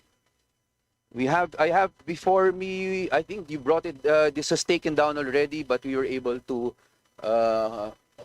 print it out before it was taken. Look, Director Joyce and I think, is one of those who is primarily pushing for the CSE. So maybe she's in a position to be able to confirm or deny I'll be if happy this to let her document answer, in Your fact Honor. exists. Thank you, Your Honor. I'll be happy to let her answer, Sec Joyce. Yeah. Yeah. Permission of the chair, of course. Thank you, Mr. Chair. As far as I can remember, the words described by Congressman Percy were not the words that were found in the curriculum, specifically for K to 3. What I am asking is that the curriculum that I got, that we were able to download, in fact, we have more na na-take down yun na, and we will mention the names. We will call a special committee meeting for this. It says here, clustering K to 3 core skills, my body, myself. Under K, intimacy and reproduction. So you deny the existence that this ever existed? Sorry, Mr. Chair, but those were not, Madam Chair, but those were not the words that I recalled that were found in the curriculum. But that I do know that what was written there were the words age appropriate. So you're saying that I am lying, that this is a DepEd document? That is not correct, Mr. Chair. So you deny this is a DepEd document? I have yet to look at We that showed this to document. you during a committee meeting. We have minutes on that. But anyway, so you're denying this, that this is a DepEd document? Madam Chair, I need po to see the document for me to say that. Come it on, is a- Madam Chair, can she take a look? 1 minute. 1 minute recess.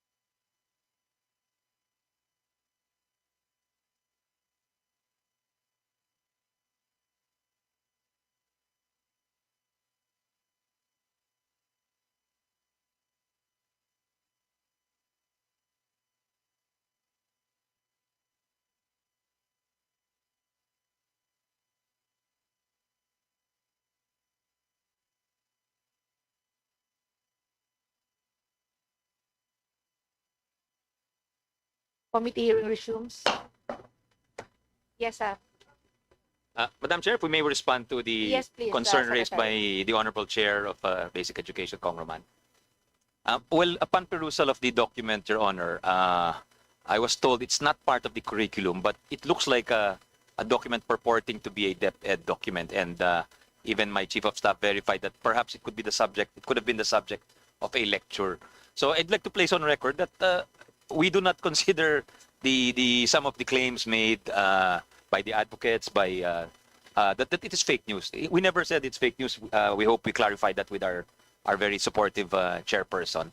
And I think the fact that Chair Roman had a hearing on this, it really prodded us into action and to have to review the curriculum and to ensure that it's culturally appropriate and not just a blind conformity to standards, international standards, because even the UN framework acknowledges that there can be localization. They respect the cultural and local context, Madam Chair. So I hope that clarifies some that we never said it's fake news or that they were making fake claims. In fact, we're appreciative that they raised some of this because we're also concerned about the appropriateness and the morality of what we're teaching, Your Honor. Thank you, Madam Chair. Thank you to the Secretary. And to be fair, I think this was way before the term of the Secretary. But unfortunately, I was just here earlier and the topic came up. But let me clarify further. I heard earlier from the Secretary that they are coming up with some department order on CSE. Grade 5 moving up, is that correct? Grade 5, 6, 7? Is that correct? It's called CSE? It's meant to replace the CSE also because we feel CSE perhaps maybe as a term is already something identified with certain types of teaching or lessons. So we'll just call it the RH policy, so it's more in conformity with Philippine laws, Your Honor. That is correct. Because, so we have the assurance that the Department of Education will not use the term CSE or Comprehensive Sexuality Education or Comprehensive Adolescent Sexual Education. Is that correct? 100%, Your Honor. Yes. Because there are certain groups that keep on repeating the term comprehensive sexuality education, but making reference to the reproductive health bill.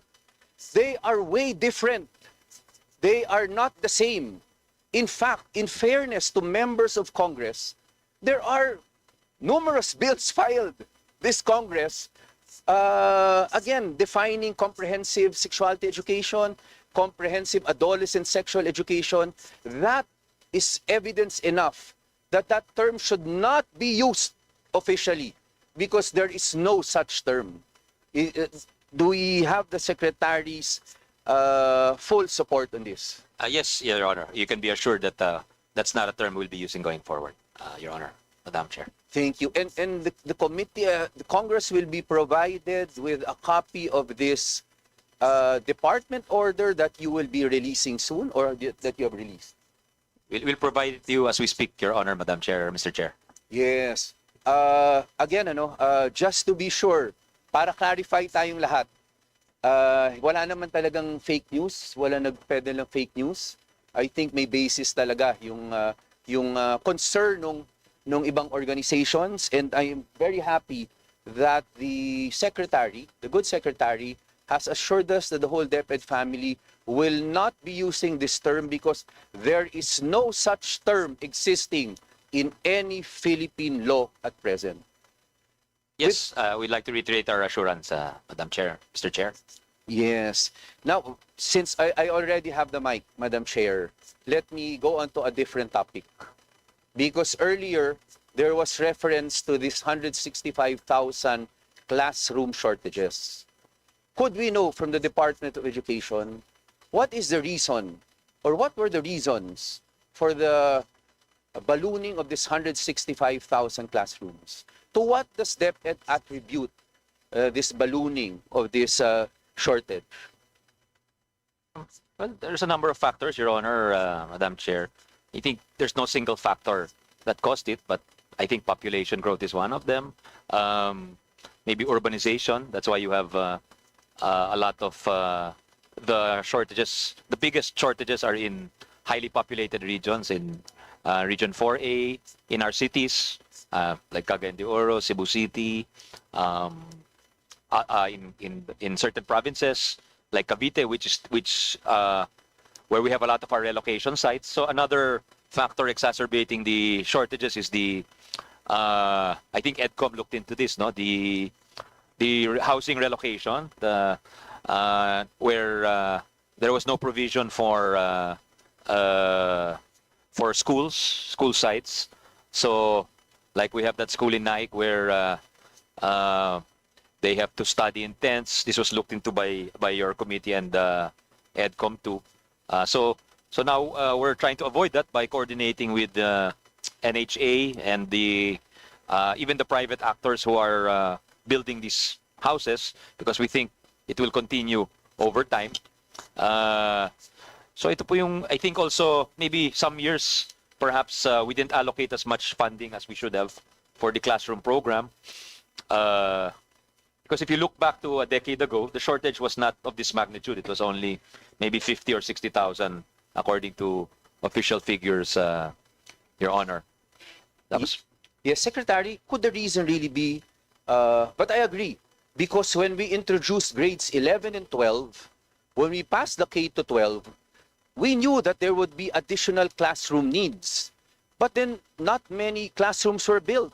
In fact, what they did was to expand the voucher system to grades 11 and 12, and we know what happened after that.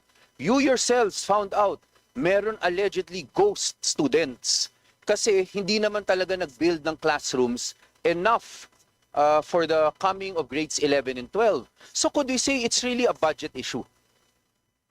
And I don't think it's just purely a budget issue, Your Honor, but maybe also a management and efficiency issue, but partly a budget issue. But How could it be a management efficiency issue?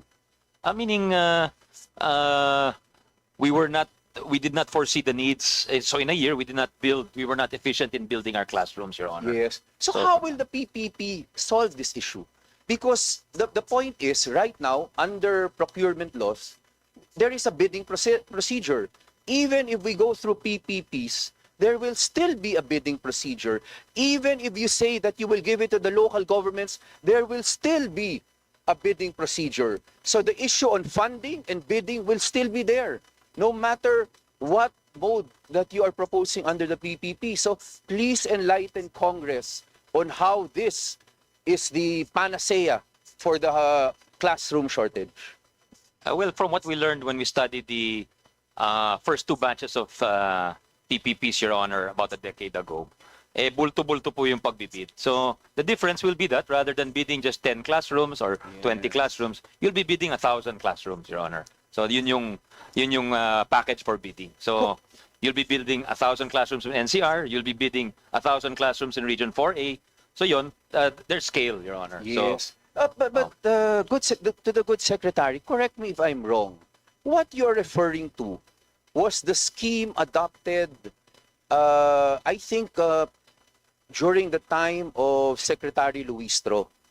If I recall correctly, the classrooms built at that time were not the regular classrooms that we see now. Those were container vans that they made into classrooms. Unless I am referring to a different arrangement that was done, but that is what I remember. During that time, what they constructed were container vans which were not suitable, especially for Central Luzon. Napakainit po nun. Is this the scheme, or is there another scheme that was adopted previously that we can take a look at? It's a similar scheme, Your Honor. In fact, we're trying to learn from that experience with a few variations regarding the location of the packages to make it more attractive to bidders.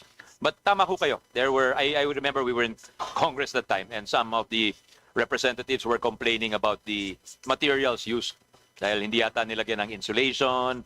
So I think we've learned from this experience, and then we will not allow these types of construction methods that will not be conducive to learning, Your Honor. Yes, so good secretary, it will not be container vans. It will be the regular type of DepEd classrooms that will be bidded out.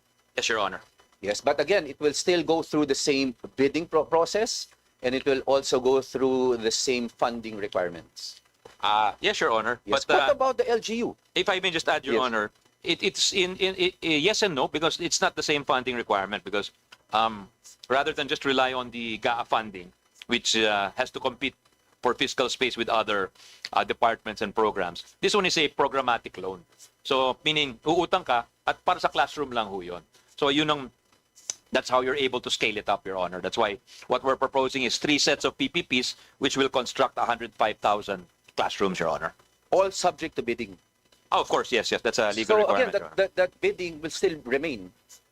The bidding, but again, as I said earlier, you're not bidding 10 classrooms, you're not bidding 20 classrooms, you're bidding 1,000 classrooms, Your Honor. And the reason for that is because there is a loan component. Yes, Your Honor, and the advantage of the loan component is you get the construction, but you've not fully paid for it. So in the case of the ones you mentioned during the time of Brother Armin, they were bidded out in the 2010s, but they were fully paid only by 2023, if I'm not mistaken, Your Honor. So yung financing, again, it departs from the conventional GAA financing framework, Your Honor. Sige. What about the LGU arrangement? How will that improve? Because they will also be subject to bidding rules. They will also be subject to the funding requirements or funding to be provided by the national. So how will that be able to accelerate? Puro my best analogy, Chairman Roman, Congressman Chair Maricar, is parang EDSA. Kasi sa ngayon, umaasa lang tayo sa EDSA para tumawid ho sa Pasig River. Pero kapag napasa ho yung proposal namin na pwede nang magtayo ang mga local governments, mga probinsya, mga syudad, ng mga lungsod, then you have other pathways. So you have Capitolio, which is in your district. You have Rockwell Bridge. You have Manila bridges in Manila. So you're opening up rather than just passing all the vehicles passing on one avenue and relying on that thoroughfare. You're opening up theoretically at least 150 different city roads, 80 provincial roads. So that's the analogy I'm trying to make, Your Honor. I hope it makes sense. But good Secretary, I will not belabor the point. I think what you should also consider is that for the highly urbanized cities, they have the funds. And they are the more technology savvy and they've built experience-wise. So when you are going to download these funds, this probably will be to the 4th, 5th, 6th class municipalities. Will they have the experience that you earlier referred to?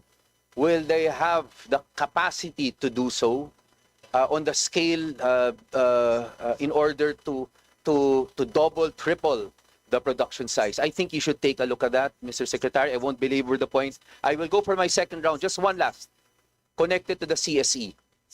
Because there was also earlier a reference to peer counseling will now be done. Is this similar to the terms used in the bills on comprehensive sexuality? Is this a mature minor doctrine, evolving capacities of minor doctrine, except that you are using a different term so that it becomes more palatable?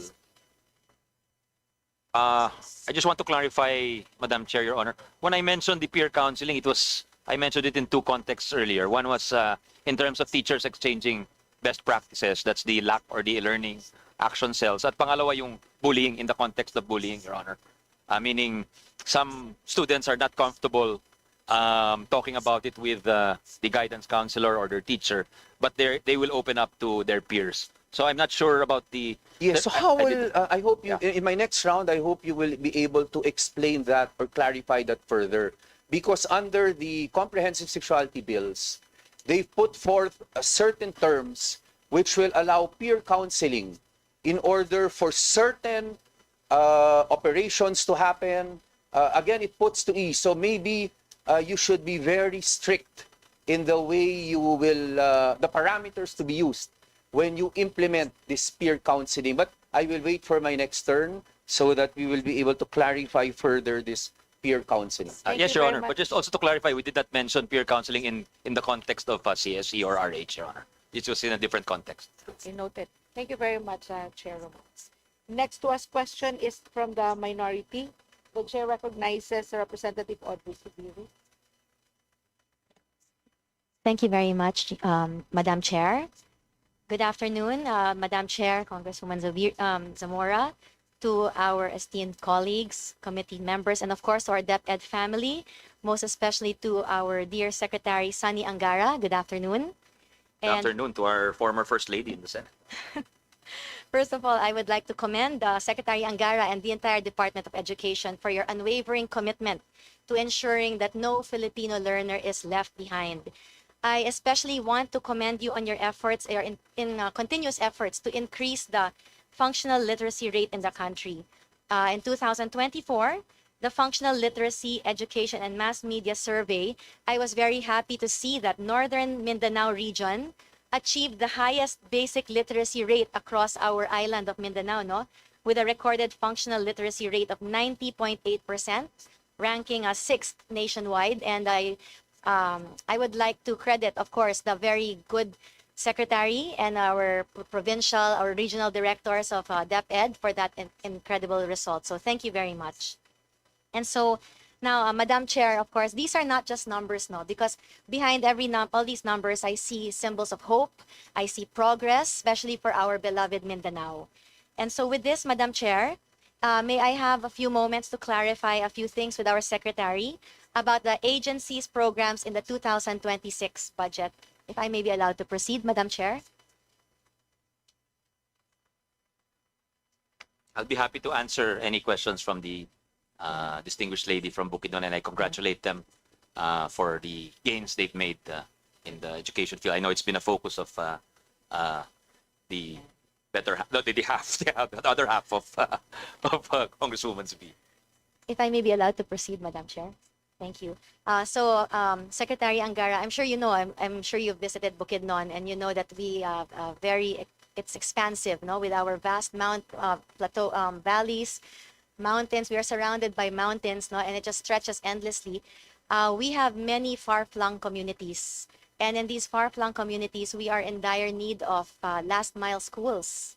And so I was wondering, under the 2026 NEP, may I ask, what is the proposed budget? The proposed budget allocation for this program is 3 billion pesos.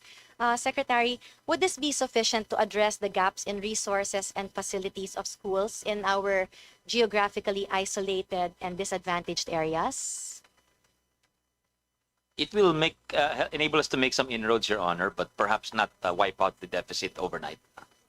You know, if I may congratulate you, I would like to say na I was able to visit one of your last mile schools.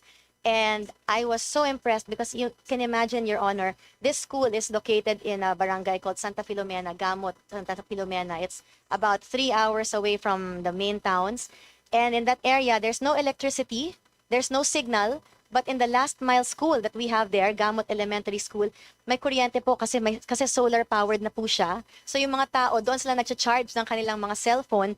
And would you believe I was able to place a very clear FaceTime video call to my husband to show him the school because of the Starlink internet that DepEd had put in that last mile school. So I am a witness to the efficacy and really to the effect of these last mile schools.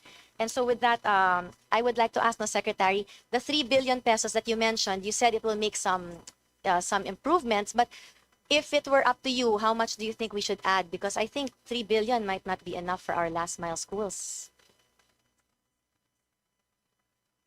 Well, I think we have an estimate of around 3,000 last mile or GIDA schools. Tama ba? 3,000. 9,000, sorry. 9,000. So 9,000. Yeah, so 9,000 times the indicative cost, if it's 3 million, then that would be the amount needed, Your Honor. Okay, I hope someone's doing the math because it's hard to speak and calculate at the same time. Well, whatever it is, I hope we can really make sure that we have funding the last mile schools because I've seen really how wonderful they are and how helpful. Now, apart from our last mile schools, Your Honor, if I may also ask about some questions with regard to our basic feeding program. I seem to recall that during the last EDCOM, you mentioned that some of our students are suffering from stunted growth due to malnutrition. And so I was looking at your budget, and it looks like here we have about 11.8 billion pesos allocated for our feeding program. Is this correct? That's correct, Your Honor. So this 11.8 billion, around how much is this budget per student per meal? Do About we have an 21 idea? pesos per student. 21 pesos. Do you think this will be enough? Kasi a lot of our students are, quite malnourished and baka kulang ang 21 pesos per meal. Difficult, Your Honor. It's difficult to provide within the budget. So, I mean, considering the findings of EDCOM, no, and the consequences of malnutrition on our students, around how much more do you think we should add for our feeding program? Well, in our wish list, which we mentioned earlier during our presentation, Your Honor, Madam Chair, I think we're asking for additional 3 billion that will cover an additional 25 days of feeding, Your Honor. Madam Chair, I would like to put on record that I would like to support the additional 3 billion pesos for DepEd for the feeding program, because I've seen how our students really suffer. Some of their students in Bukidnon, they come to school and they have not had breakfast. They go there and they're looking for lunch, and so I think this will really help. Now, Madam Chair, if I may ask one last note, how can we help the department achieve its targets kaya in the next coming school year?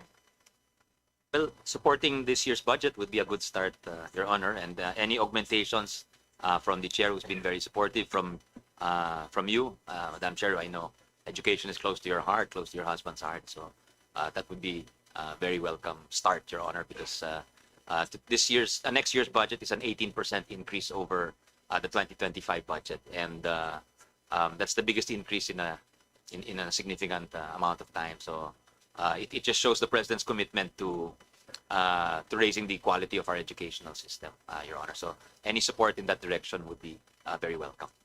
Well, congratulations on the increase and the coming increase. And if I may add, no, Madam Chair, I would also like to commend the Secretary on the work of his wife. His wife has been very active, Mrs. Tutsi Angara, in delivering connected computers, laptops, and internet connection to last mile schools as far as Pag-asa Island, if I'm not mistaken, no? And of course, I'm very happy because Bukidnon was also a recipient. And so I would like to commend Secretary Angara, and congratulations really on everything that you have accomplished this past year. Thank you. Thank you very much, Congresswoman Zubiri. That's very kind of you to mention that. I will relay the message to my better half, Your Honor, Madam Chair. Thank you very much. Manifestation of Congresswoman Zubiri for the support is noted by the chair. The chair declares for a 2-minute recess for toilet break.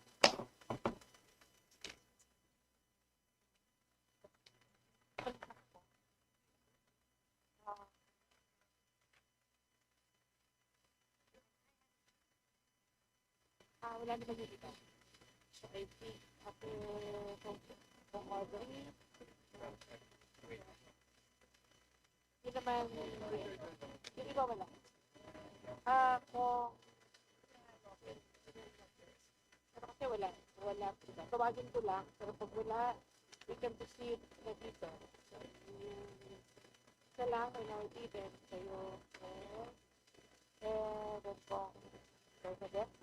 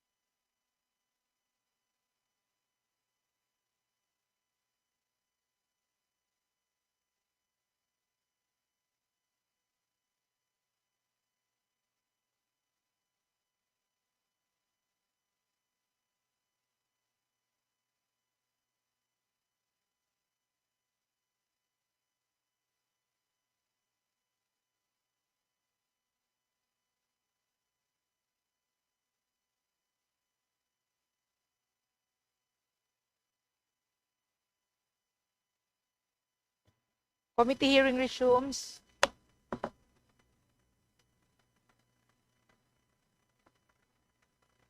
Next to ask question from the majority. We have a Representative Shimura around. No, Representative Gonzalez, Howard Quinto, Vice Chairperson Cristina Lopez.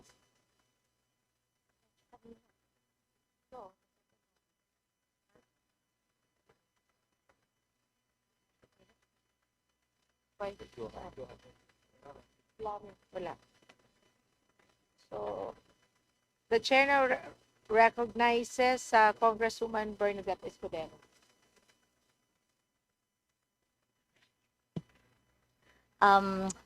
Good afternoon, Secretary Angara and the whole DepEd family. First of all, I would like to commend the Department of Education for a job well done, no, for the past year. Isa po kayo sa mga pinaka nagtatrabaho, no, sa buong bansa, and I would like to commend everyone, each and every one of you. Thank you very much, Madam Chair, Congresswoman Det. Maraming salamat. Nakakatuwa po yung sinabi niyo.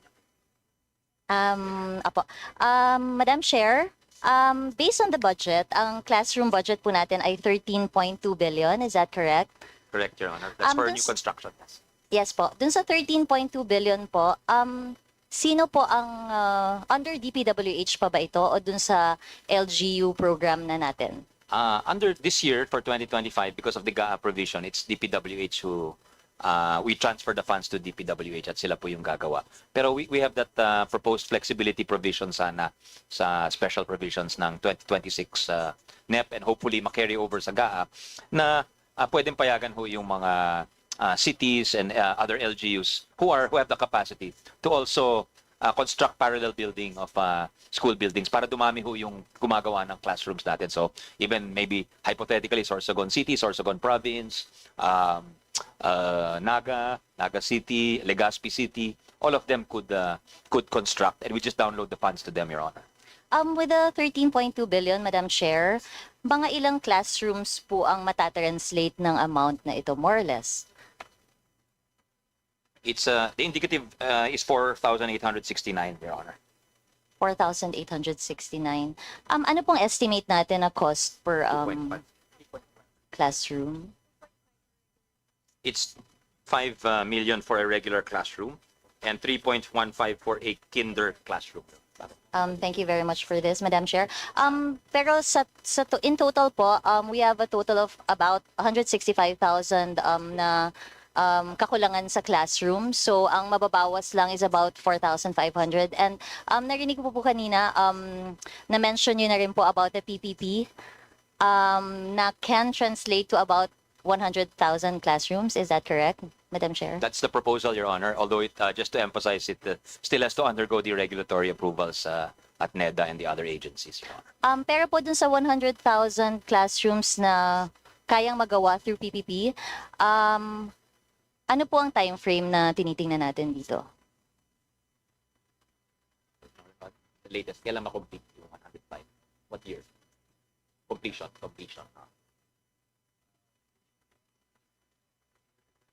How many years? Hindi, yung 105. Hindi naman 2 years. Yeah. Kailan matatapos? Our estimate is 5 years from the time we break ground, Your Honor.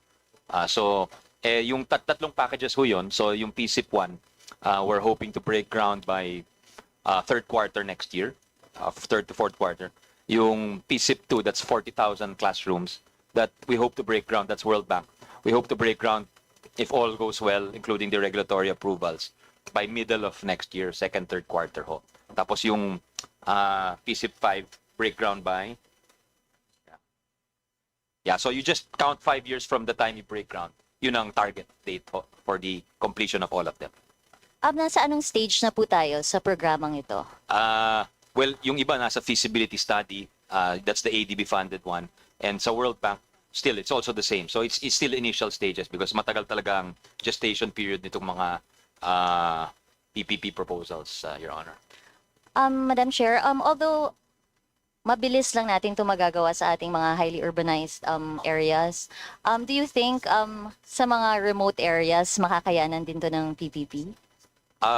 Hindi po. Mas tingin ho namin ang PPP is better suited for yung nagkukumpulan ng mga classrooms. So maybe in urban areas where the needs are great ho. So because nakita namin sa experience ho nung first 2 PPPs, maraming nagkaroon ng failure o inabandon nung kontratista kasi nahirapan siya. Na-realize niya yung budget was not adequate to cover his logistical cost, Your Honor. So ang policy direction namin is to make it more attractive to bidders, to encourage, given the magnitude ng problema, make it attractive and put them close together para yung costs, there are efficiencies on the part of those who will undertake the PPP, Your Honor. So paano po natin masosolve yung problema ng kakulangan ng classroom sa mga remote areas kung hindi po natin magagamit itong programang ito?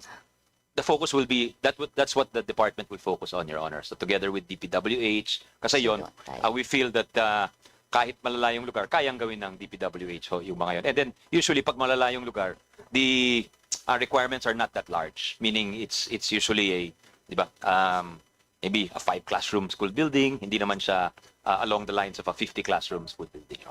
Maraming salamat po. So ang ibig sabihin po, mapaprioritize po yung mga remote areas po pagdating sa budget na ito ng DepEd. Salamat po.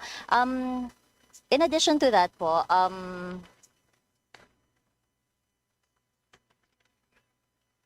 may nakita po akong allocated budget ng 2.6 billion for school desks, furnitures, and fixtures under 2026 NEP.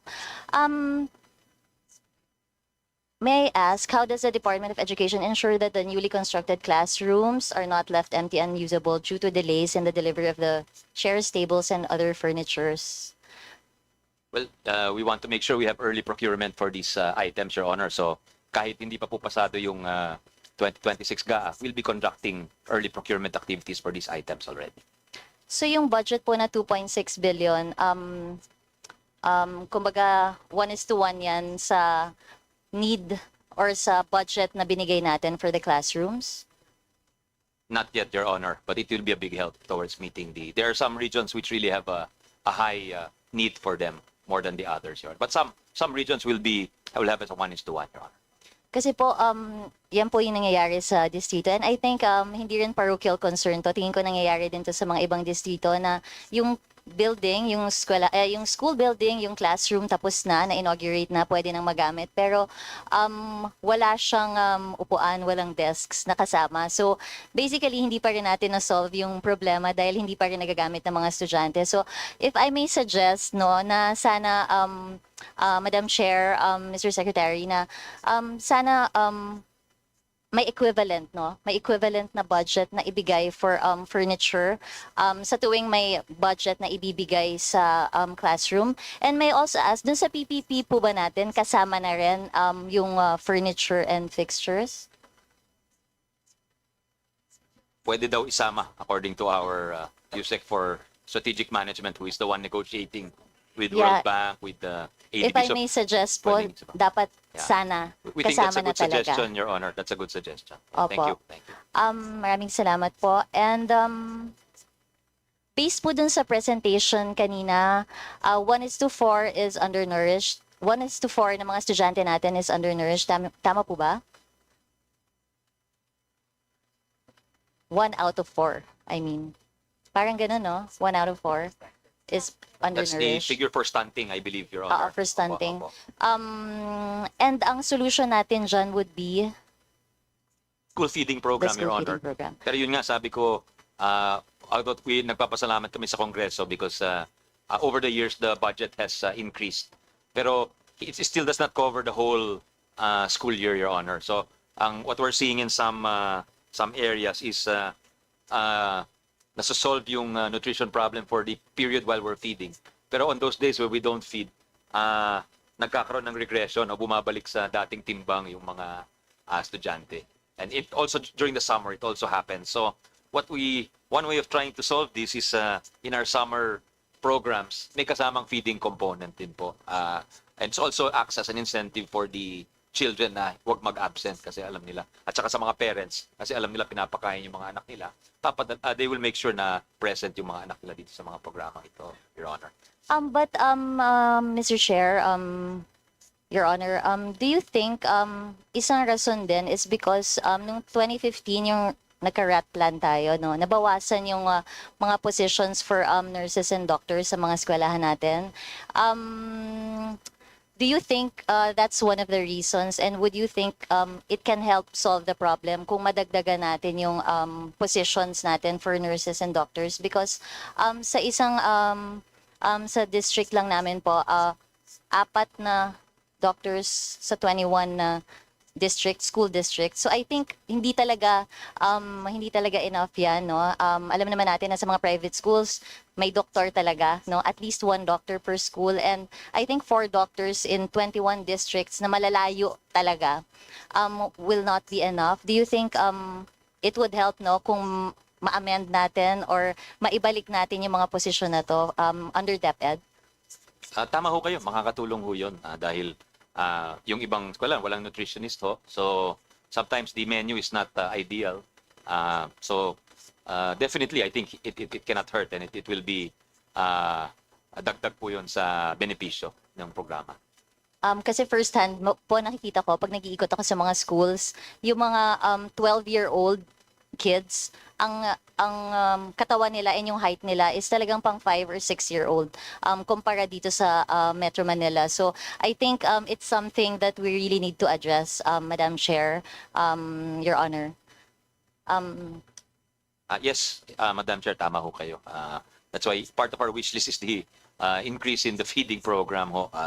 Tsaka yung sinabi niyo po sa mga doktor, sa nurses, sa nutritionists, that would also be welcome, Your Honor. Kasi po pag walang nagbabantay din sa mga bata, kahit anong ipakain siguro natin, maybe that would not be enough for some of the school children. That would be all. Again, you have our full support. Narinig naman po natin yung mga fellow representatives dito, talagang full support sa pag-increase ng budget ng Department of Education. Again, good afternoon and thank you very much to the DepEd family. Maraming salamat, Congresswoman Escudero. Thank you, Madam Chair.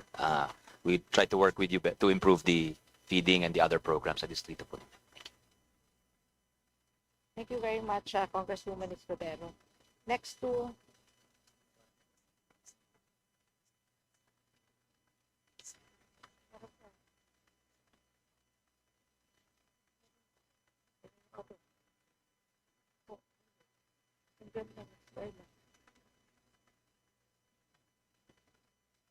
Next to ask question is Congresswoman Joan Bautista.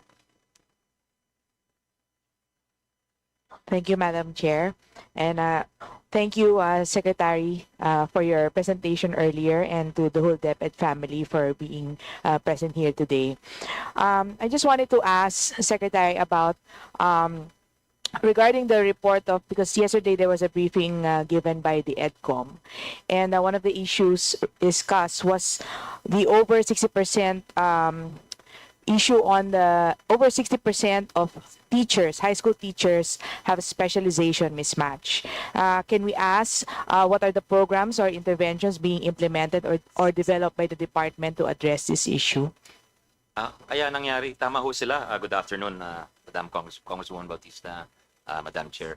Tama ho sila, yun ang recommendation ng EDCOM talaga is to address this mismatch. At nangyari yan dahil sa, number one, sa lack of coordination between the CHED and the DepEd. Dahil kung sinabi ng DepEd na ito po yung kailangan naming science teachers, ito po yung kailangan naming math teachers, then perhaps CHED could have managed the supply of the teachers kasi nga 90+% of the products of our education programs in our higher education institutions offering education end up in DepEd ho. So that's one, to coordinate better and to say what the numbers are needed on a granular basis. Ibig sabihin sa region, we lack so many number of teachers in science, we lack so many teachers in math, etc. to make sure there's a pipeline na supplying the needs of the system, Your Honor. Pangalawa is dati kasi pag nag-advertise ng DepEd, ang DepEd ng vacancy for teachers, you just say there's a vacancy for a teacher. You don't say that there's a vacancy for a certain type of teacher. So now we've tweaked it that the advertisements or the notices specify which types of teachers are needed. Tapos pangatlo, yung needs ng sistema, like we need teachers who specialize in reading, we need teachers who specialize in early child care, kindergarten, we need teachers who specialize in STEM, for instance. The Teacher Education Council is working with PNU, with a lot of the HEIs or higher education institutions offering education to offer these specializations. Kasi minsan merong mga rehiyon na wala po itong major, wala po itong specialization. So we're trying to approach it on a granular basis. Nagpapasalamat muli kami sa EDCOM, sa mga congressmen na who are part of that to we're working to address these deficiencies, Your Honor. Thank you, Madam Chair. And also still in relation to our teachers. Earlier during the presentation in the video as well as in the PowerPoint presentation provided to us, it was mentioned that there were benefits being provided for our teachers. May we ask, Madam Chair, if the department also has other programs or interventions for the continuing education as well as opportunities for career growth and advancement of our teachers, if the good secretary could share such programs with us. Meron po, may mga continuing programs under the NAEAP. That's the agency charged with training our teachers. So yung continuing professional development po nila is a priority of the department. At we're trying to make it very convenient for the teachers kasi kung malayo yung lugar ng teacher, nahirapan siya mag-attend ng in-person seminars. So we're allowing online for certain locations, for certain teachers who may find it difficult to attend in person dito sa mga trainings. So we have an induction program for our beginning teachers. We have higher order thinking skills, or the HATS program. This is a package especially for our science, mathematics, and English teachers. Then we have a training on the matatag or revised K-10 curriculum for our teachers and school heads. Then we have a master class professional development program, the Kalayaan Kinabukasan Kasaysayan program. And then we have the Sept program, Teacher Effectiveness and Competencies Enhancement. This is not just for teachers, but also for school leaders. Kasi the teachers of today are the school leaders of tomorrow. They will be the principals, they will be the division heads, etc. So it's not only teaching, but also on administrative tasks, Your Honor.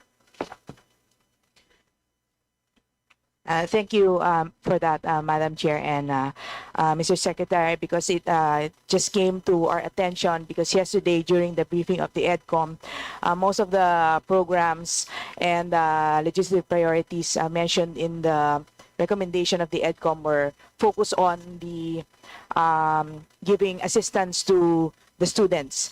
And I just raised yesterday and asked about the other programs that we are giving to our teachers because, of course, the goal is for providing quality education, and they are the ones are basically our implementers for this quality education. Now, on another matter, Madam Chair, I just wanted to ask if the proposed budget of the department, if there is an earmark budget for the digitalization of the schools, and does the department have data or target on the percentage of schools that would reach full internet connectivity by the end of the year? Madam Chair. Well, the proposed 2026 budget has a 16 billion earmarked item for digitalization that includes the distribution of laptops for our teachers, for our schools, for connectivity as well, ng mga ibang school na walang internet connectivity. So ito, malaking tulong po ito. I think under the laptop program, we'll be able to give over 240,000 laptops to our teachers, Your Honor. Thank you, Madam Chair. Just one more item here. One of the items we noticed here is the Inclusive Education Program budget for 2006, which will decline by 3.2% from 5.92 billion to from 6.12 billion here in last for this year 2025.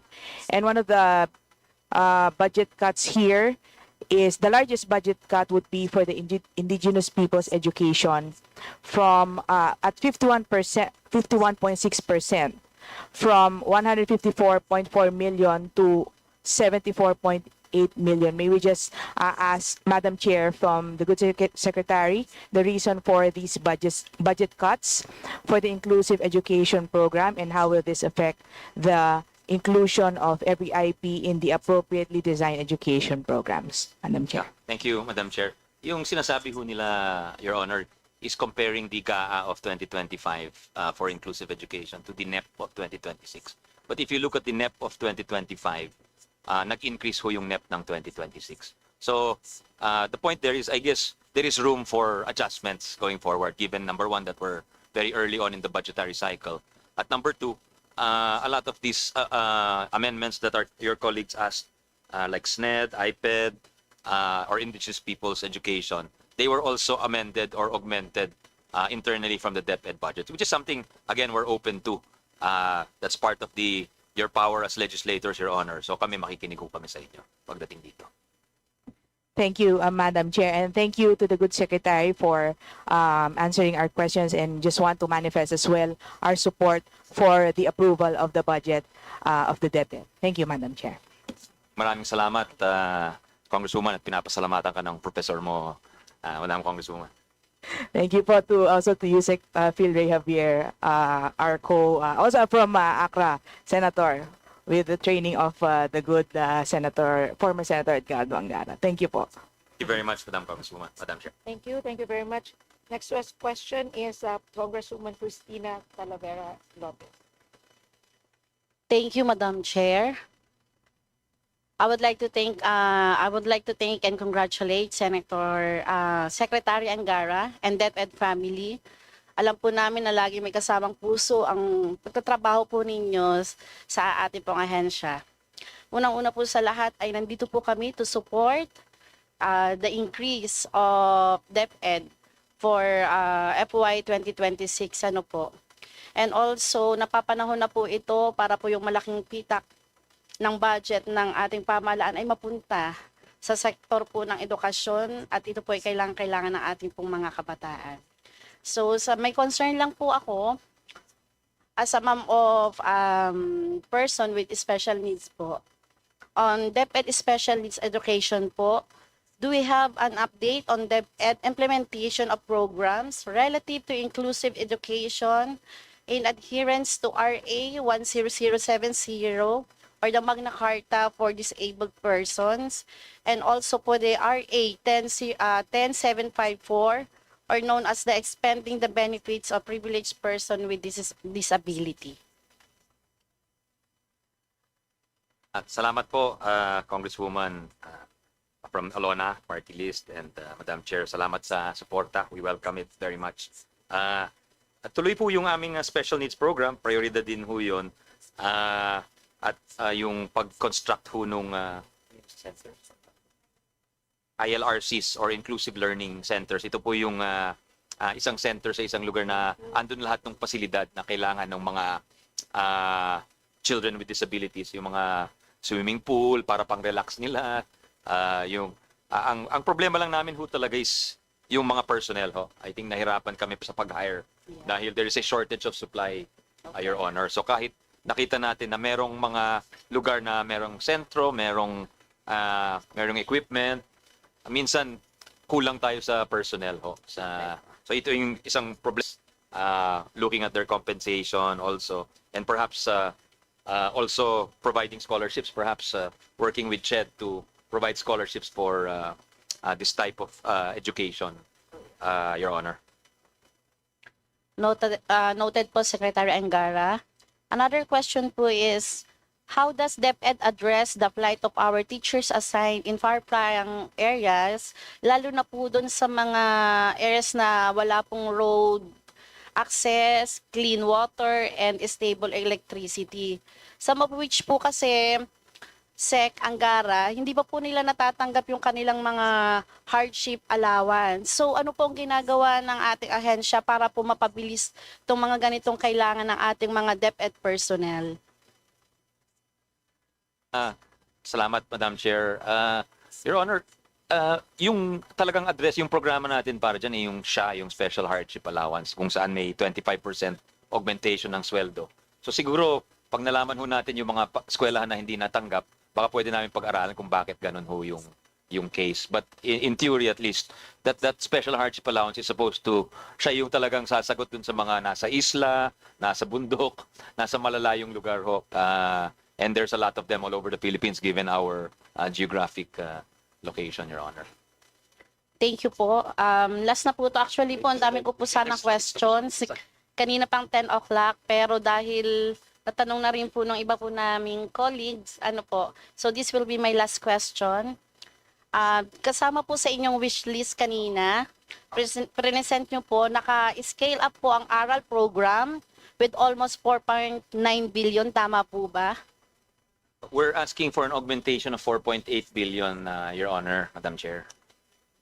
Kasi po, given na dati po, delayed po yung deployment ng para sa teachers at SLMS po, how will you guarantee the tutor are hired, trained, and deployed on time sa critical regions po?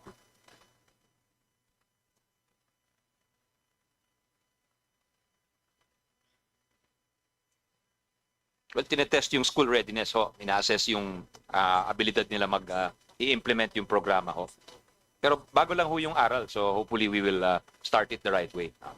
Do you think po may implement nyo po niyan kahit po hindi may bigay yung 4.9 billion, magkakaroon po kayo ng initial for that for 2026? I think ma-implement naman ho namin, but of course, baka hindi ideal yung outcomes at saka baka may mga area na mahirapan kami maghanap ng tutors. But we believe we can start it kasi magagaling ang mga taga-DepEd at maabilidad din po. Oh yeah, tama din naman po. Thank you po, Secretary Angara, and thank you, Madam Chair. Maraming salamat po, Congresswoman, Madam. Thank you very much. Next to us question is from the minority. The chair recognizes Representative Leila De Lima. Thank you very much, Madam Chair. Good afternoon to my colleagues. Good afternoon to the DepEd family. Good to see you. Gandang hapon po, Congresswoman Senator Laila. Sunny Angara. Thank you. Good afternoon. I am told by my staff who was here at the start of this budget hearing, because I came from other committee hearings, that most of my questions were actually addressed already. So I'm now just choosing the few of them, still accordingly, allegedly, still not touched. Let's talk about the U.S. aid. Okay, we all know that in July of this year, the U.S. aid officially shut down and was merged with the U.S. State Department. And we also learned that the Goods Secretary, sometime in February 2025, actually wrote to the U.S. Ambassador, Mary Kay Carlson, conveying the serious implications of the funding freeze on the country's basic education sector. So, and requesting, you also requested, I understand, you say the USA, the proper turnover of project materials to efficiently use project resources. Number one question, was it done already, the transfer? Thank you, Congresswoman, Madam Chair. Yes, they've transferred furniture, books, computers to us, and we're very grateful for that, Your Honor. So what is the state now of the basic education projects and programs in our country that were previously funded by the USA? Well, tigil na po sila because nag-pull out na ho, walang pangsweldo ho ang USAID. So, nag-withdraw na po sila. But we try to absorb some of their personnel. In fact, some of our ASECs and USECs were working with them previously, Your Honor. So they're familiar with the ABC Plus program, which is a very effective reading program. And we've mainstreamed that already. And we benefited from the material. So, although tumigil yon, ang kagandahan is many of them were already operational for several years. So in a way, they were more mainstreamed already into the DepEd. So is there any data, Mr. Secretary, on the impact of this funding freeze on the state of the already underfunded and struggling education sector? Is there any data which shows the scope, the extent of the impact? Well, we just know that we lost maybe how much? Well, unfortunately, Yusek Malcolm, who knows the facts, is not here right now. But I think it's around $2 to $3 million is the figure that was discontinued, Your Honor. So there were in fact steps and measures undertaken by the department. Yes, Your Honor. To address. In fact, we try to pick up the slack in that respect, and we have the ARAL program. So a lot of the interventions, and it also dovetails with the policy of the department to focus on key stage 1 or foundational learning. So All right. that was also an emphasis of the USAID programs. Okay, thank you for that. Next would be the budget transfers to DPWH. I know that your department is now exploring PPP, and I think that's a very good development. That is a good plan. But of course, there will still be certain budget transfers to DPWH. Is that correct? Yes, Your Honor, that's because under the 2025 GAA and also the previous year's GAA 2024, DPWH was tasked to be the implementing agency for the school building and the repairs program of the department, Your Honor, which we're hoping maybe amended or tweaked for the following year, where we allow or we make it not an exclusive implementer of the infrastructure program, but to be a parallel implementer alongside our local governments and possibly even civil society and NGOs, Your Honor. Okay, with a plan to adopt PPP, so can you tell us exactly what would be the percentage of the classrooms that would still be, that the funds of which would still be handled, transferred and handled by DPWH? Well, if we're proceeding on the assumption of next year's budget, there's 4,800 classrooms to be constructed under the DPWH, which we're hoping will be expanded to allow other organizations or institutions to build alongside, to multiply the efforts, Your Honor. But with PPPs, 105,000 is projected. That's the proposal of the department in 3 tranches, Your Honor. So, but that's still undergoing regulatory approvals, Your Honor. So still just a minor portion, 105 compared to 4,000 plus. I'm asking this because I'm actually concerned about the price differences. How do you reconcile now the price differences of millions per classroom? Correct me if I'm wrong, if my figures are not accurate. For DPWH, it's actually 3.5 million per classroom. DepEd, these are estimates of DepEd, 2.5 million per classroom. And then the Angat Buhay Foundation is only 862,500 per classroom. Now, so DPWH, as I said, 3.5 million per classroom, but and it's from 29,000 to 838 to 36,067 per square meter. But on the part of the private sector, it's only about 20,000 per square meters. So I suppose this is being considered, the difference in costs that may be gradually by tranches in the next few years, there would be significant defunding or declogging of the assignments to the DPWH for the building of classrooms. Is that correct? That's correct, Your Honor. That's a consideration, the cost consideration. And also, I think we'll be able to accomplish more if there are more people doing the building, Your Honor. Okay. Now, how about now I go to the huge unused funds. I know this was tackled earlier, and we all saw really how high, how great was the unused funds during the last leadership, under the last leadership of DepEd.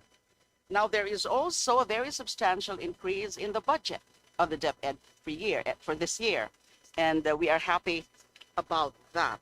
Now, how do you know what steps or mechanisms are to be applied by your department to ensure efficiency in spending to make the budget increase meaningful? Can we be assured, can Congress be assured that this time around there would not be any waste of time and also funds in order to address the priority needs of your department?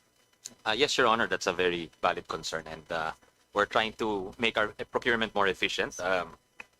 Earlier, I was asked about the textbook. We've narrowed the timeline horizons. We've simplified the procedure, and we're, with respect to procurement of all types, we're engaging in early procurement activities. So an example is even during the pendency of the budget deliberations, we'll do all the procurement short of award, Your Honor, which is a practice in some agencies. So by January, when the GA is, with the passage of the GA, we can do the awarding already. And we've saved a significant amount of time in that respect, Your Honor. We've also instituted a procurement dashboard where we can see the region's progress in their local procurement. And of course, we've tried to adopt a certain degree of decentralization where rather than being a heavily central office procurement type of organization, there is a dispersal of procurement to the various implementing units, the regions, the divisions, among others, Your Honor. Just last point, Madam Chair, just last point.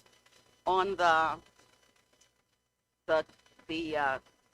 students with special needs, I'm glad to learn that you're very open to increasing the funds because indeed there's need for this. May I just know what is DepEd's latest data on enrollment and dropouts for learners with disabilities, indigenous peoples, Muslim learners, and out-of-school youth? These are the sectors with special needs. So do you have the data? I don't think we have the data per indigenous persons group, but we have the data in general for the cohort, Your Honor, meaning for the year.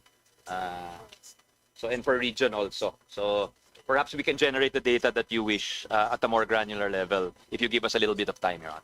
Yes. So I would be requesting that, Your Honor, Madam Chair, that data. We'll be happy to furnish the ones pertaining to the dropout rate for IPs and for special needs students, Your Honor. Thank you.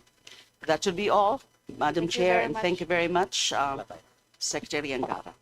Thank you. Thank you very much, Representative. Thank you. De Lima. Thank you, Congresswoman, former Senator Laila. Next to ask question is Vice Chairperson Brian Poe. Thank you, Madam Chair.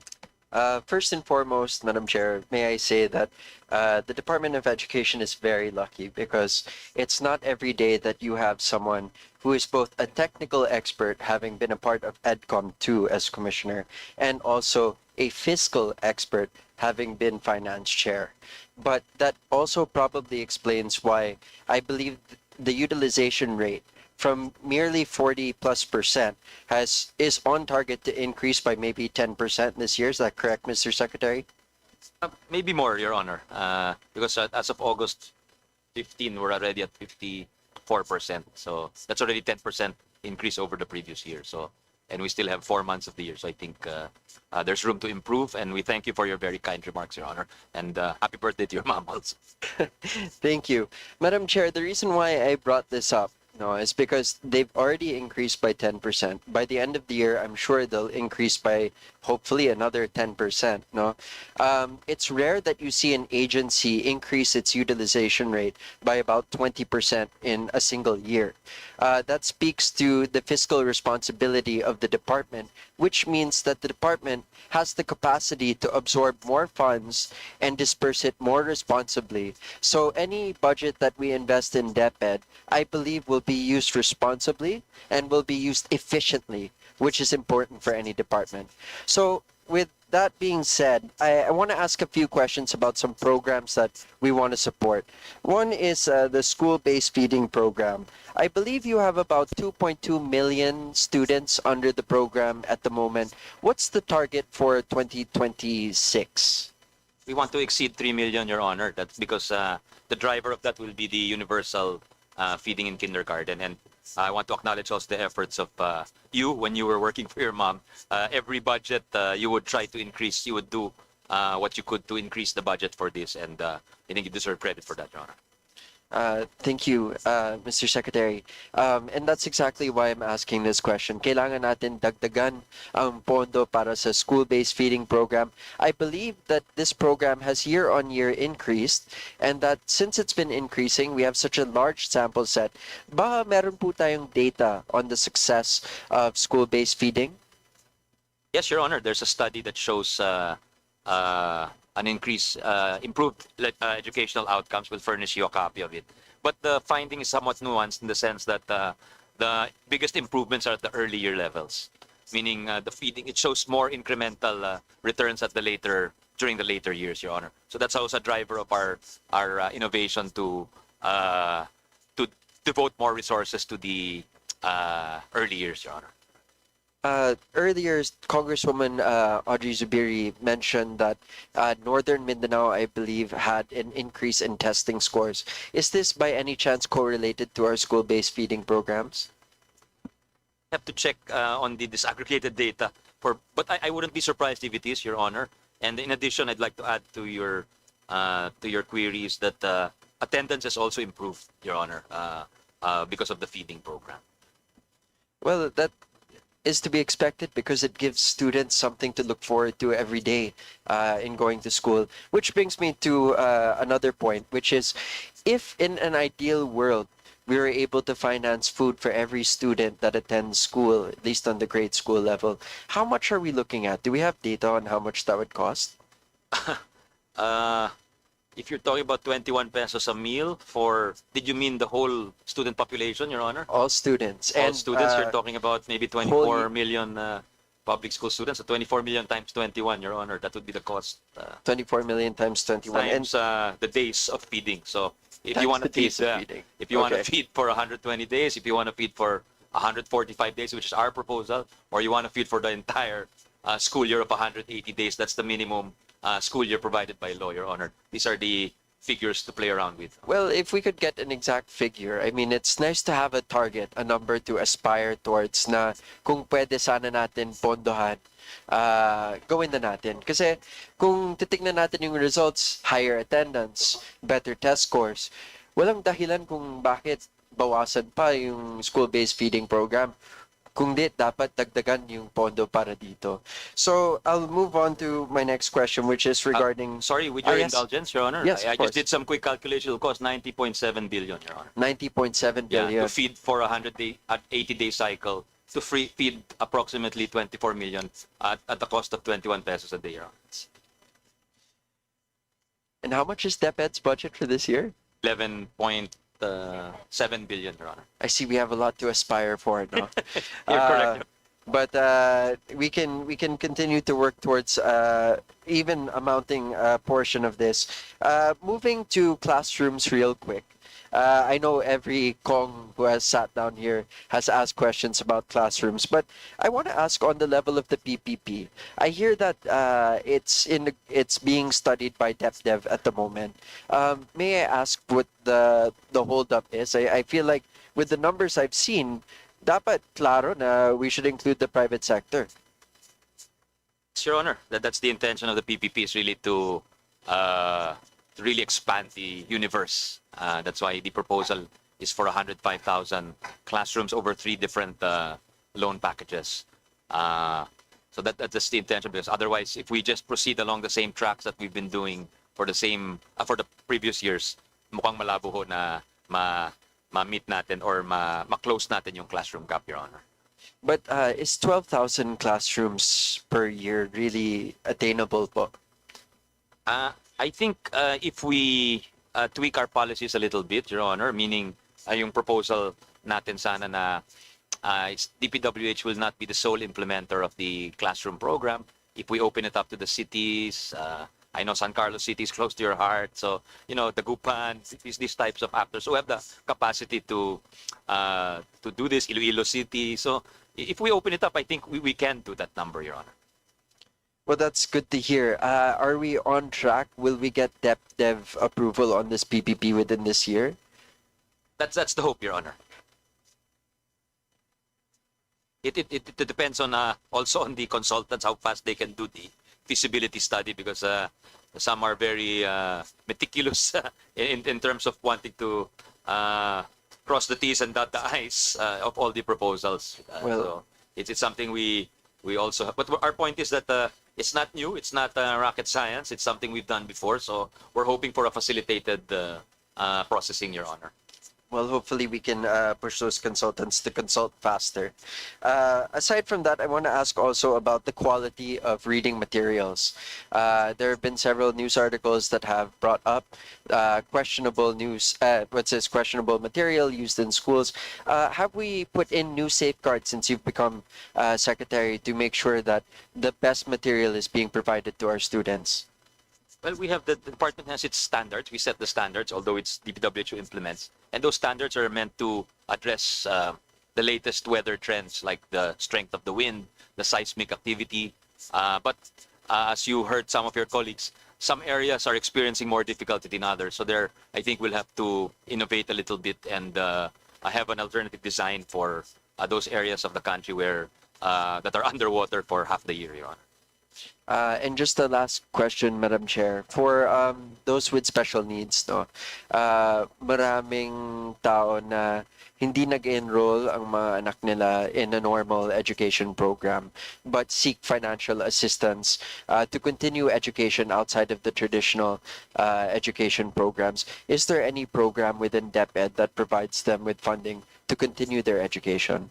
Yes, Your Honor. The program of alternative learning system is something that addresses the uniqueness of the individual, meaning there's a contract between the DepEd and the individual, and these individuals usually do not have they're not in the regular situation of the regular student, meaning they're either working or maybe they're a pregnant mother or as you mentioned, someone with disabilities, Your Honor. So we tailor the curriculum or the lessons to their capacities, Your Honor.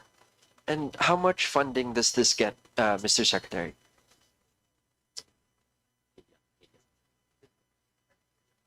$645 million, Your Honor. It's about the ALS covers about 2% of the student population, Your Honor. Is that with an increase from last year? Yes, Your Honor. Okay, that'll be all my questions, Madam Chair, but I just want to manifest again my support for the Department of Education, and I do hope that we can continue to increase funding as the department has shown the fiscal capacity to be able to use these funds and use them responsibly. Kaya maraming salamat po, Madam Chair, Mr. Secretary. Maraming salamat, Kong Brian Po, and again, we thank you for your continuing support to very worthy programs like the school feeding. Thank you very much, sir. Thank you very much. Next to ask question is Representative Maripic Popula. Thank you, Madam Chair. Good afternoon, Secretary. First and foremost, I want to commend you for just a short span of time. Through your determined leadership, we were able to improve the quality and accessibility and most especially the integrity of the Philippine education. Maraming salamat po, sir. Maraming salamat Sir, po. my first question is, the DepEd data showed that since 2021 to 2022, there was an increase of 4% or about 612,140 students who transfer from private to public school. May we have the update figures, sir, for 2025 to 2026? You're asking for the figure of those who transferred from private schools to public schools? Yes, to public for school. this school year, huh? For this school year. Hingin po namin. Because, sir, before, it's around 4%, which is 612,140 students. Yeah. I think we don't have the complete data yet kasi yung iba late ho rin mag-enroll ho eh. So even into September, you see people enrolling ho. So I think that's why we hold off on getting the data because we anticipate that may mag-enroll pa ho. So, Sir, the reason why I asked that, kasi, di ba we have a problem with regards to classroom backlog, which is 165,000. If, kung ganun kadami nag-transfer from public school, from private school to public school, how do the DepEd address this problem? Like, for example, sir, in my district, which is in Quezon City, 6th District of Quezon City, this is the actual experience. Because according to DepEd policy, you cannot, paano ba sabihin, deny deny the students if they want to enroll, syempre, in public school.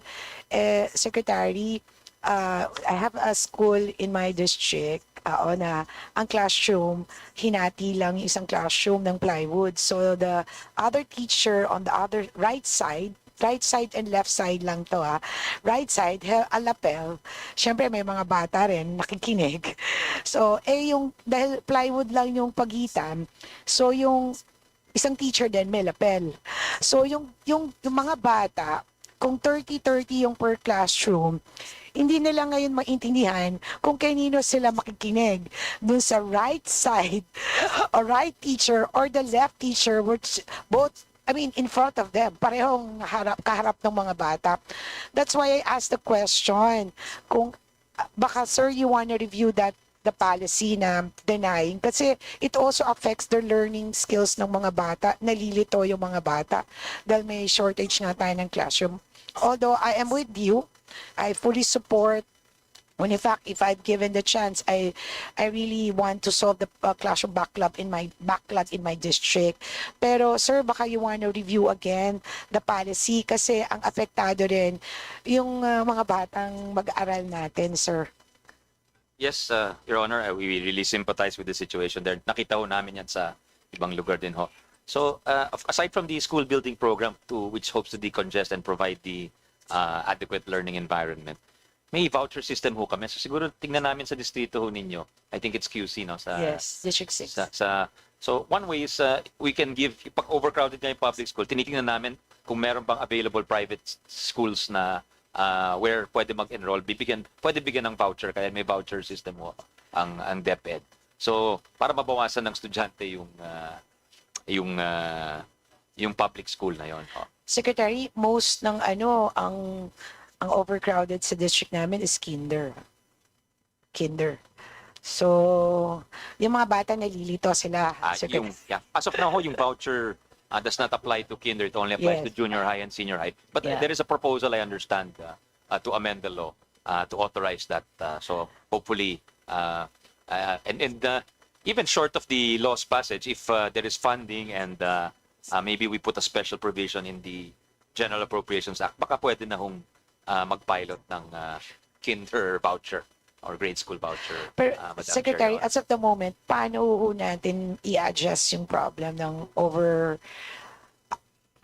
students in one classroom one classroom but two sections? Yeah, we'll have to build more classrooms. And maybe, perhaps if there is buildable space in your school, we have a concept called the temporary learning space. So this allows us to, it is not as strong as a regular classroom, but studies show that it can last for 20 years. And it's a little cheaper. It'll take maybe less than a month to put up. Pag may space ho kayo, para may agarang remedyo ho dyan, pwede namin subukan ho dun sa. So maybe if you give us the school and we will send our engineers there to study it, Your Honor.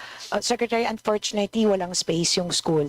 When in fact, the said school is inside a subdivision, that the subdivision neighborhood homeowners doesn't like the existence of that school.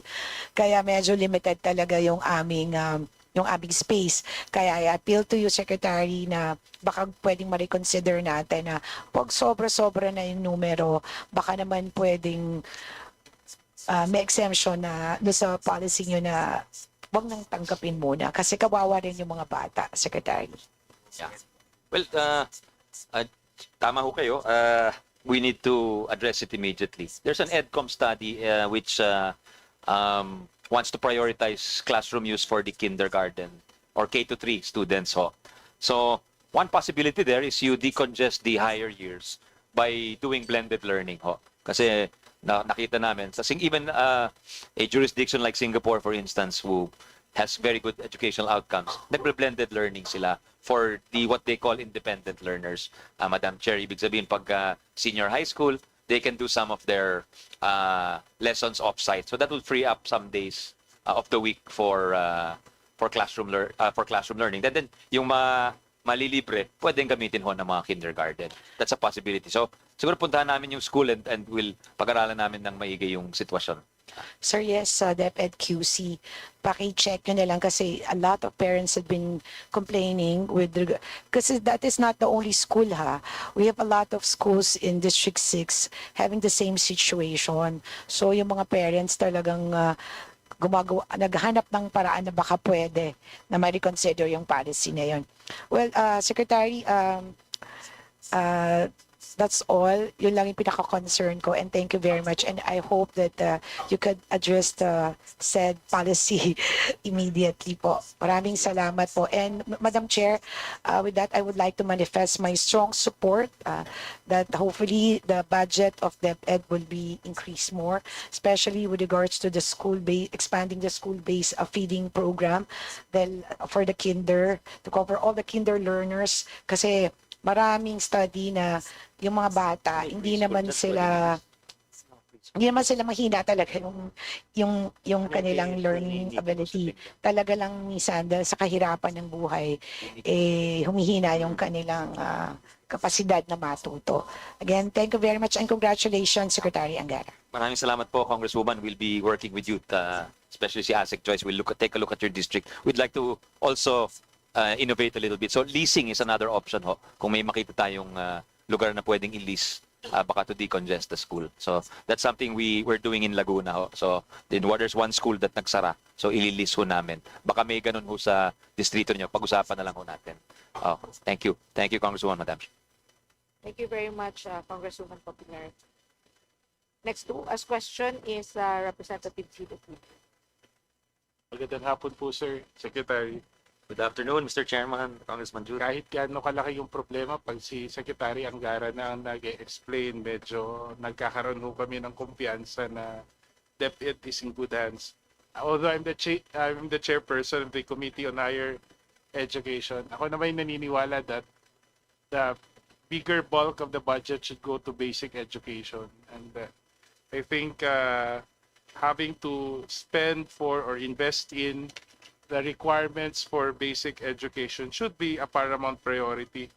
Meron lang akong mga siguro 3 areas of concern ng Secretary na gusto ko lang ma-clarify because these are concerns that are very close to the advocacy of Tingog Party List. Unang-una tungkol sa mga teachers natin. At the moment, we have, correct me if I'm wrong, 932,000 teachers nationwide. Pero almost 1/3 po sa kanila Teacher 1 position pa rin despite na ganun nakatagal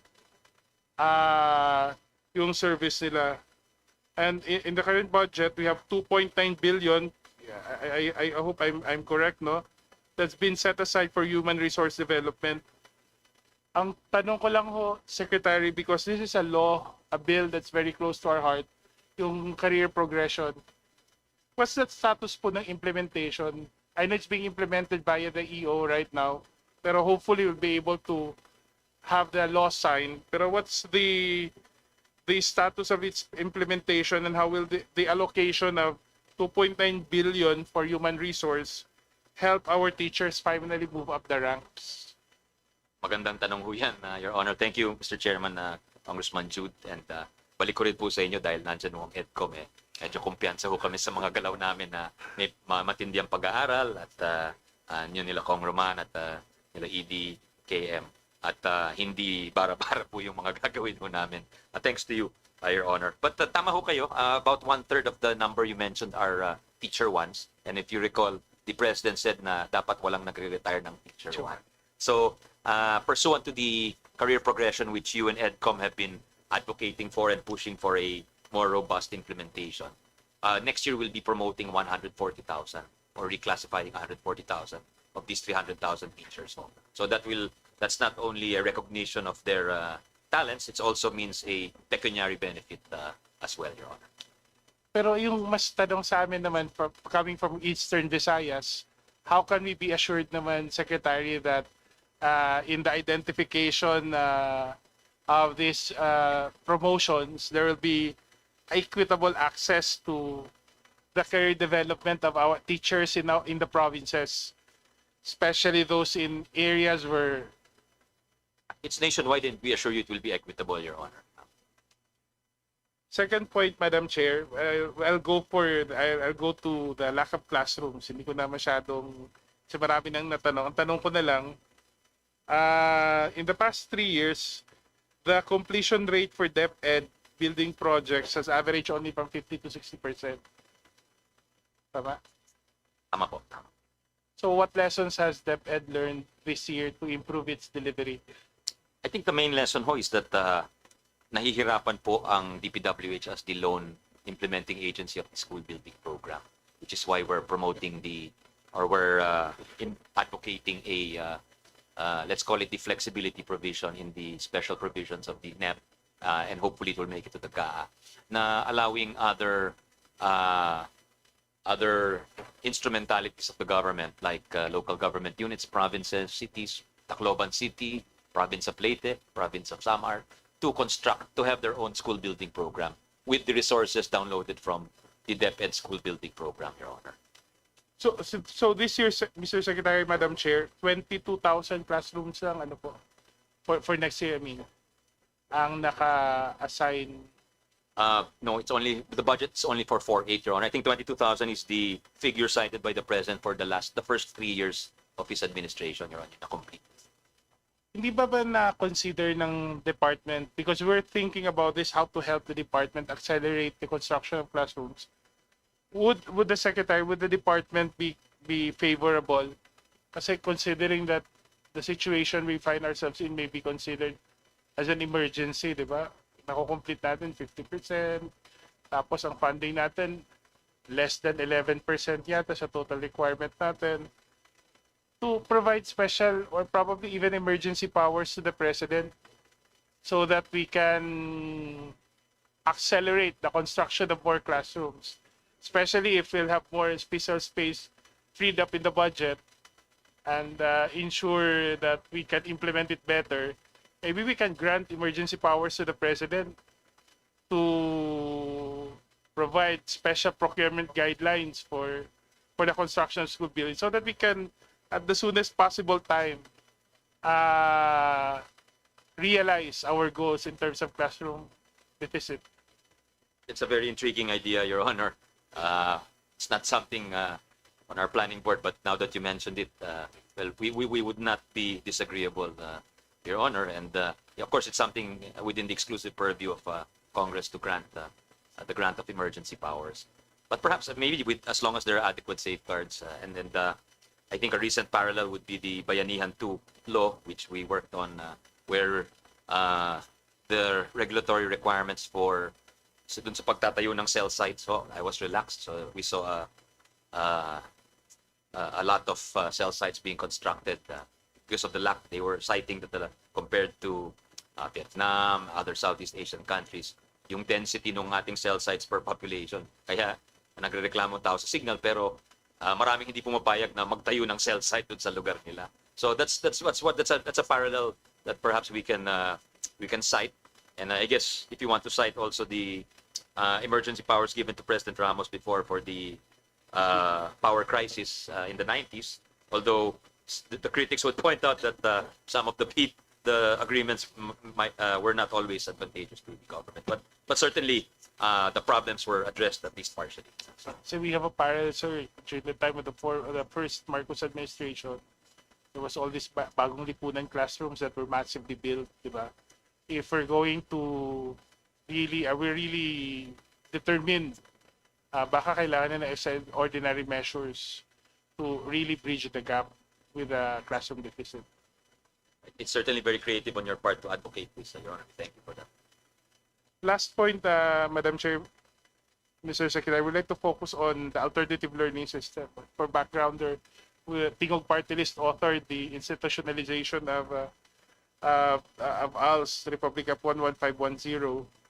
But in 2024, the statistic would show that of the 2.4 million learners, less than half, only 42%, were able to complete their programs.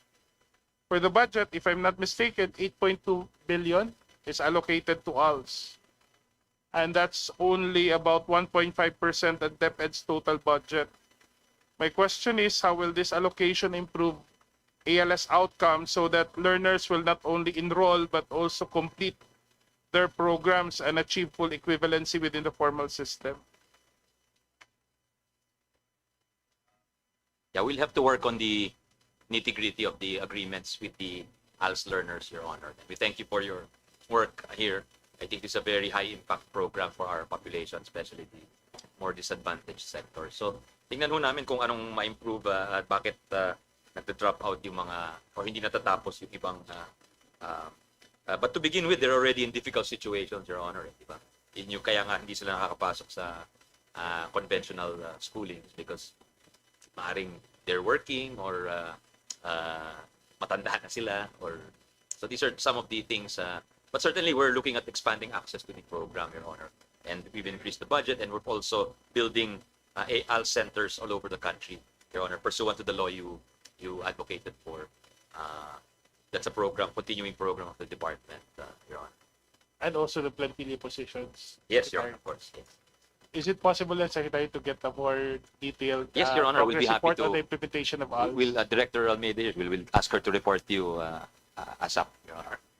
Thank you, Mr. Secretary. Congratulations again thank you for your leadership and service. Maraming salamat, Chairman Jude, and thank you for your work at Tingog and as well as at the EDCOM too. Maraming salamat, sir. Thank you very much, Kong Jude. That's the end of the first round. Let's proceed to the second round. The chair recognizes from the minority, Representative Renico. Thank you, Madam Chair. Hello again to the Department of Education. Gusto ko pong dagdagan yung mga earlier questions that were raised by my colleague po, si Representative Antonio Tino, in relation po doon sa Department of Education memorandum last August 19, 2025, kung saan nag-surrender, nagbigay po sila ng information ng verified enrolled ALS learners in cleared barangays identified by the NTF-ELCAC. So ang answer po ni Honorable Secretary ay kinlear po ito ng legal, no? Ano po exactly yung kinlear? Legal ninyo, legal po ng NTF-ELCAC in relation sa compliance po sa memo na ito? Para mas mabigyan ng detalye, with your permission, Ko and Madam Chair, can we ask ASEC Masapol, who's our privacy officer, and Yusek Javier to be both recognized to share? ASEC Roger Masapol maybe can give the initial. He's our privacy officer, Your Honor. So good afternoon.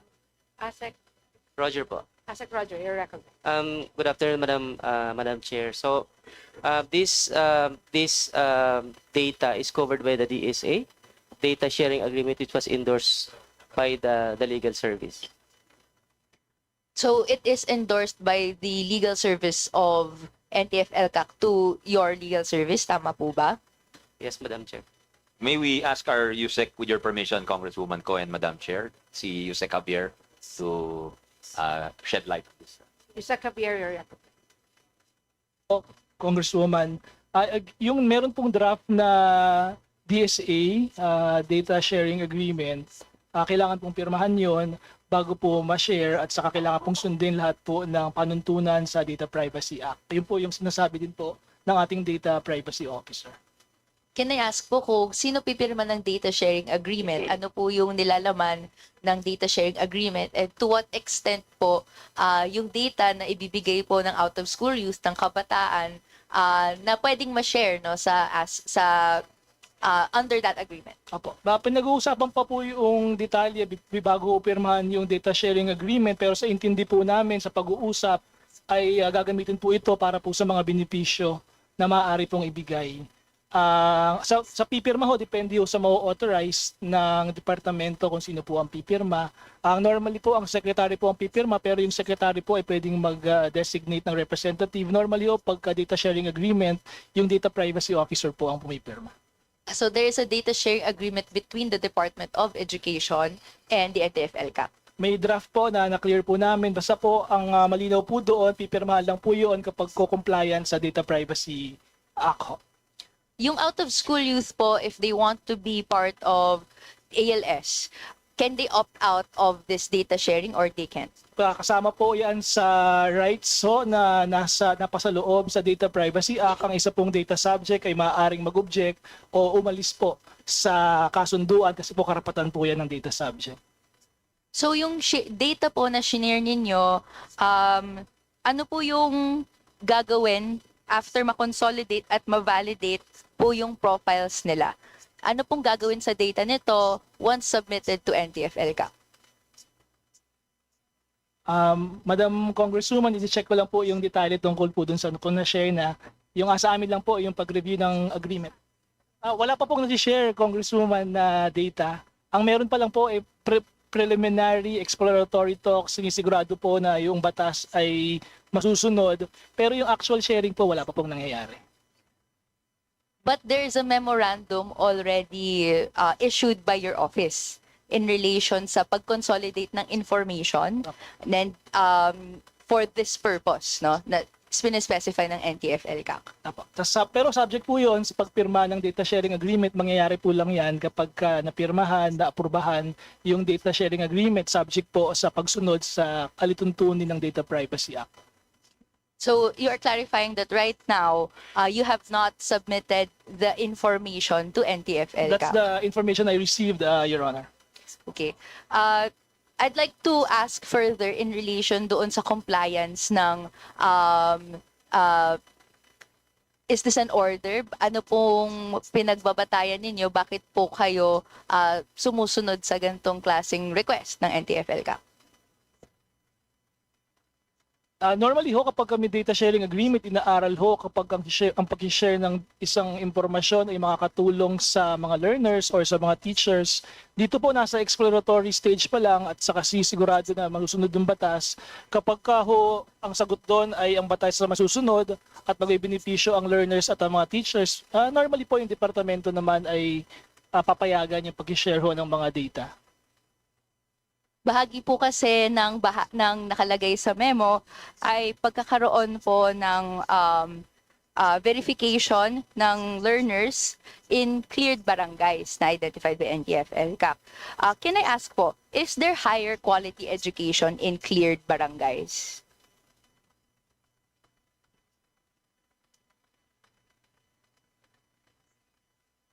Kunin ko lang po yung detalye, Your Honors.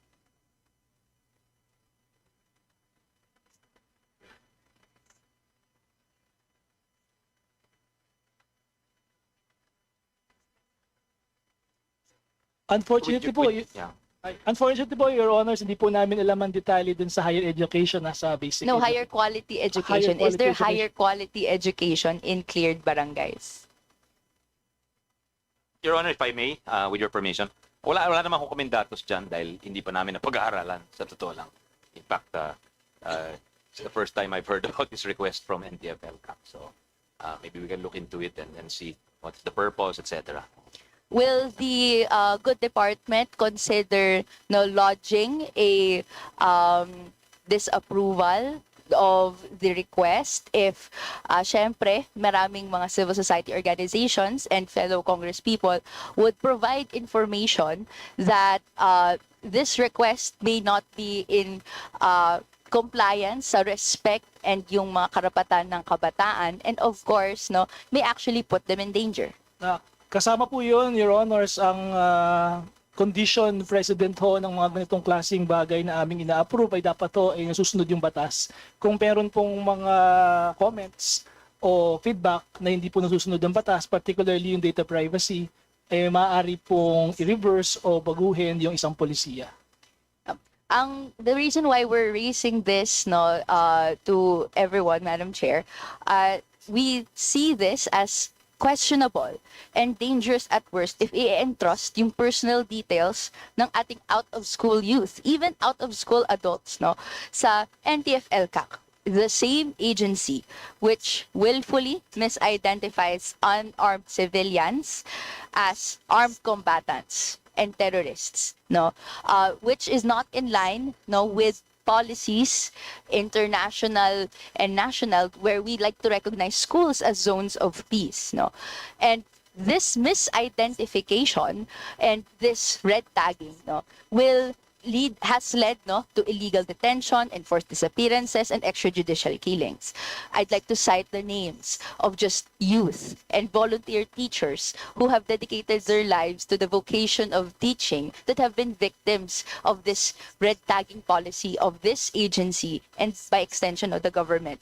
Chad Book, Jurain Mujo, and other Lumad school teachers na this happened to them 3 years ago. No, this representation urges the Department of Education to rethink its compliance with this policy and even the Executive Order 70, especially since this profiling process isn't even mandated yet. It's going to be susceptible to misuse and abuse.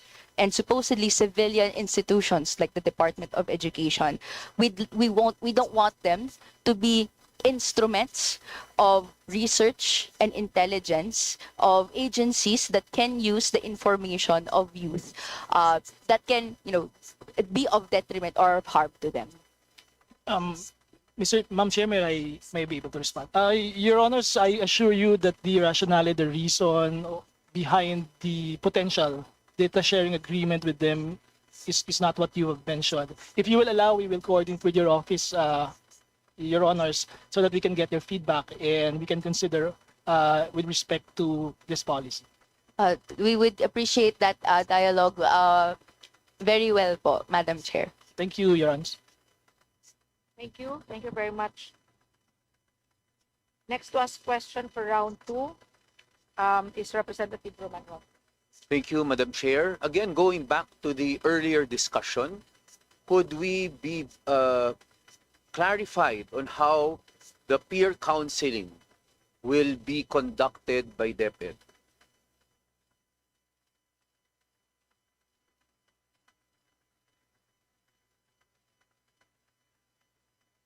Well, just to, Your Honor, magandang hapon po, Madam Chair, Chairwoman.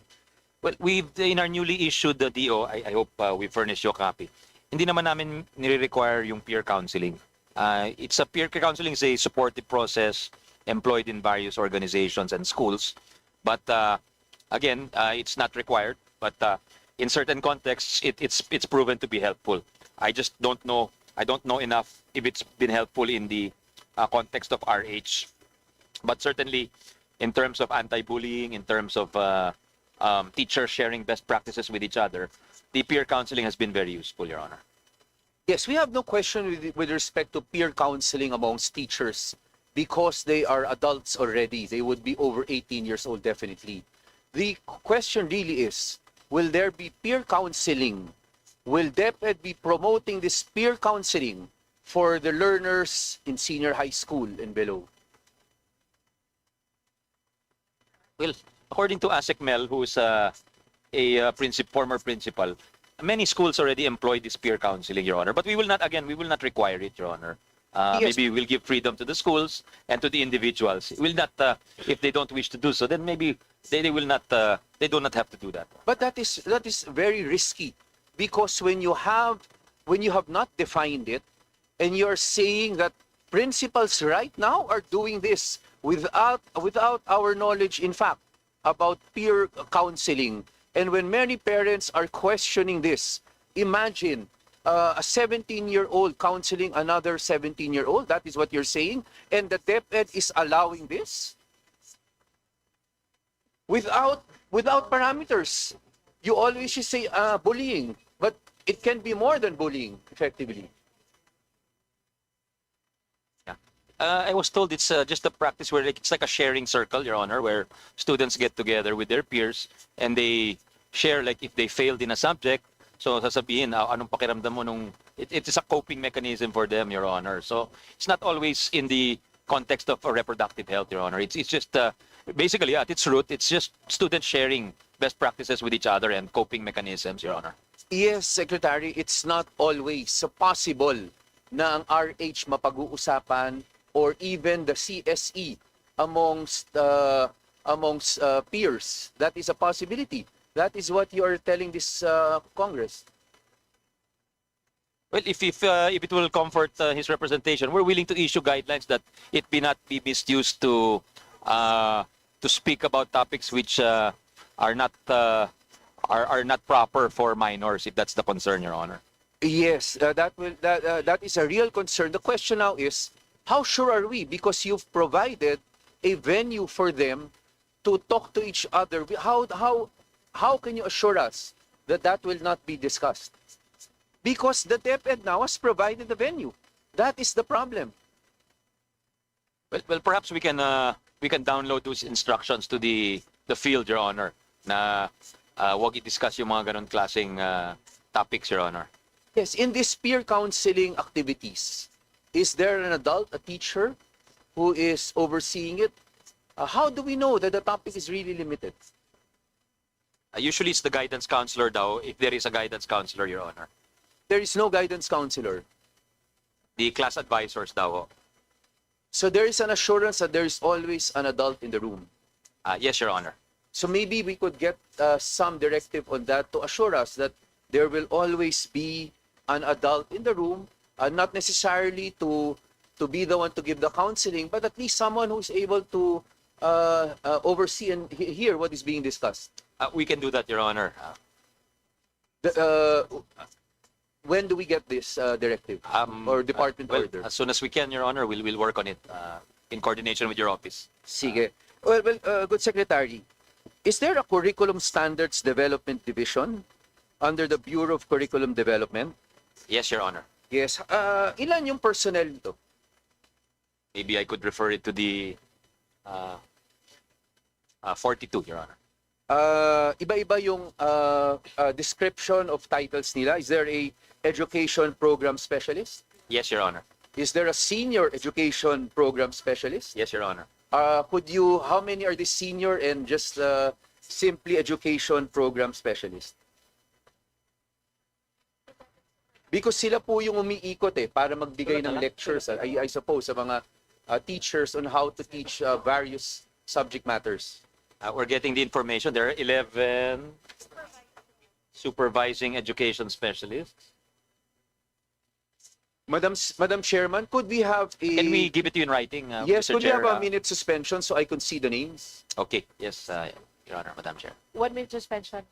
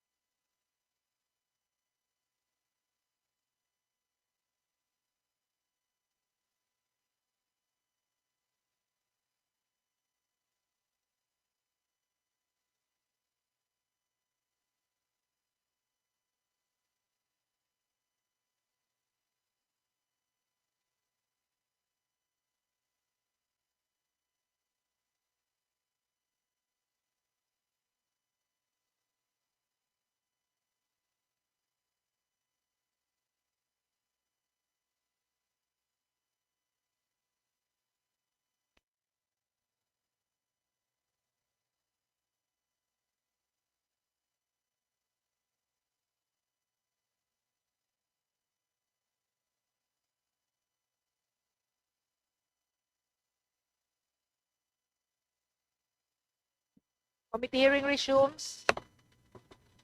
Madam Congressman Chair, Robredo. with the assurance of the Secretary, the good Secretary in the Department of Education that CSE and DepEd's personnel will be reminded that there is no such term and that it should not be taught as CSE. This representation is happy with that assurance by the Secretary, and we have no further questions, Madam Chair. Thank you, Madam Chair. Thank you, good Secretary. Thank you, Madam Chair. Thank you, Chairman Roman, and thank you for your gracious gesture. We assure you everything we discussed, we will carry forth and assist you in any way possible. Your Honor, thank you po. Thank you very much. Next was question is for the second round, Representative Antonio Tuño. Thank you, Madam Chair. Una po, kaugnay sa enrollment figures ng DepEd, napansin ko po that in your presentation ay ang total enrollment dito 26,000,068. Pero for this current school year, it's only 24.8 million. So there's an over 1 million drop in enrollment. Pwede po bang mapaliwanag ito? Is this just a report? Reporting. Yeah, it's a reporting artifact. issue, Your Honor, kasi Okay. number one, may mga late enrollees. Tapos number one, kahit nag-enroll na, minsan late yung pag-encode ho. So even into September, October, we're expecting these numbers to increase, Your Honor. Pero yung this data is as of August 28, so medyo tapos na ang enrollment by that time. Ho, may late enrollment ho talaga. Okay. At saka late encoding. So it's late enrollment and late encoding, Your Honor, Madam Chair. So at this point, this is not yet a cause for concern, Secretary.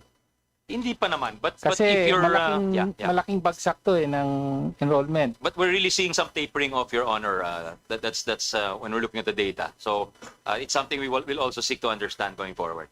Okay. So in particular, mukhang malaki po yung binagsak ng junior high, tama ba? No, ng saan ba ang pinakamalaking bagsak dito? Actually, it's elementary. No? Almost 1 million, I think, from elementary. The kinder ho, we're seeing a little bit of tapering off. Opo. So, do you have any explanations? You're mentioning a tapering off. Maybe we'll study it better, Your Honor. I don't want to venture any guesses, but could be economic factors. It could be a lot of factors, Your Honor. Okay. So in other words, we're flagging there might be, sabi nga ni Secretary, a tapering off. Historically, palaki po ng palaki. Lumalaki ang populasyon natin. Yes. So why should there be a tapering off? Okay. Next issue po ay with regard to classrooms, the classroom construction. Magkano po yung pondo nyo for classroom construction? For new construction, it's a little over 13 billion, Your Honor, which covers 4,800 approximately classrooms, Your Honor. Yun lang po ba ang pondo na available for classrooms for DepEd? Meron pong pang-repair ho. I think that's 6.1 billion for repair of classrooms, Your Honor. That's just for repair. For repair, opo. Yun ang Okay. budgetary line ho. Okay. So the budget is only for 6,000 classrooms. For 4.8, Your Honor. 4,800 classrooms. So paano po yung binabanggit yung PPP na 100,000 classrooms? Hindi pa po yan for 2026. Opo, pero hindi pa aprobado ho yung PPP. So dumadaan pa po sa proseso. Dadaan po ng EDNEDA ICC, tapos NEDA board. So So that remains a proposal. Right now, it's a proposal, Your The Honor. actual target for next year is only around 4,000 classrooms. That's under the Your Honor. But again, we have this flexibility proposal, Your Honor, na buksan hindi lang DPWH ang gagawa, pati yung mga local governments, yung mga probinsya, yung mga lungsod.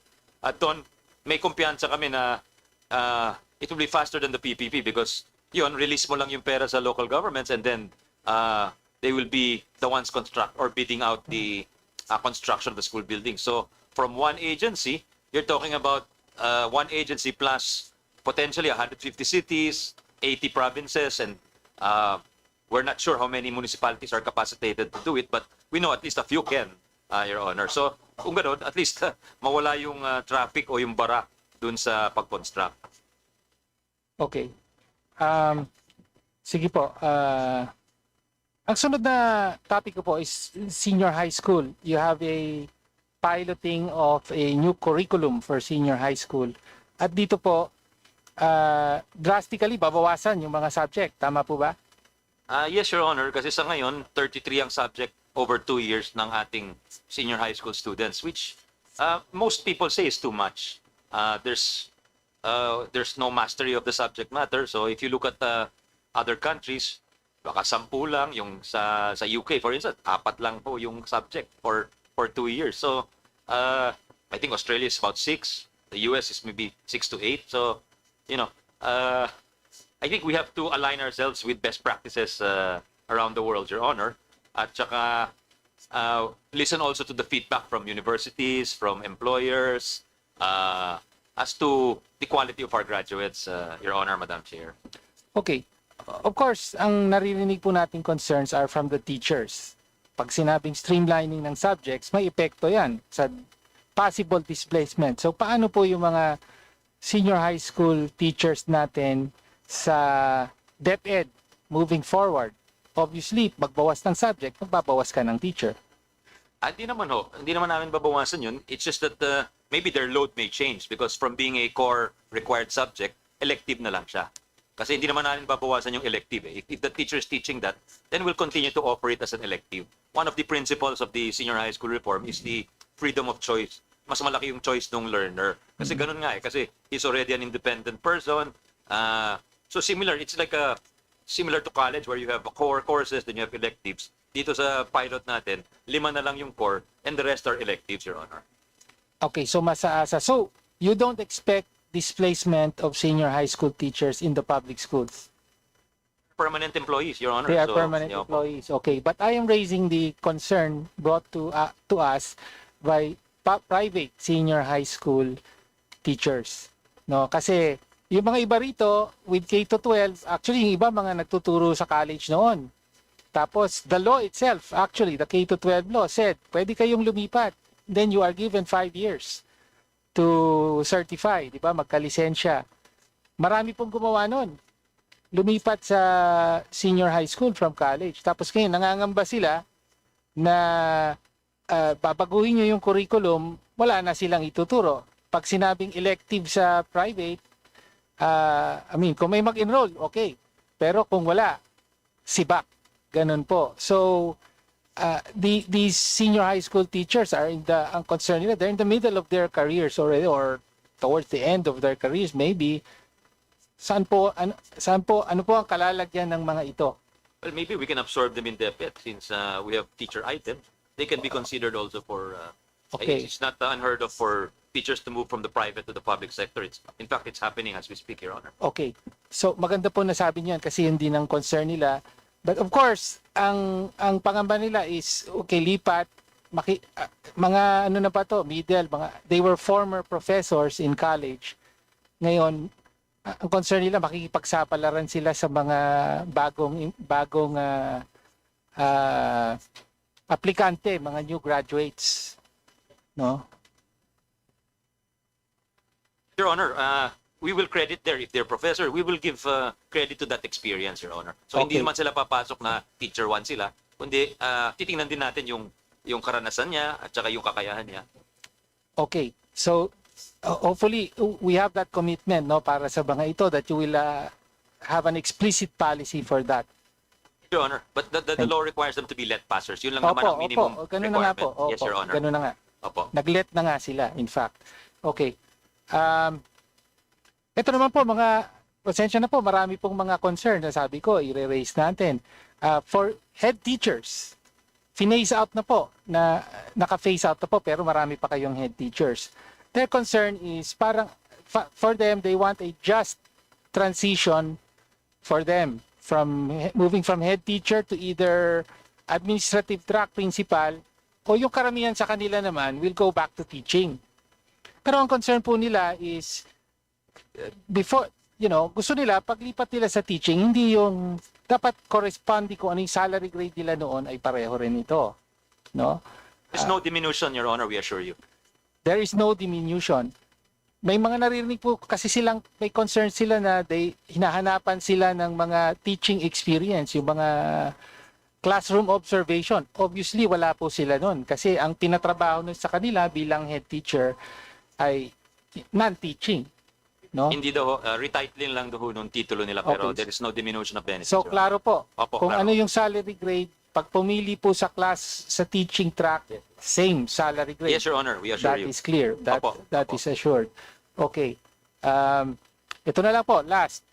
Mga supervisors and superintendents naman. Okay, yung supervisors, bakit daw binaba from 800 pesos a month to 500 pesos a month ang kanilang communications allowance? Sa halip na dagdagan ay binawasan.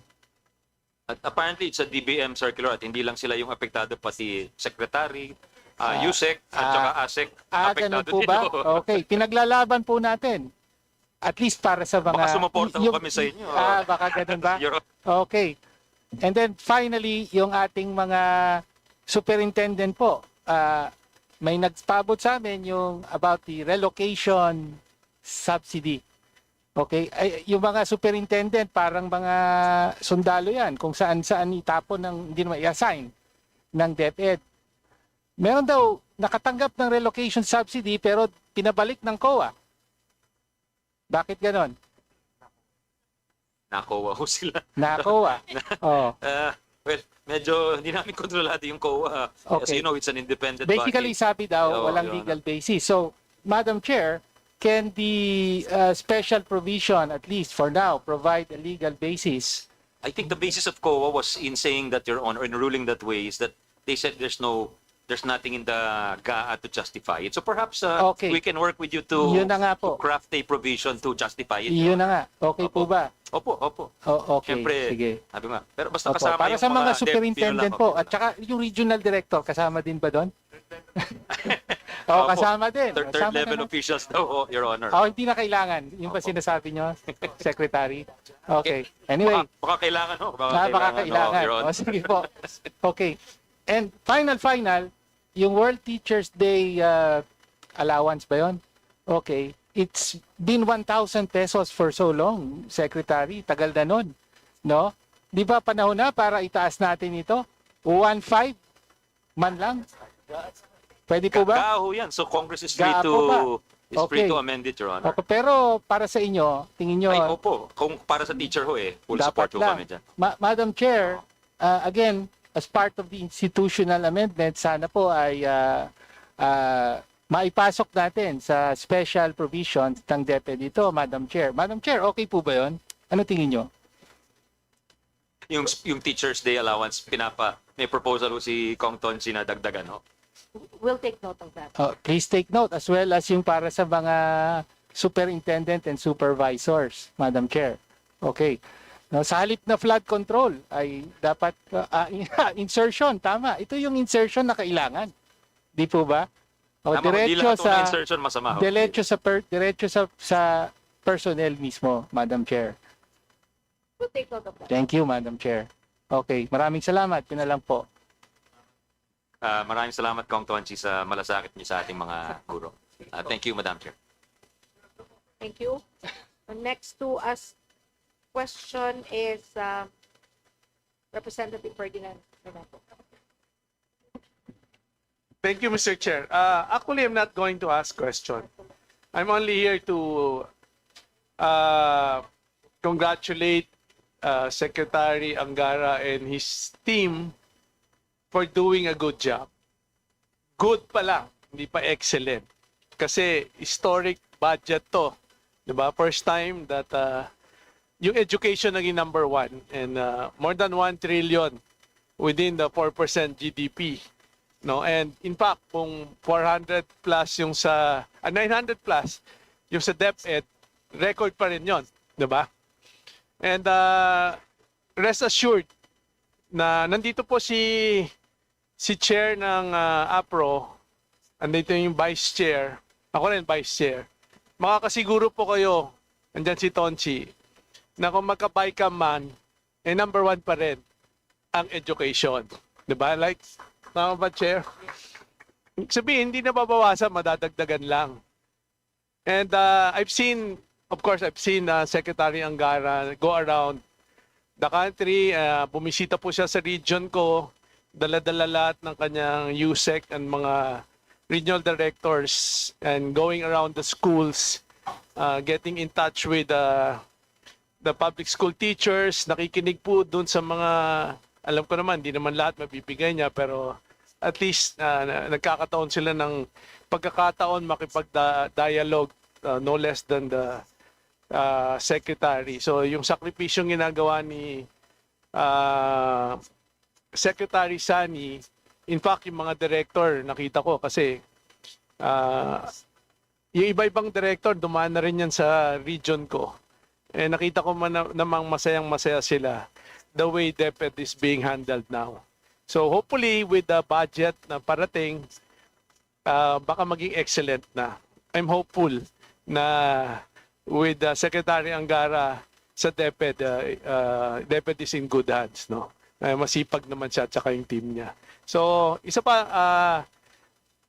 Mr. Secretary, nagpass po ako ng bill katulad ni Chair na dagdagan yung salaries ng mga public school teachers by 10,000. Ang tanong ko lang, will you be supportive of our bill na taasan yung sweldo ng ating mga public school teachers? Yes, una-una, thank you, Vice Chair Dinan, for supporting the budget of DepEd and the possibility of increasing the budget. Maraming salamat.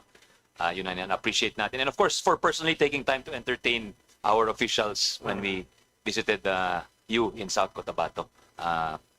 That's also much appreciated. Ako, syempre, anything for our teachers, we will support, Your Honor. But we realize na may fiscal constraints din ang ating pamahalaan. So, kung kakayanin ho, why not? Definitely, we support it because I think our teachers deserve it. And it would be a good incentive to perform. But having said that, the President is also doing what he can to give non-fiscal incentives, yung pagbabawas po ng administrative loads, yung pagbabawas ng reports. So definitely, I think yung malasakit ng ating Pangulo sa ating mga teachers is kitang-kita at ramdam na ramdam po. Again, thank you, Your Honor, Madam Chair. And of course, papasalamat din tayo sa ating Presidente that base sa kanyang SONA na talagang tinayuan niya at pinandigan niya na ang edukasyon ang number one sa 2026 budget. So, siyempre, we want our students na magkaroon naman ng safe at saka conducive to studies yung educational environment nila.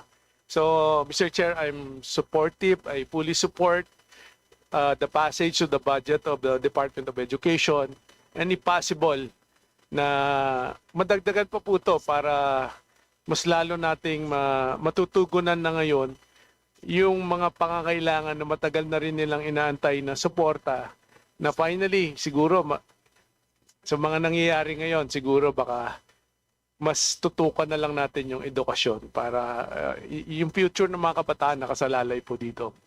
Thank you, Mr. Chair. Salamat muli, Vice Chair Kong Dinan. Much appreciated. Thank you. Next to ask question is from the minority, Representative Paulo Marcoleta.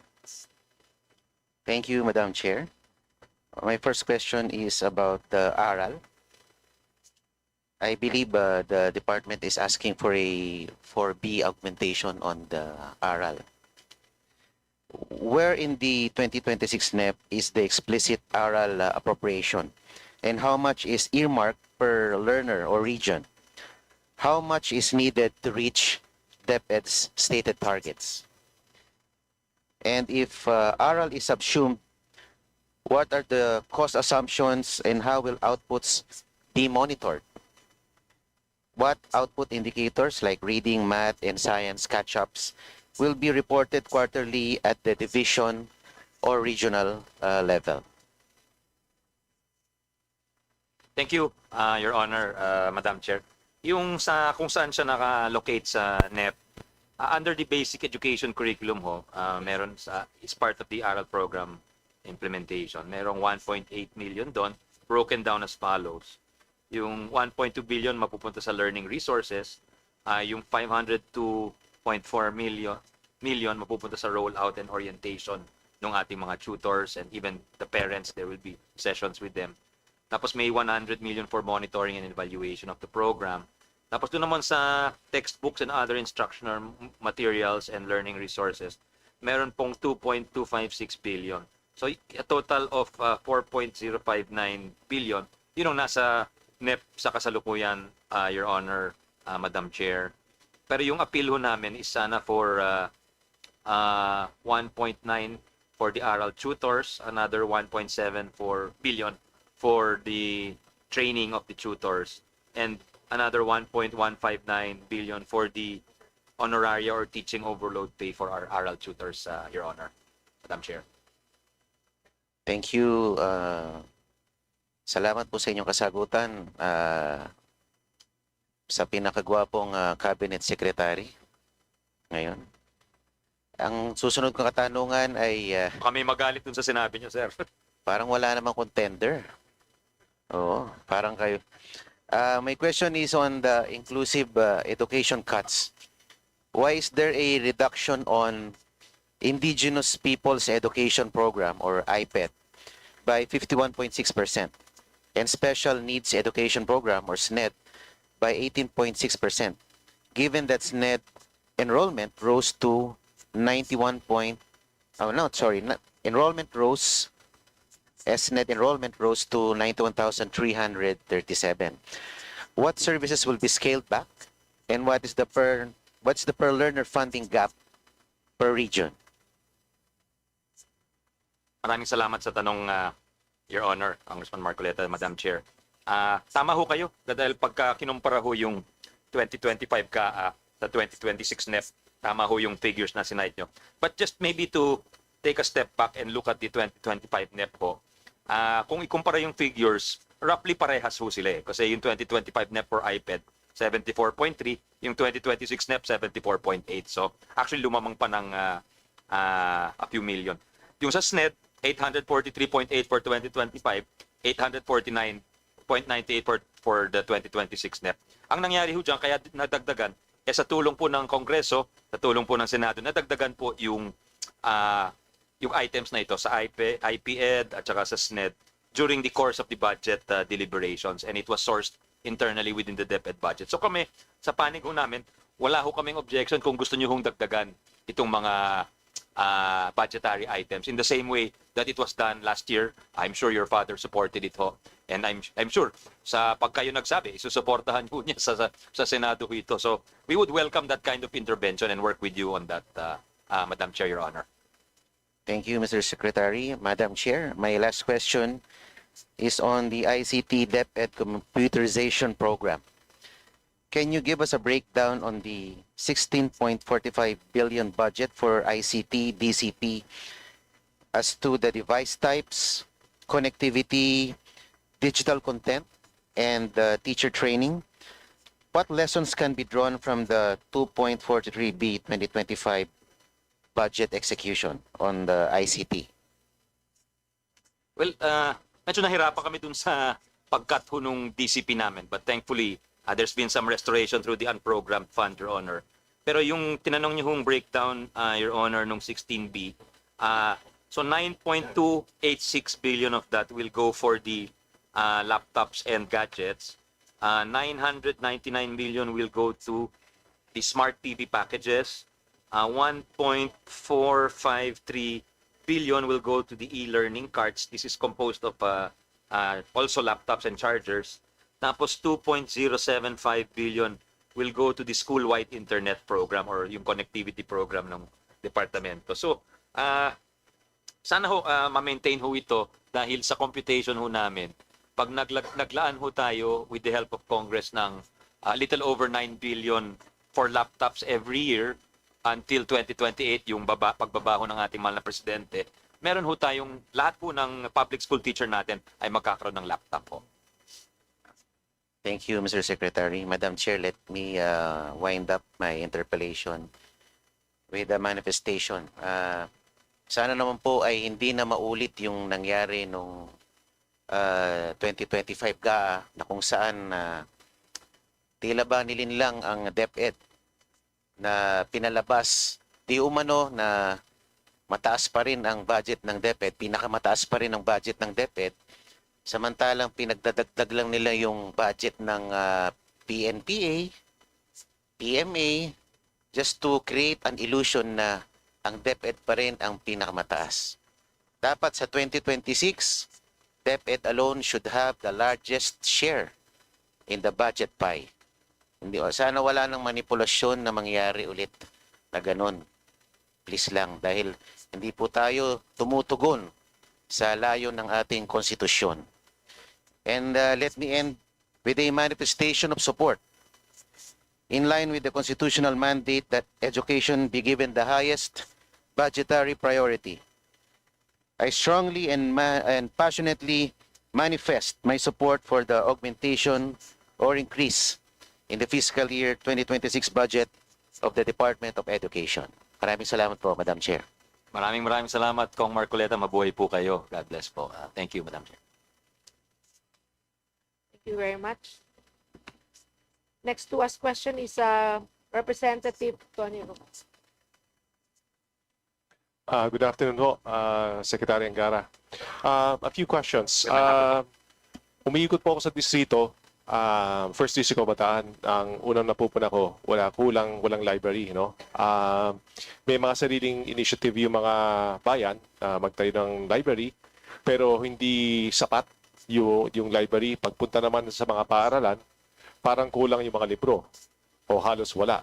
Alam naman natin, pag wala kang maabot na libro, wala kayong babasahin.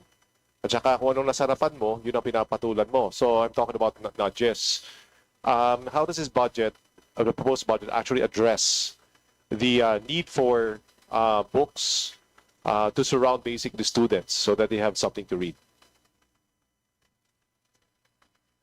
Your Honor, thank you for the question, and it's a concern that not many people will ask about, so we appreciate your shedding light on it. There is a 1 billion peso budget for library hubs. So if you, we could perhaps work with you on that. The concept of a library hub is one ideally centrally located public school will serve as the hub to provide books for other schools. So parang sentro siya. Tapos yung meron siyang stock of many titles of books, and pwedeng hiramin ng lahat ng adjacent schools or nearby schools. So that's the concept of the library hub po.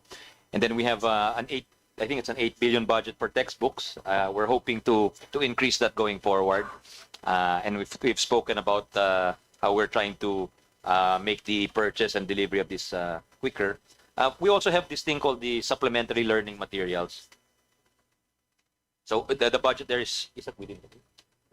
That's 3.6 billion. Ito yung materials which are specifically for libraries. So we'll be happy to work with you.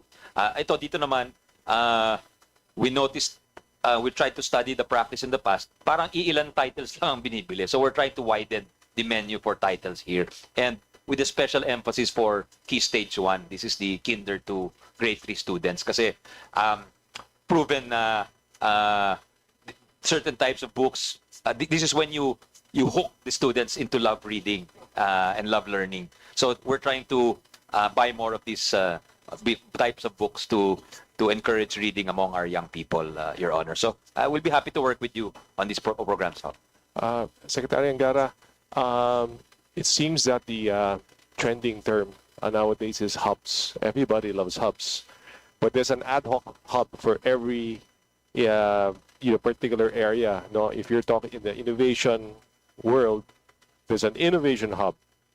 Back in the day, during our time, we had physical libraries, and now you're talking about a library hub for school, basically trying to take advantage of the efficiencies that comes with clustering, clustering localities. So a thought came to mind: why not a multi-purpose hub with the proper collaboration with different agencies, with the ICT? Under the Innovative Startup Act, they're supposed to have an innovation hub, and sort of like have a multi-purpose learning center that has the aspects of a physical library, digital library, startup, working co-working spaces.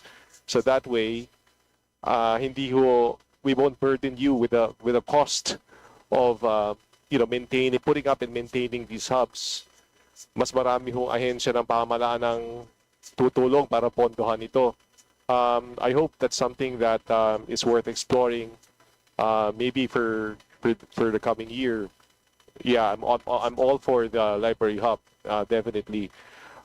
Since it's very, we don't have the resources to basically help every school. So, just a thought. Second po, do you agree that there's a backlog in filling positions for principals in schools? Yes, Your Honor. There's also a supply problem because not every applicant passes the NQuest or the test for the principal. So we're trying to have a workaround where it's not purely dependent, the filling up of principal items is not fully dependent on just passing the principal exam, but also on maybe achieving a certain score, but also undergoing certain training so that we can have a faster filling up of these positions, Your Honor. Opo.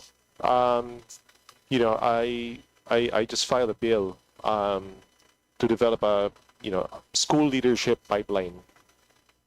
Basically, so I'll give you a copy of the bill. Just take a look. Hopefully that'll help.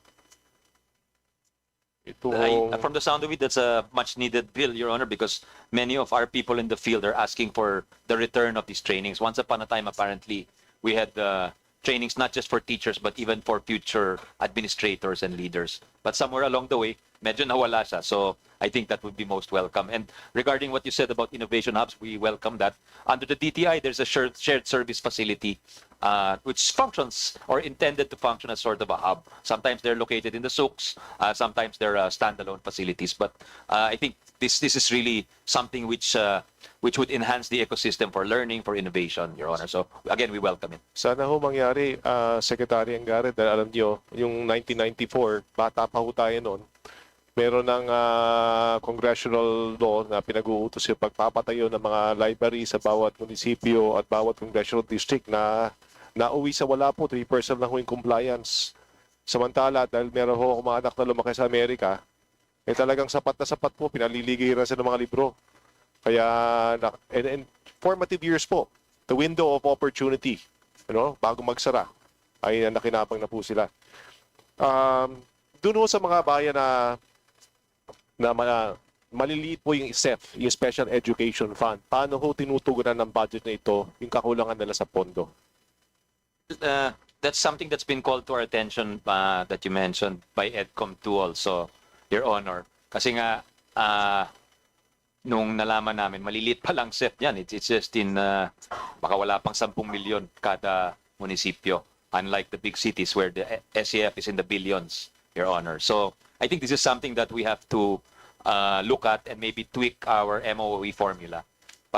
Make it a factor na how much support is that school getting from the local school board, the locality. So these are some things we have to, it will involve a lot of information gathering, but I think it's worthwhile, Your Honor. So it's a leveling of the playing field, ika nga, sir. So. Secretary Angara, in the context of the present of the proposed budget, do you have the flexibility and capability to actually do that?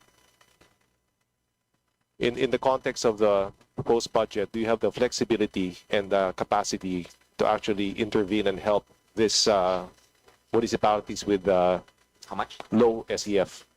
I've been told, Your Honor, we actually have a school innovation fund now in the 2026 NEP to help the fourth and it's in the 25 to help fourth and fifth class municipalities in the amount of 300 million. So kung meron man ng would qualify, we'll be happy to work with them. Yung pondo po, yung budget para sa Office of the Secretary, I've noticed is a hefty budget. It's pretty big. Do you have the flexibility to actually use that and help the... That's downloaded to the regions. Wala. Kasama ho doon yung regional funds. Wala So wala more confidential than half of funds that yan. is downloaded. But we have freedom, of course, Your Honor, with there's some leeway, but it's not, these are not huge amounts, but we'll certainly be happy to work with you, sir.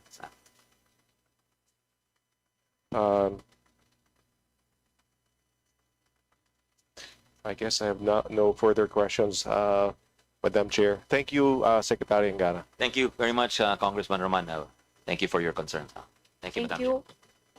Next to us question is Deputy Majority Leader Marilyn Venustias.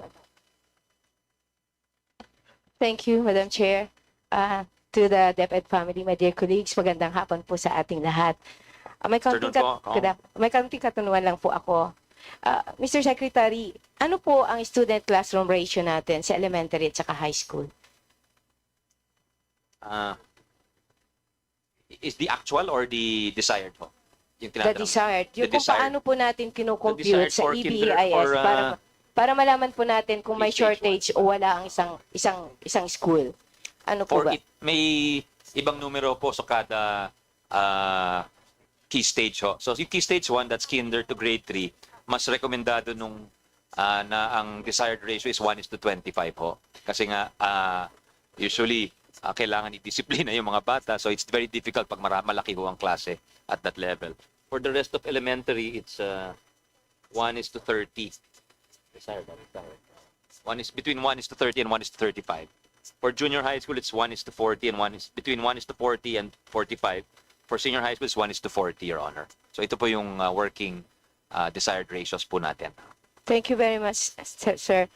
Actually, ito po kasing nagdaan. I requested the Department of Public Works and Highways at saka ng DepEd po to conduct jointly an inspection at saka validation regarding sa mga shortages ho sa distrito namin.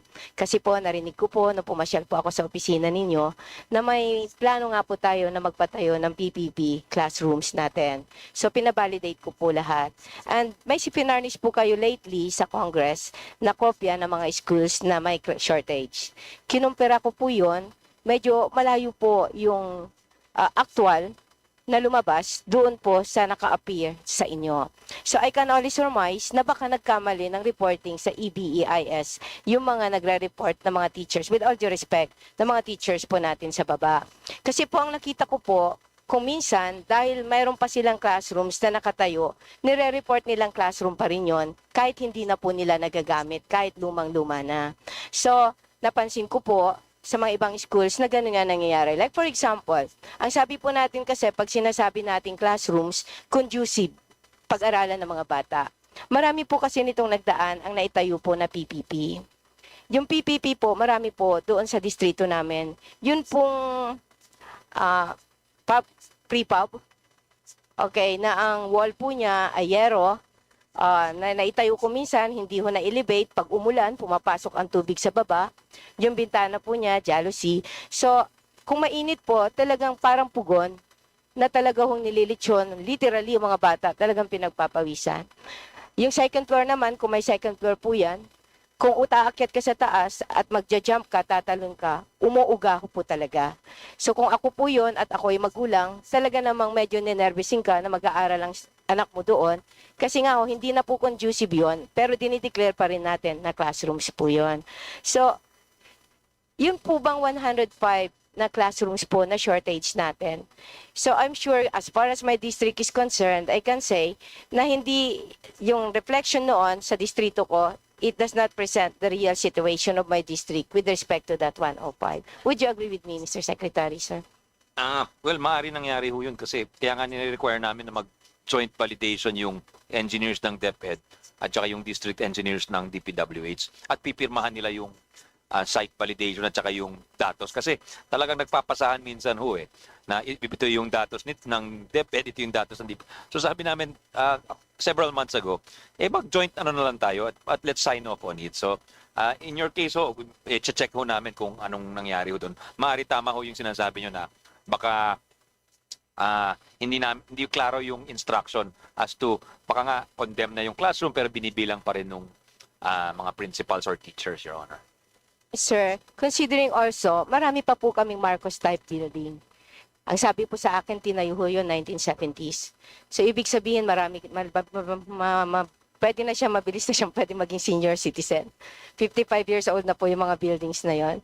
Ang lifespan ho niyan, usually, di ba, 25-30 years, okay na. So, ilang earthquake na rin po ang dinaanan ng mga ito. And aside from that, ang size po kasi ng Marcos type buildings, maliliit.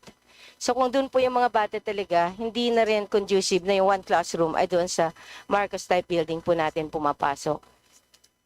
Opo. So, Mr. Secretary, mayroon po akong kopya nito ngayon. Dala-dala ko po yung jointly validated, signed by the district engineer as well as yun po sa superintendent po ng division namin. So, isa-submit ko po sa inyo. Po, pwede po ba? And napansin ko rin po kasi, yung mga ISO na bago create na class schools sa amin, newly created, as well as yung mga new schools na newly created, hindi rin po naka-include sa mga kailangang bigyan na nasa shortage na listahan ho ninyo.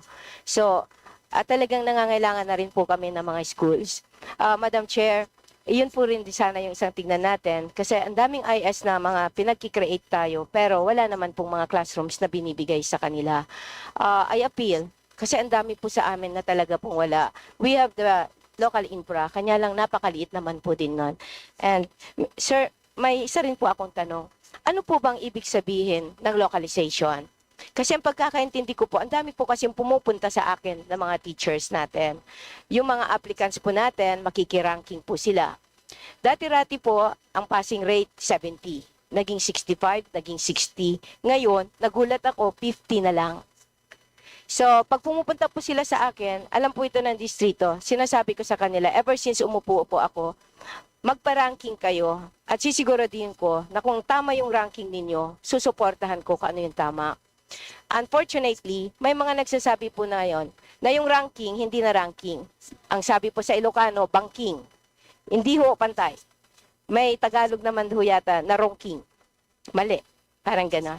So ano po ba ang localization? Is it barangay level or municipal level? Actually, may batas ho yan yung localization law sa hiring of teachers. So, yung rule dyan is pag may taga-barangay, may priority siya kahit hindi siya yung highest rank to. Kasi nga, you have to comply with the law. But if wala taga dun sa barangay na yon, then you look for the nearest barangay and within the same municipality, Your Honor. Sir, ang problema po kasi ganito. Please bear with me. 99 ang grade. 150 ang grade. So, yung may barangay na yon, siya yung may grade na 50. So, siya yung makukuha. So, how can we choose the cream among creams kung hindi naman natin talaga aayusin yung ranking noon? So, siguro, baka, I don't know, kung baka sa level po ninyo, ay maayos po natin yon. Nadidemoralize ho ang maraming matatalino mga teachers natin because of that. Sa ilalim mo nga nung localization law, basta na-comply yung minimum mo, siya yung priority. So, siguro dapat amyandahan nyo yung batas Madam Congresswoman, Madam Chair. We would appreciate it very much, Mr. Secretary, sir, if you can give us a list ng mga pwedeng baguhin natin na sa tingin nyo ay makakabuti po sa institusyon ninyo. And I assure you, isa po ako sa magiging principal authors ng mga bike. Opo, thank you. We'll do that, Madam Chair. Madam Chair, last with your kind indulgence. Yusek Cabral, yung administrative officer, kasama din po ba yun, Madam Chair, yung regarding po sa localization? Po, teachers lang ho.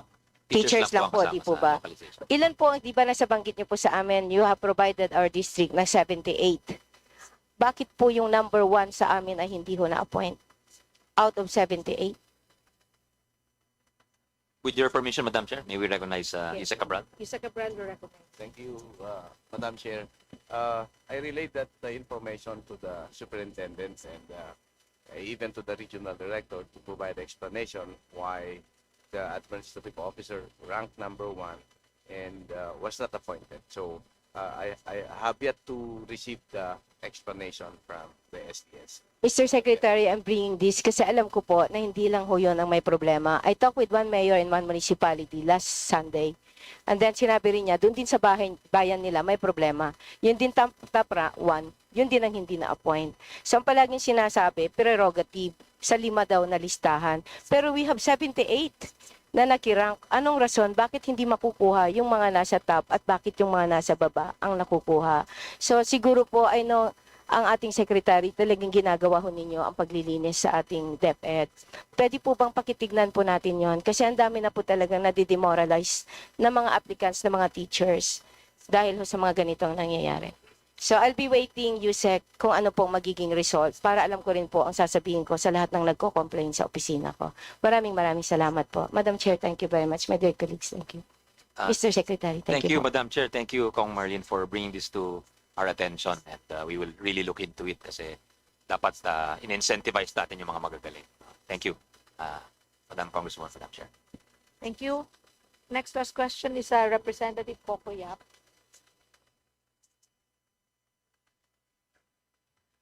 Thank you, Madam Chair. Thank you to our DepEd family, stakeholders, attached agencies, majong hapon na tong tanan. Yung question ko naman yung regarding sa RQA. Ano po ba ang meaning ng RQA? Registry of Qualified Applicants, Your Honor. Ito po ba yung the only basis in hiring for teachers? Yes, pag wala siya doon, hindi siya ma-hire, Your Honor. Kasi in my observation with the rankings, maraming makapasok na wala sa top 10 or top 15, no? Kasi sobrang laki ng discretion on how to hire, no? Kung nakapasok ka lang sa RQA, from top to bottom, hindi natin makikita kung sino pwedeng makapasok. Ano? Your Honor, well, it's part of the power delegated to our superintendents to the power to hire. So it's part of this decentralization. So, but if you have any complaints, we'll be happy to look into it, Your Honor. Pag may abuso man, titingnan ho natin at we hope to correct any possible abuse. Thank you, Madam Chair. I have also an observation regarding the DepEd, no? Na medyo may great influence coming from the LGUs.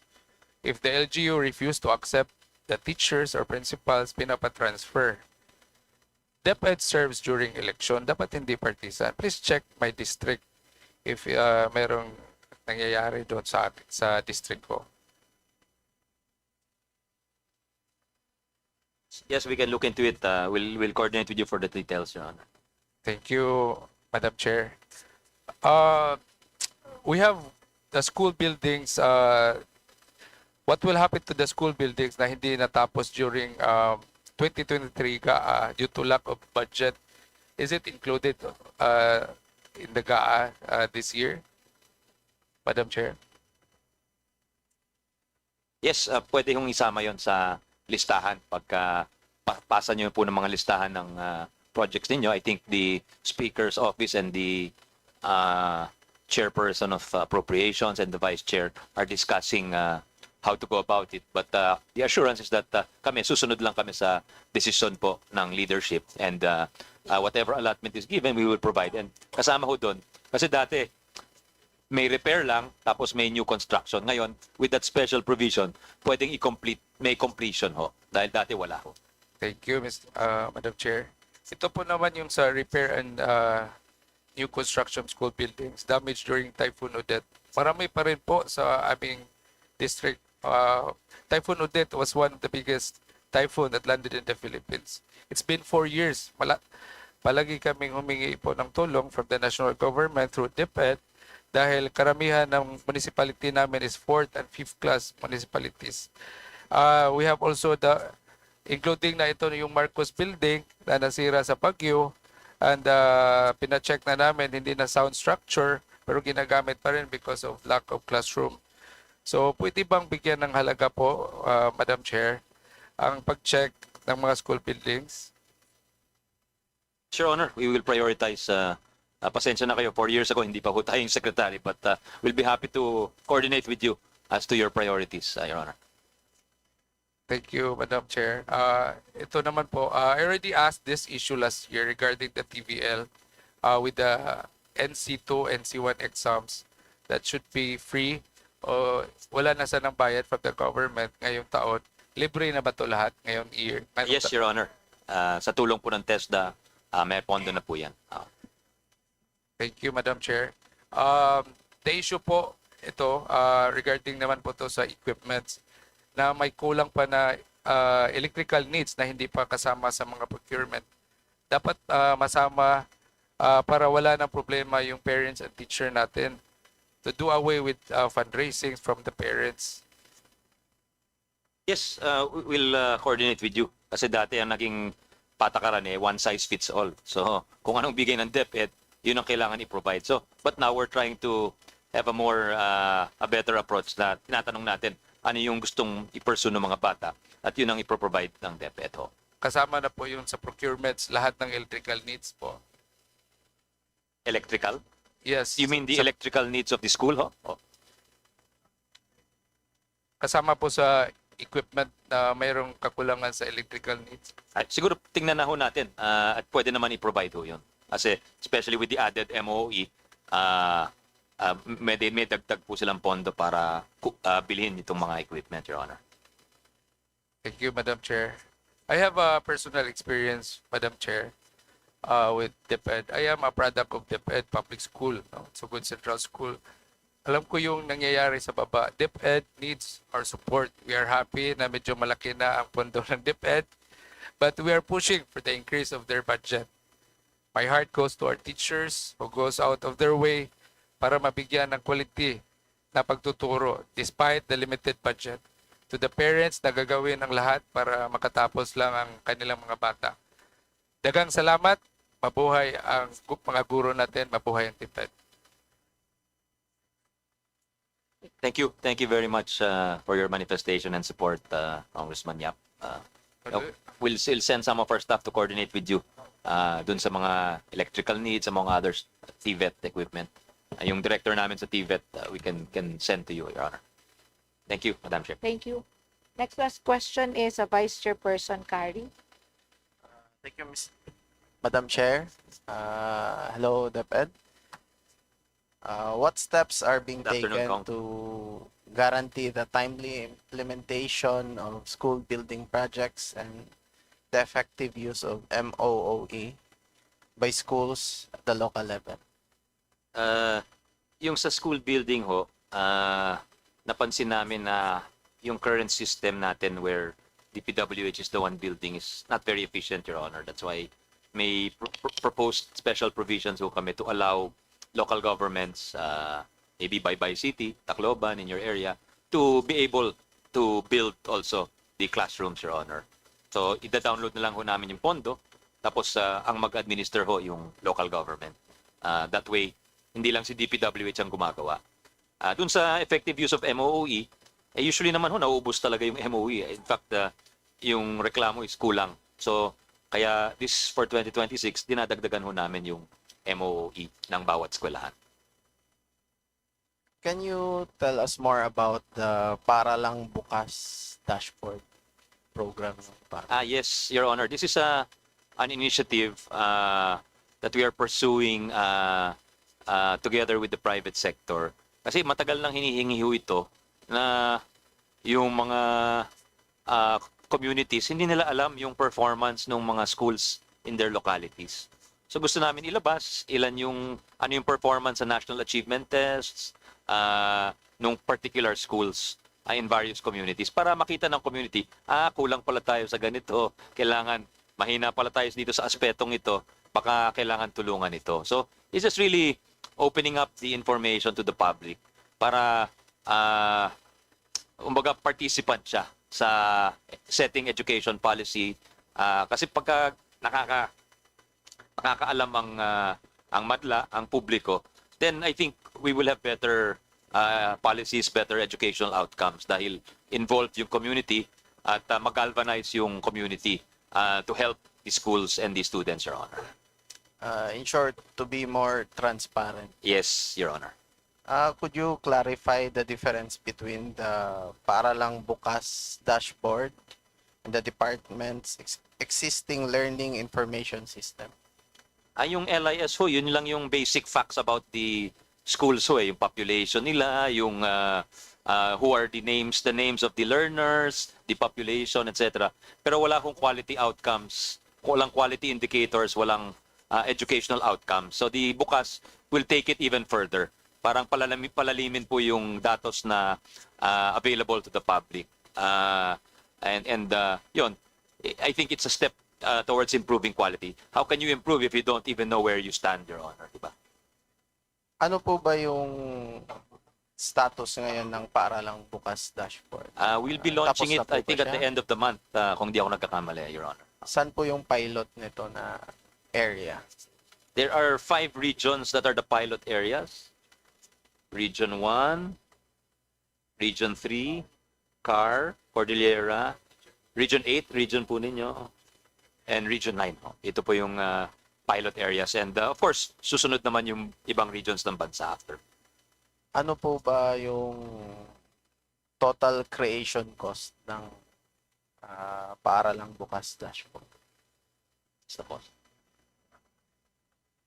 Walang cost. There's no additional cost. It's just opening up the data and providing it, Your Honor. Wala din pong maintenance. Wala ho kasi you're just going to, I guess, yung cost of maintaining the website, etc. Yes. But that's already budgeted ho eh. So, as long as pwede hindi po ba mag-crash natin ho yung malaman? sistema, kaya niyang yung information, at saka siguro hindi, not all 120 million Filipinos log online at the same time. Medyo kayanin naman ho ng sistema, Your Honor. Tsaka yung dashboard, bukas po ba siya sa private? Ay, opo. It's Sa lahat? it's meant to be open sa lahat ho. Sa lahat. Sige. Same as with Kong Kokoyap, yung area ko din po kasi natamaan din ng Odette. So, yun nga po, apat na taon na nag-aantay din kami ng repairs din sa mga school buildings. Sana po ma-prioritize po. Opo, we give you the assurance, Congressman Carey, that we will give priority to this kasi parang di maganda na 4 years na pong nag-aantay. Sige po, salamat. Yeah. Tsaka Madam Chair, meron din po akong 4 na mga bagong National High School. Then sa pagkakaalam ko po, package po yun, kasama po yung school building. So, inaantay po namin yung school buildings po. Well, hindi ko alam kung package ho yun kasi minsan pinapasa ho ng Kongreso, wala ho kasamang pondo para sa classrooms. But sisikapin ho namin na mapondohan yung ginawa ninyong National High Schools. Your Honor. Sige po. Thank you. Yun lang po, Madam Chair. Thank you, Congressman Carey, Madam. Thank you. Next to ask question is Representative Lagook for his manifestation. Thank you, Madam Chair. Good afternoon, everyone. I am not here, Madam Chair, to add agony to my good friend. Inabol ko talaga to just to show my support to Sik Sani, no? Nakita ko po yung sigasig niya on the issue of electrifying, no? The last mile schools, talagang tinawid po niya yung 4 na ilog sa Agusa Norte. Mailawan lang yon. So, paano ko pa magawang magtanong kung ganyan ang ating secretary? So, Madam Chair, I am here to show and to state my manifestation of my appreciation to what the secretary has done to the Department of Education, especially in my sector, the electrification of the last mile school. So, I am just here to manifest my support to the budget of the Department of Education. Thank you, Madam Chair. Maraming salamat, Kong Serge. Ako'y din nagpapasalamat sa inyo sa sektor ng co-ops at saka tinutulungan nyo rin kami sa lugar nyo sa Surigao. So maraming salamat, sir, sa suporta ninyo. Thank you, sir. Thank you for your manifestation. Next to give her manifestation is Representative Gonzalez. Thank you, Madam Chair. Before the manifestation, Sec, and also I don't want to add agony further to Secretary Angara, whose care really, no, wala naman ho kami masabi sa Mandaluyong. So, sir, very parochial lang because one question lang. Sa Mandaluyong, sir, kasi what happened? Meron lang incident this year. Hindi ko po alam kung bakit sa urban areas medyo tumataas kasi yung violence, no? So, sa mga grade 6, grade 7, meron hong incident na actually hindi na lang na media pero nasaksak yung parang violence talaga, nasaksak yung isang grade 7 student, ang isang grade 6 student. I do not really know why this happens often now. But ang meron silang siguro parang suggestion na kailangan daw meron ng mga metal detectors daw at least sa urban schools because the violence is getting prevalent. So later on ba, if worse comes to worse, meron kayang budget for that or yun lang po. Tama ho kayo. I think pag masigip po yung paaralan, pagka urban ang context, nagkukumpul-kumpul, mas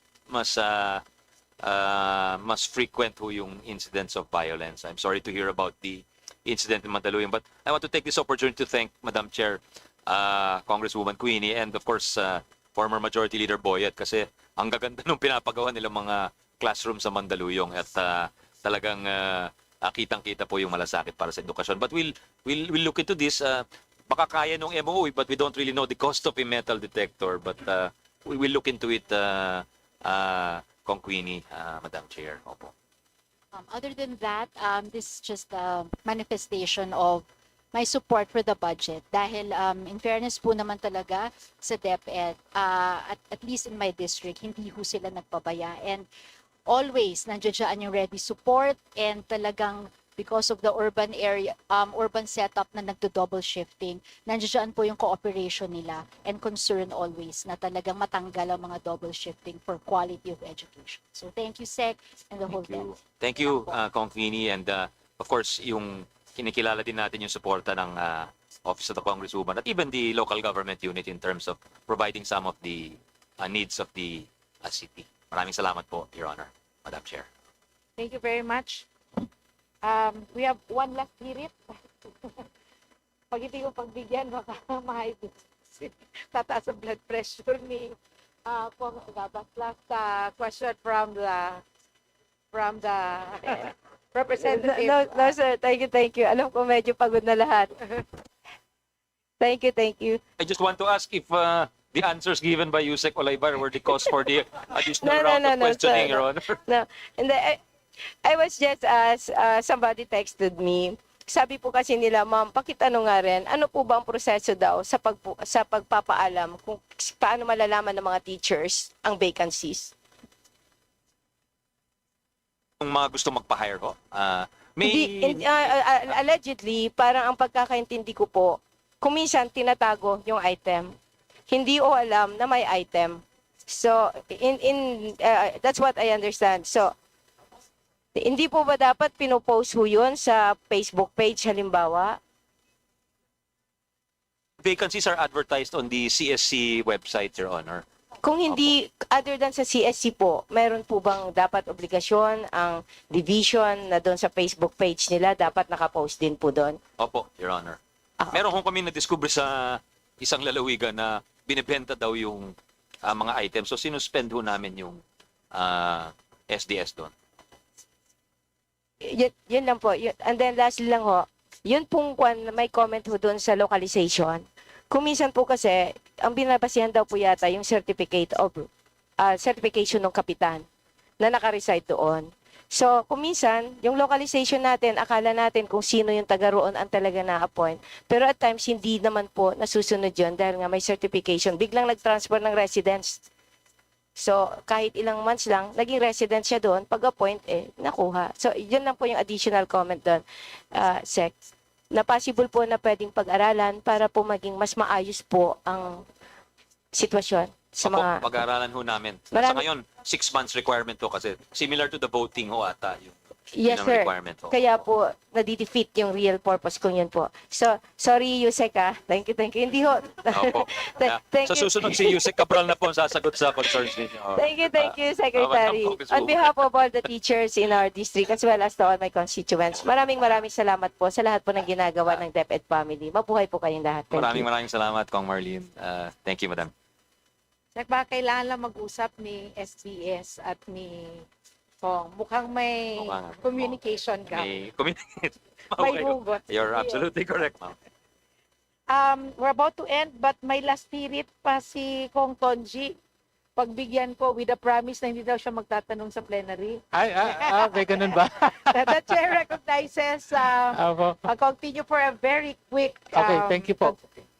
Thank you, Madam Chair. Una lang po, kaugnay dun sa security, naalala ko po, ni-raise to na concern.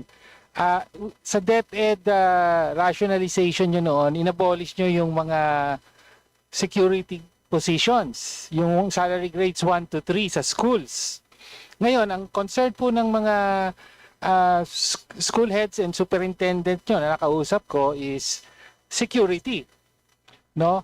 Now they have to, malaking bahagi daw ng kanilang MOE, pati yung MOE ng LGU ay pinambabayad sa agency, private security agencies. No? At lalo pa sa kalagayan, you're investing more in computers, in all of these smart TVs and so on, nananakawan daw sila. So problema yung security. So, Madam Chair, I'm raising this kasi meron din tayong rule about institutional amendment. I'm raising this to the Committee on Appropriations. Baka kailangan pong mag-provide ng regular items for school security because hindi po obra yung agency lang. Malaki po ang MOE ng mga schools, divisions, pati LGU, kailangan ilagay doon, no? Para i-secure yung mga ano pong masasabi ng DepEd dito? Tama ho kayo. Tama yung dati may item for security guards ho. Pero ngayon ho, with the increased MOE, baka pwedeng ma-absorb na nung ibang school. We're not saying all, but perhaps some of them can already absorb them. And dun sa sinabi nyo na may mga local governments na nagpro-provide, that's true ho. There are some provinces, some cities that provide the security guards for the schools. No, they provide, yes they do, but ang sinasabi sa amin, like sa Baguio, nanggaling ako kamakailan lang, alos yung buong SEF nila, a large chunk of it is for providing security. So, baka hindi, baka mas may ibang mahalagang kailangang paggastusan ang mga ito. No? So, mas mainam kung ibalik yung mga item na ito sa gobyerno. No? Yeah. We allow the schools to fill it up, Your Honor, use their MOE to fill up these items, Your Honor. Okay. Pero, Madam Chair, ako, ibalik yung regular plantilla positions for security. Para hindi na po sa MOE kukunin ang pag-provide ng security. Lahat po ng school kailangang i-secure. No? So, yun po yung concern natin. And last, I am the author of the Filipino Sign Language Law. No? We are in regular dialogue with Filipino deaf advocate groups and advocates, and may ongoing concerns po sila sa full implementation ng Filipino Sign Language Law in education. No, so could we request a dialogue briefing with the relevant offices in their behalf, no, para ma-update at ma-address sa status ng implementation ng Filipino Sign Language Law? Yes, Your Honor, we'll go see you before we finalize our policy. We're in the process of finalizing the policy pursuant to the law, Your Honor. Thank you. Po. Thank you, Madam Chair. Maraming salamat po. Thank you very much. Salamat po. That ends the second round, Sec. But the chair would like to inform the good secretary and the rest of the DepEd family that for this year, the House of Representatives have one initiative, which is the involvement of the CSOs. And the Committee on Appropriations have made a commitment to the group of CSOs to relay all the questions that they would like to address to the department. So before we proceed to the questions, the chair declares for a 3-minute suspension for a toilet break. Thank you, Madam Chair.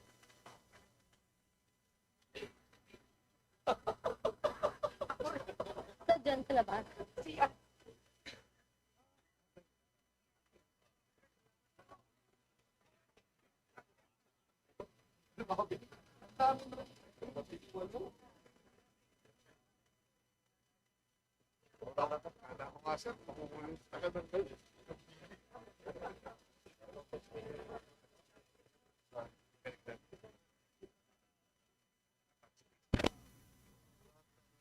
Si Angara, nag-Senate President, di ba? Senate President Angara. Teka. Ayan. Diba?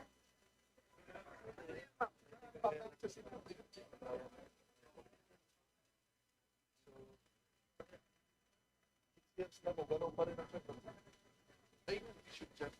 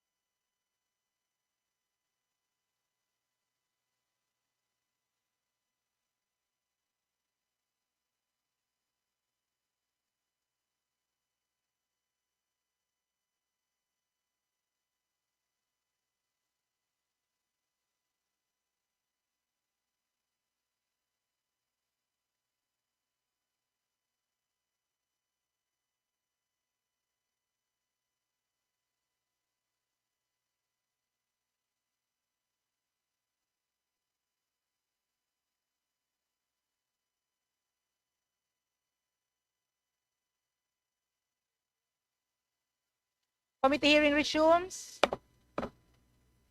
May I request everyone to please take their seats so that we can proceed to the question and answer portion. As earlier said, last week, a group of CSOs were gathered and had conducted dialogue with the chairperson of the Committee on Appropriations, and several questions were raised, and the Secretariat has consolidated these questions, and it's a matter of compliance and for record purposes. These questions from the CSOs, particularly the Multiply Ed Philippines Amplify Ed Budget Campaign. This representation, the Vice Chairperson, will be reading all these questions for the Secretary to answer. I understand that some of these questions were already raised by the members of Congress earlier, but again, for purposes of record, I'd like to ask the indulgence of the Secretary to briefly answer this question raised by the CSOs. With pleasure, Madam Chair, and congratulations on this initiative, Your Honor.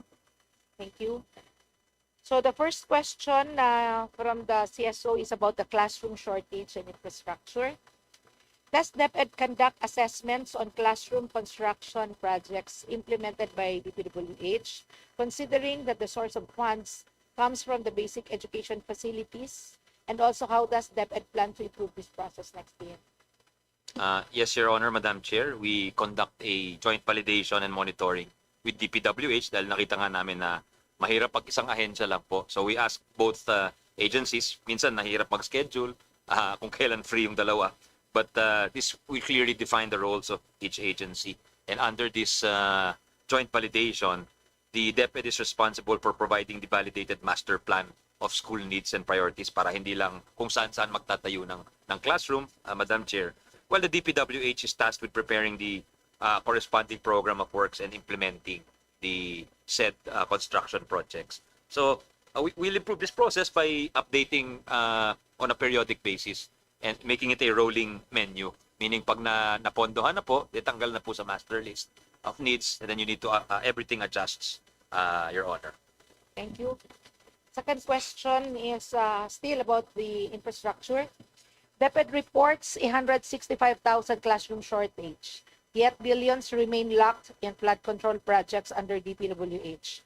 What is DepEd's plan to ensure reallocation toward classroom construction, especially in geographically isolated and disadvantaged areas or GIDA, where shortages are most severe?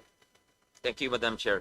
Well, sa GIDA areas, many of which are similar to the last mile schools, may significant overlap po yan. May allocated funding ho kami dyan. So that definitely tutugon ho yun. Although admittedly, hindi siya in 1 year masosolve. But over time, masosolve po ito. Tapos yung with reference to flood control, kung gustong ilipat po sa DepEd, tatanggap naman ho kami ng grasya. Okay, thank you. Monitoring shows that many classroom projects remain unfinished because contractors abandon sites after receiving 80% of funds. How will DepEd and DPWH strengthen enforcement, such as blacklisting and procurement reforms, to ensure contractors deliver on time? Meron pong sanction yun pagka inabandon na po ng contractor. Subject po siya sa liquidated damages, among others. At saka potential blacklisting din ho from either DepEd or DPWH or both, Your Honor. Thank you. Given DepEd's underperformance in completing only 605 out of 1,628 targeted classrooms in 2024, what accountability measures are in place to prevent further delays and wastage of time of funds? Thank you, Madam Chair. Pero I think na-raise na to by many of our of your colleagues, Madam Chair, na kaya nga we want to, yung bara na yon nakikita namin sa current process, masasagot kung winaiden natin po yung role ng mga localities. We allow them to be participants in the classroom or school building construction. Definitely bibilis po yung accomplishment dito sa school building program. Thank you. Next question is about the learning resources and digitalization. The 1 billion cut in textbooks and learning resources will leave millions of learners with outdated or insufficient materials. How will DepEd guarantee that every learner has access to updated and complete learning resources? Thank you, Madam Chair. Wala naman hong cut sa textbooks. If that is the worry, if that is the concern, Madam Chair, I've seen the figures. For textbooks, the figure for 2025 is 6.82 billion. For 2026, it's 7.136 billion. So there's actually an increase of 300 million, Your Honor. That's well noted. Madam Chair, thank you. The DepEd computerization program jumped to 16 billion in 2026 despite disbursing only 2.75 billion of 11.36 billion in 2023. How will DepEd address these bottlenecks in procurement and school readiness to ensure the budget is actually spent and utilized effectively? What is it? Okay. Well, just to share with the committee, kung payagan niyo po, the disbursement of this program for 2024 is at 90%, Your Honor. It's the highest in the history of DepEd, Your Honor. So I think we can absorb I think we've learned our lessons from past years, and we're doing EPA or early procurement activities. So yun nga, kahit hindi pa pasado yung GAA, short of award, we are already initiating the procurement process, Your Honor. Thank you. How will DepEd balance its ICT push with the more urgent and basic needs like classrooms, textbooks, and teacher hiring so no learner is left behind? Well, lahat naman ito importante and are among the priority areas mentioned by the President, and bahagi din po nung 5-point agenda ng ating department, Madam Chair, Your Honors.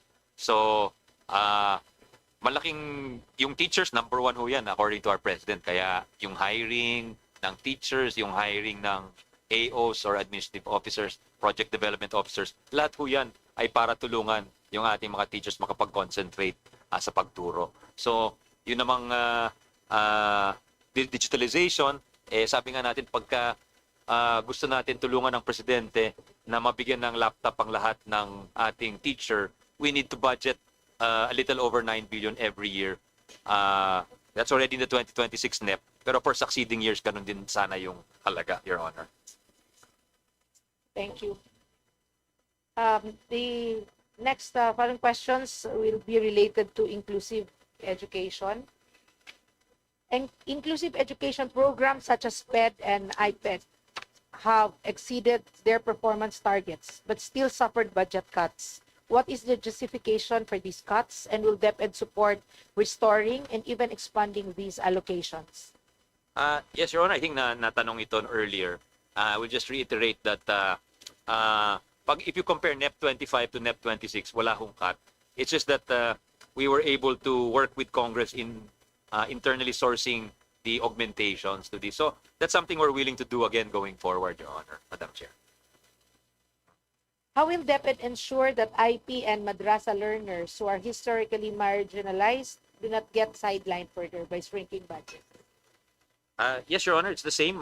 With respect to the budget, we're willing to work with Congress, and we'd like to inform the body that during our early tenure or first few months natin, dinoble po natin yung allowance ng ating asatits. These are the madrasa teachers, and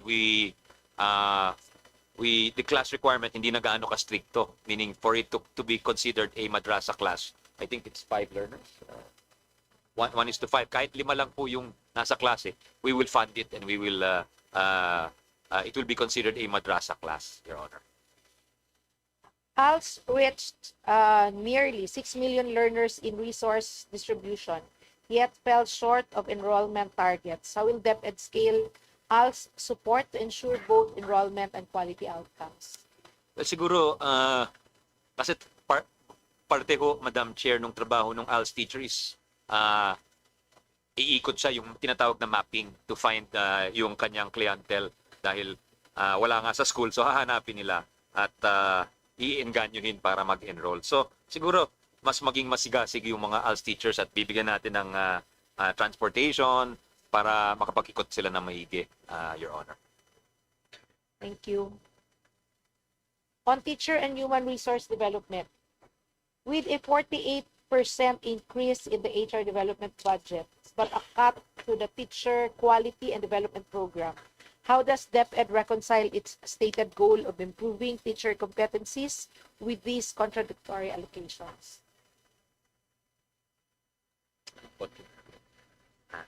Kasi hindi naman ho nabawasan yun, nalipat lang ho sa Teacher Education Council.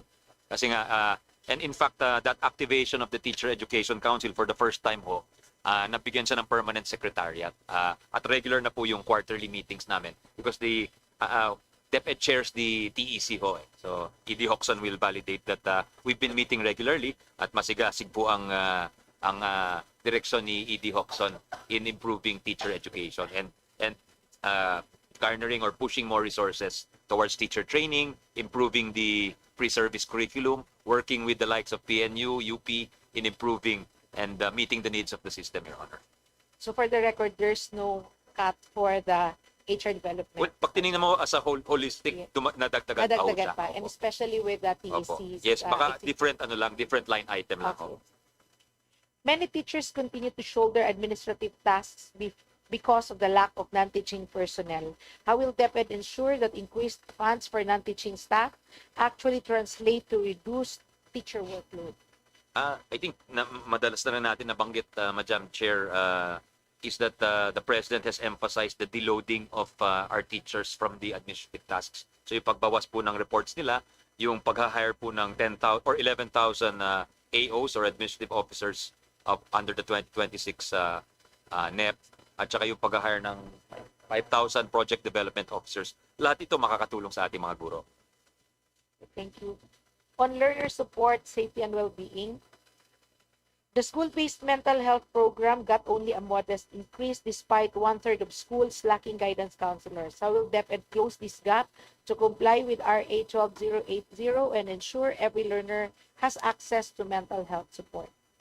Well, ang discovery ho nung EDCOM at saka ang nakalagay ho sa mental health and well-being law na ginawa po ng Kongreso, Madam Chair, is dahil nakita nila na mahirap po mag-hire ng guidance counselors and matagal nang may bakanting libu-libong mga pwesto. The supply just doesn't exist, Madam Chair. So for this year, we're doing what's scrap and build, meaning we're creating new guidance counselor associates para may tao po sa eskwelahan to deal with the counseling issues and the mental health issues of our learners. At the next year, we'll be hiring 10,000 guidance counselor associates, Your Honor. So this is partial compliance with the law. May we know just for purposes of information to those who are asking, what's the difference between the guidance counselor associates and guidance counselor sec? Yung mas mahirap maging guidance counselor ho dahil under the PRC requirement, you need a master's degree in guidance counseling, and apparently these individuals just don't mushroom overnight, and there are dun sa pag-aaral ng EDCOM, there are regions where either there are no takers or walang course na ganun sa mga higher education institutions. So that is a systemic problem, Your Honor. Kaya sa guidance counselor associates, kahit may units lang ho sa psychology and other in guidance counseling, pwede na hong mapuno yung position. Thank you for that clarification. So, next, the Child Protection Program received a very minimal increase despite rising cases of school-based violence. How will DepEd expand protection programs like TeleSafe and ensure sufficient resources for prevention and response? Thank you, Madam Chair. DepEd is strengthening its TeleSafe program. We're partnering with the PNP with its 911 program, the CWC or the Council for the Welfare of Children. They also have a Makabata helpline, and this, along with the reinforcement of pathways to the city and municipal social welfare and development officers, should ensure swifter response, Your Honor. We'd also like to train our staff so that they're capacitated to respond. And we're also establishing new positions in the LRPO or the Learner Rights and Protection Offices, Madam Chair. With 3,000 classrooms damaged in just one disaster event, how will DepEd push for disaster-resilient classrooms and pre-disaster preparedness funding beyond the quick response fund? Well, sa short term, totoo ho yun, Madam Chair. Sa short term, we have the TLS, Temporary Learning Space, which is meant to be a short-term reaction only. But in the long term, we need to build talaga more classrooms and maybe strengthen the design. So yung yung nabanggit natin kay Kong Bondo kanina, yung design, tinanong din ni Kong Crisel Lagman, yung design for disaster-prone areas perhaps has to be, may ibang design na po siya. With the implementation of RA 12080, has the department been able to allocate sufficient funds not only for the upgrading of the salary grade of guidance counselors, but also for other mandates of the law, such as the creation of additional plantilla positions, capacity building programs, and the provision of appropriate facilities and resources? Yes, Your Honor. Ito yung nabanggit natin kanina na for 2025, we're scrapping and building. So yung screen up na po natin yung 4,474 vacant guidance counselor items na hindi mapuno-puno. And we created 218 schools division counselor positions and 5,800 844 school counselor associate positions. This is in compliance with the Mental Health Law or Republic Act 12080. Okay, thank you. On budget priorities, DepEd's travel budget rose to 3.7 billion while inclusive education programs were cut. How does DepEd justify this prioritization, and will it support reallocating a portion of travel funds towards SPED, IPED, and Madrasa programs? Yes, Your Honor, as we mentioned earlier, we're very open to working with Congress towards strengthening these very important programs. Thank you. With 4.56 billion in confidential and intelligence funds under the Office of the President, larger than even the intelligence agency itself, would DepEd support calls to reallocate a portion of CIFs to urgent education needs, such as classroom and teacher hiring? Hindi na po namin sakop yung national security, Madam Chair, so we'll just stick to our mandate of education. Thank you. Given that over 250 billion remains in DPWH flood control projects, how will DepEd advocate for rebalancing the national budget to prioritize education over oversized infrastructure? Well, tulad ng sinabi natin kanina, Madam Chair, tumatanggap naman ang DepEd po ng grasya. Really? And for the last question, how can DepEd and Congress work together to ensure that special education fund allocations by LGUs are tied more directly to classrooms, textbooks, and teaching personnel instead of allowances and administrative overhead? Well, Your Honor, yung SEF, that's part of local autonomy. So we can only advocate and perhaps educate communities. The Project Bukas is one of them. If communities and local governments know that these are the shortfalls in their schools, then perhaps there will be no misallocation, or there'll be a better allocation of resources like the SAF, Your Honor. Thank you. That would be all for the...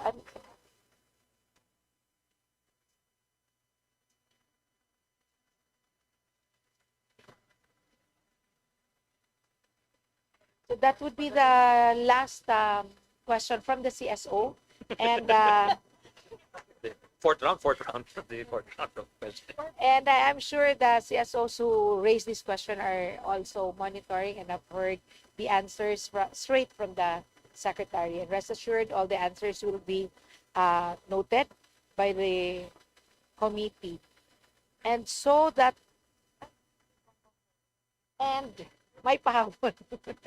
Fifth round, Sec. Just one last quick manifestation from Representative Marlo Bangforo before we finally terminate the hearing. Thank you very much, Madam Chair. Good afternoon, Secretary Angara, sir. I'm just a Nayupay representative, sir. Nung nanalo po ako, grupo-grupo dumagsa yung mga teachers sa akin. Tinanong ko sila anong problema. Isa lang po ang sinasabi nila. Classroom. Pina-inventory ko po yung lahat ng kakulangan. Validated po iyon. Based on the new computation, aabot ng 1 billion po ang kakulangan. Yun na nga ang nadismaya po ako, nagtaka. Bakit ganun po kalaki, nag-accumulate? I understand the limited budget for now. So, alam ko po na limitado talaga, hindi kaya. Pero sa akin lang po, Madam Chair, Mr. Secretary, sir, baka po sa next year o may ibang paraan na sana po yung distrito ko po mabigyan ng pansin.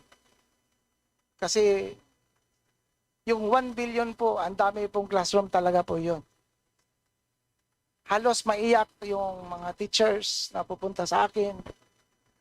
Bumabiyahe po sila more than an hour just to meet me and ask my commitment na baka mapaabot daw dito po yung concern nila na yun na nga, yung classroom po. So, yun lang po, Madam Chair and Secretary Angara, sir. Kong, salamat po sa pag-share ninyo yan. Baka dahil magandang lalaki ho kayo, kaya dinudumog ng mga teachers ninyo. Pero bukod dyan, sir, seriously speaking, I think kung malipat, right now, if you divide 13 billion by 300 congressmen, that's only maybe 40 or 40 million per congressman. So, yan ang realidad ko.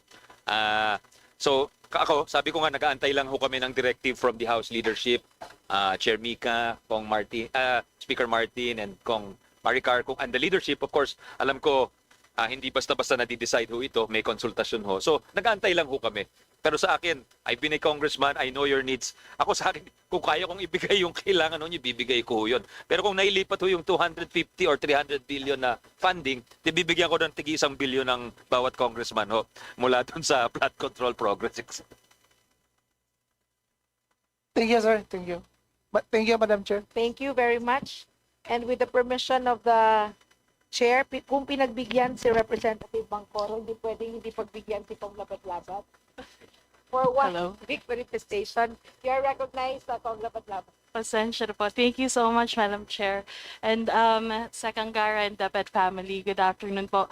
Pasensya na po sa pahabol, but it's actually, just want to point out po, no, if, so currently for the 2026 NEP, DepEd is asking for 928.5 billion for your budget po. And if we look at this as it compares to other departments, yes, highest po ang DepEd as it should be mandated po by our constitution nga po, no, prioritizing our education for our people. But if we look at it sectorally po, as education compared to infrastructure, looks like po DPWH budget alongside the transportation budget po, if you add those two up, it will be higher actually than the DepEd or education budget. And so I just want to urge this body to hopefully fight for a higher, if we can po. I know we're working with a tight fiscal space, but if we can do our best to urge this body to increase the budget for DepEd, I think it would be best for the future of our republic. And I just want to manifest my support, this humble representation from the 2nd District of Zamboanga del Norte po. Sec, ang success niyo po magiging success din po ng ating bayan. Kaya sana po, no, mapagbigyan po natin ng DepEd. Yun lang po, Madam Chair. Salamat. Salamat po, Kong Labat-Labat, Madam Chair. Yan din ang narinig natin kila Kong Mika, sila Majo Sandro, that sana nga ho magkatotoo, Madam Chair. So sabi ko nga, tumatanggap ng grasya po ang DepEd. And at this point, as the budget sponsor of the Department of Education, allow me to thank the DepEd family for your time and for a successful briefing. And congratulations, from 12 hours last year, we're down to 7 hours this year. So, and I think with Maraming that, salamat, Madam Chair. Maraming salamat, Chairperson Mika, and to our distinguished... I think with that, you deserve another round of applause. From 12 hours to 7. Hopefully next year, 3 hours na lang. So again, I'd like to thank you also for the opportunity to be your sponsor. And I look forward to work closely with the department as we prepare for the budget defense in the plenary. So at this point, I'd like to turn over to our Chairman Mika. Thank you very much, Chair Marcos Zamora. Again, thank you to our Department of Education family for your time and your invaluable inputs. Ito po yung record number as to the number of congressmen who interpolated, a total of 38 over the course of the last 7.5 hours. And yun po talaga, it just goes to show how critical the budget of the Department of Education is. Kasi again, it's so central to the human capital development, which we also strongly advocate for. So again, thank you very much po, Sec Sunny, and to the whole DepEd family for staying with us for 7.5 hours and for fielding the questions from all of the congressmen, as well as our civil society organization partners, and we're with you. We especially in terms of addressing the classroom shortages, in terms of addressing the needs of our teachers, in terms of creating a better, more conducive environment to learning. We are with you, and we will do our best to fund all of these initiatives, and we will work closely with you all the way through the plenary to see where else we can increase funding, again, when there is ample fiscal space that we can find po. And siguro po, I will just add to what Chair Marcor said, perhaps the reduction in the number of hours of the deliberation by a staggering 5 hours, a reduction of 5 hours, is also a testament to the good work that the Department of Education has been putting in. We are all testaments, we are all witnesses to the hard work that the whole department, all members of the Department of Education family have been doing, from Secretary Angara all the way to our SDSs in our respective districts. Ang laki po, sobrang galing po ng DepEd family. And kami po siguro, ibang klase po talaga si Secretary Sonny Angara. To see a secretary crossing a river, crossing a stream ng nakapaa, just so you can reach the most geographically isolated and disadvantaged areas, yung mga last mile schools. Ibang klase po talaga. Pag nakita mo yung secretary na gano'n magtrabaho, it really resonates all throughout the agency. So we'd like to commend our Honorable Secretary Sonny Angara, our undersecretaries who have been working very closely with us, our assistant secretaries, our directors, our regional directors, and our SDSs and our DSS in our respective districts. The regional directors are here. Thank you very much po. Pumasok talaga sila. Thank you very much po. You are the heroes for our learners and our teachers. Thank you very much po. And for a thank you na lang yung sinasabi ko kasi I think we're really all in support. We're very happy that the education budget, as indicated in the NEP, is at 4% as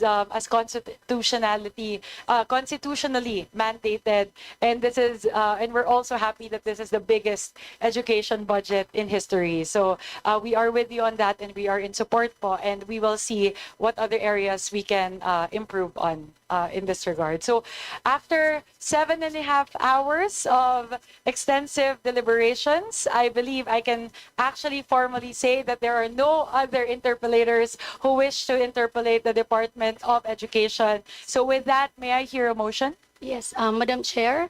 Yes, Representative Baronda. Upon arrival, I did ask you, before we terminate, Madam Chair, dadagdagan mo ba ang pondo nila? Without doubt, sabi niya, yes, dadagdagan ko. Knowing the Secretary for almost 3 dekada, 3 dekada, I have known him when he was still like studying in college sa UP de Laman, 1998. Hindi po siya nagbago. I'm glad that I was able to see him working in the Senate. Naging chairman yan ng budget. Nakikita ko sa kanya yung hard work, yung work ethics, hindi nagbago. Napakaswerte ng Pilipinas at saka ng Department of Education.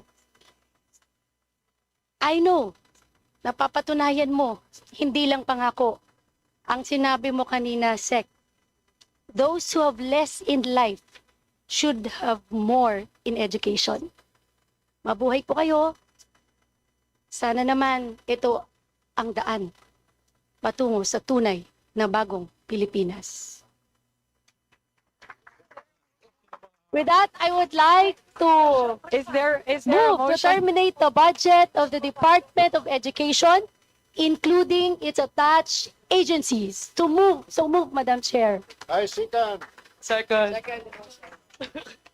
Madam Chair, with your permission, salamat Kong Jam. Before I rule on the motion po, Sec. Okay, go ahead po, Secretary Angara. I just, Yes, po. ayoko lang palipasin yung moment na hindi ako nagpasalamat sa komite. To you, the brilliant, gracious, beautiful chairperson, to our brilliant defender and sponsor, Akong Maricar, 7 years. Wow. Hindi ko alam paano mo nagawa ho yun. To all the members of the committee, yung mga nagtanong, at mas lalo na sa mga hindi nagtanong, maraming salamat po. At especially ho sa aking magagaling ho na kasama sa DepEd, our bureau directors, our regional directors, our ASECs, USECs, lahat po to hindi natin magagawa kung wala po sila. So maraming salamat, Madam Chair. Thank you very much po, Secretary Sonny Angara. On our side po, as the President said, we want this budget to be an education budget. So I will take the words of Secretary Angara, who was also a brilliant chair of the Senate Finance Committee. If we are able to find ample fiscal space, we commit to prioritize funding for education.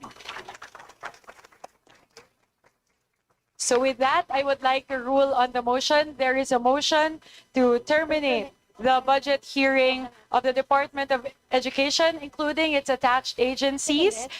Is there any second? It has been moved and seconded. The motion is carried.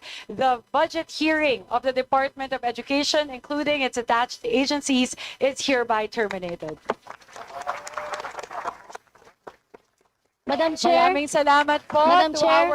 Maraming salamat po to our wonderful Vice Chairperson who has been stewarding the passage of the Department of Education's budget for the past 7 years. Representative Maricar Zamora, thank you very much po.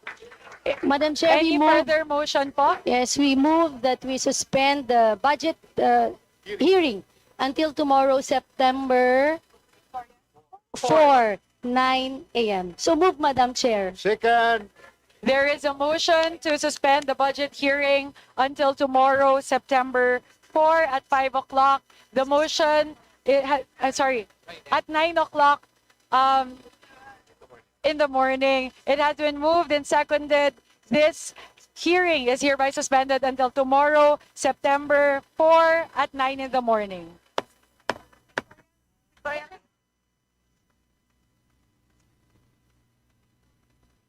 May we request Secretary Sonny and the rest of the USEC to come over for a pictorials?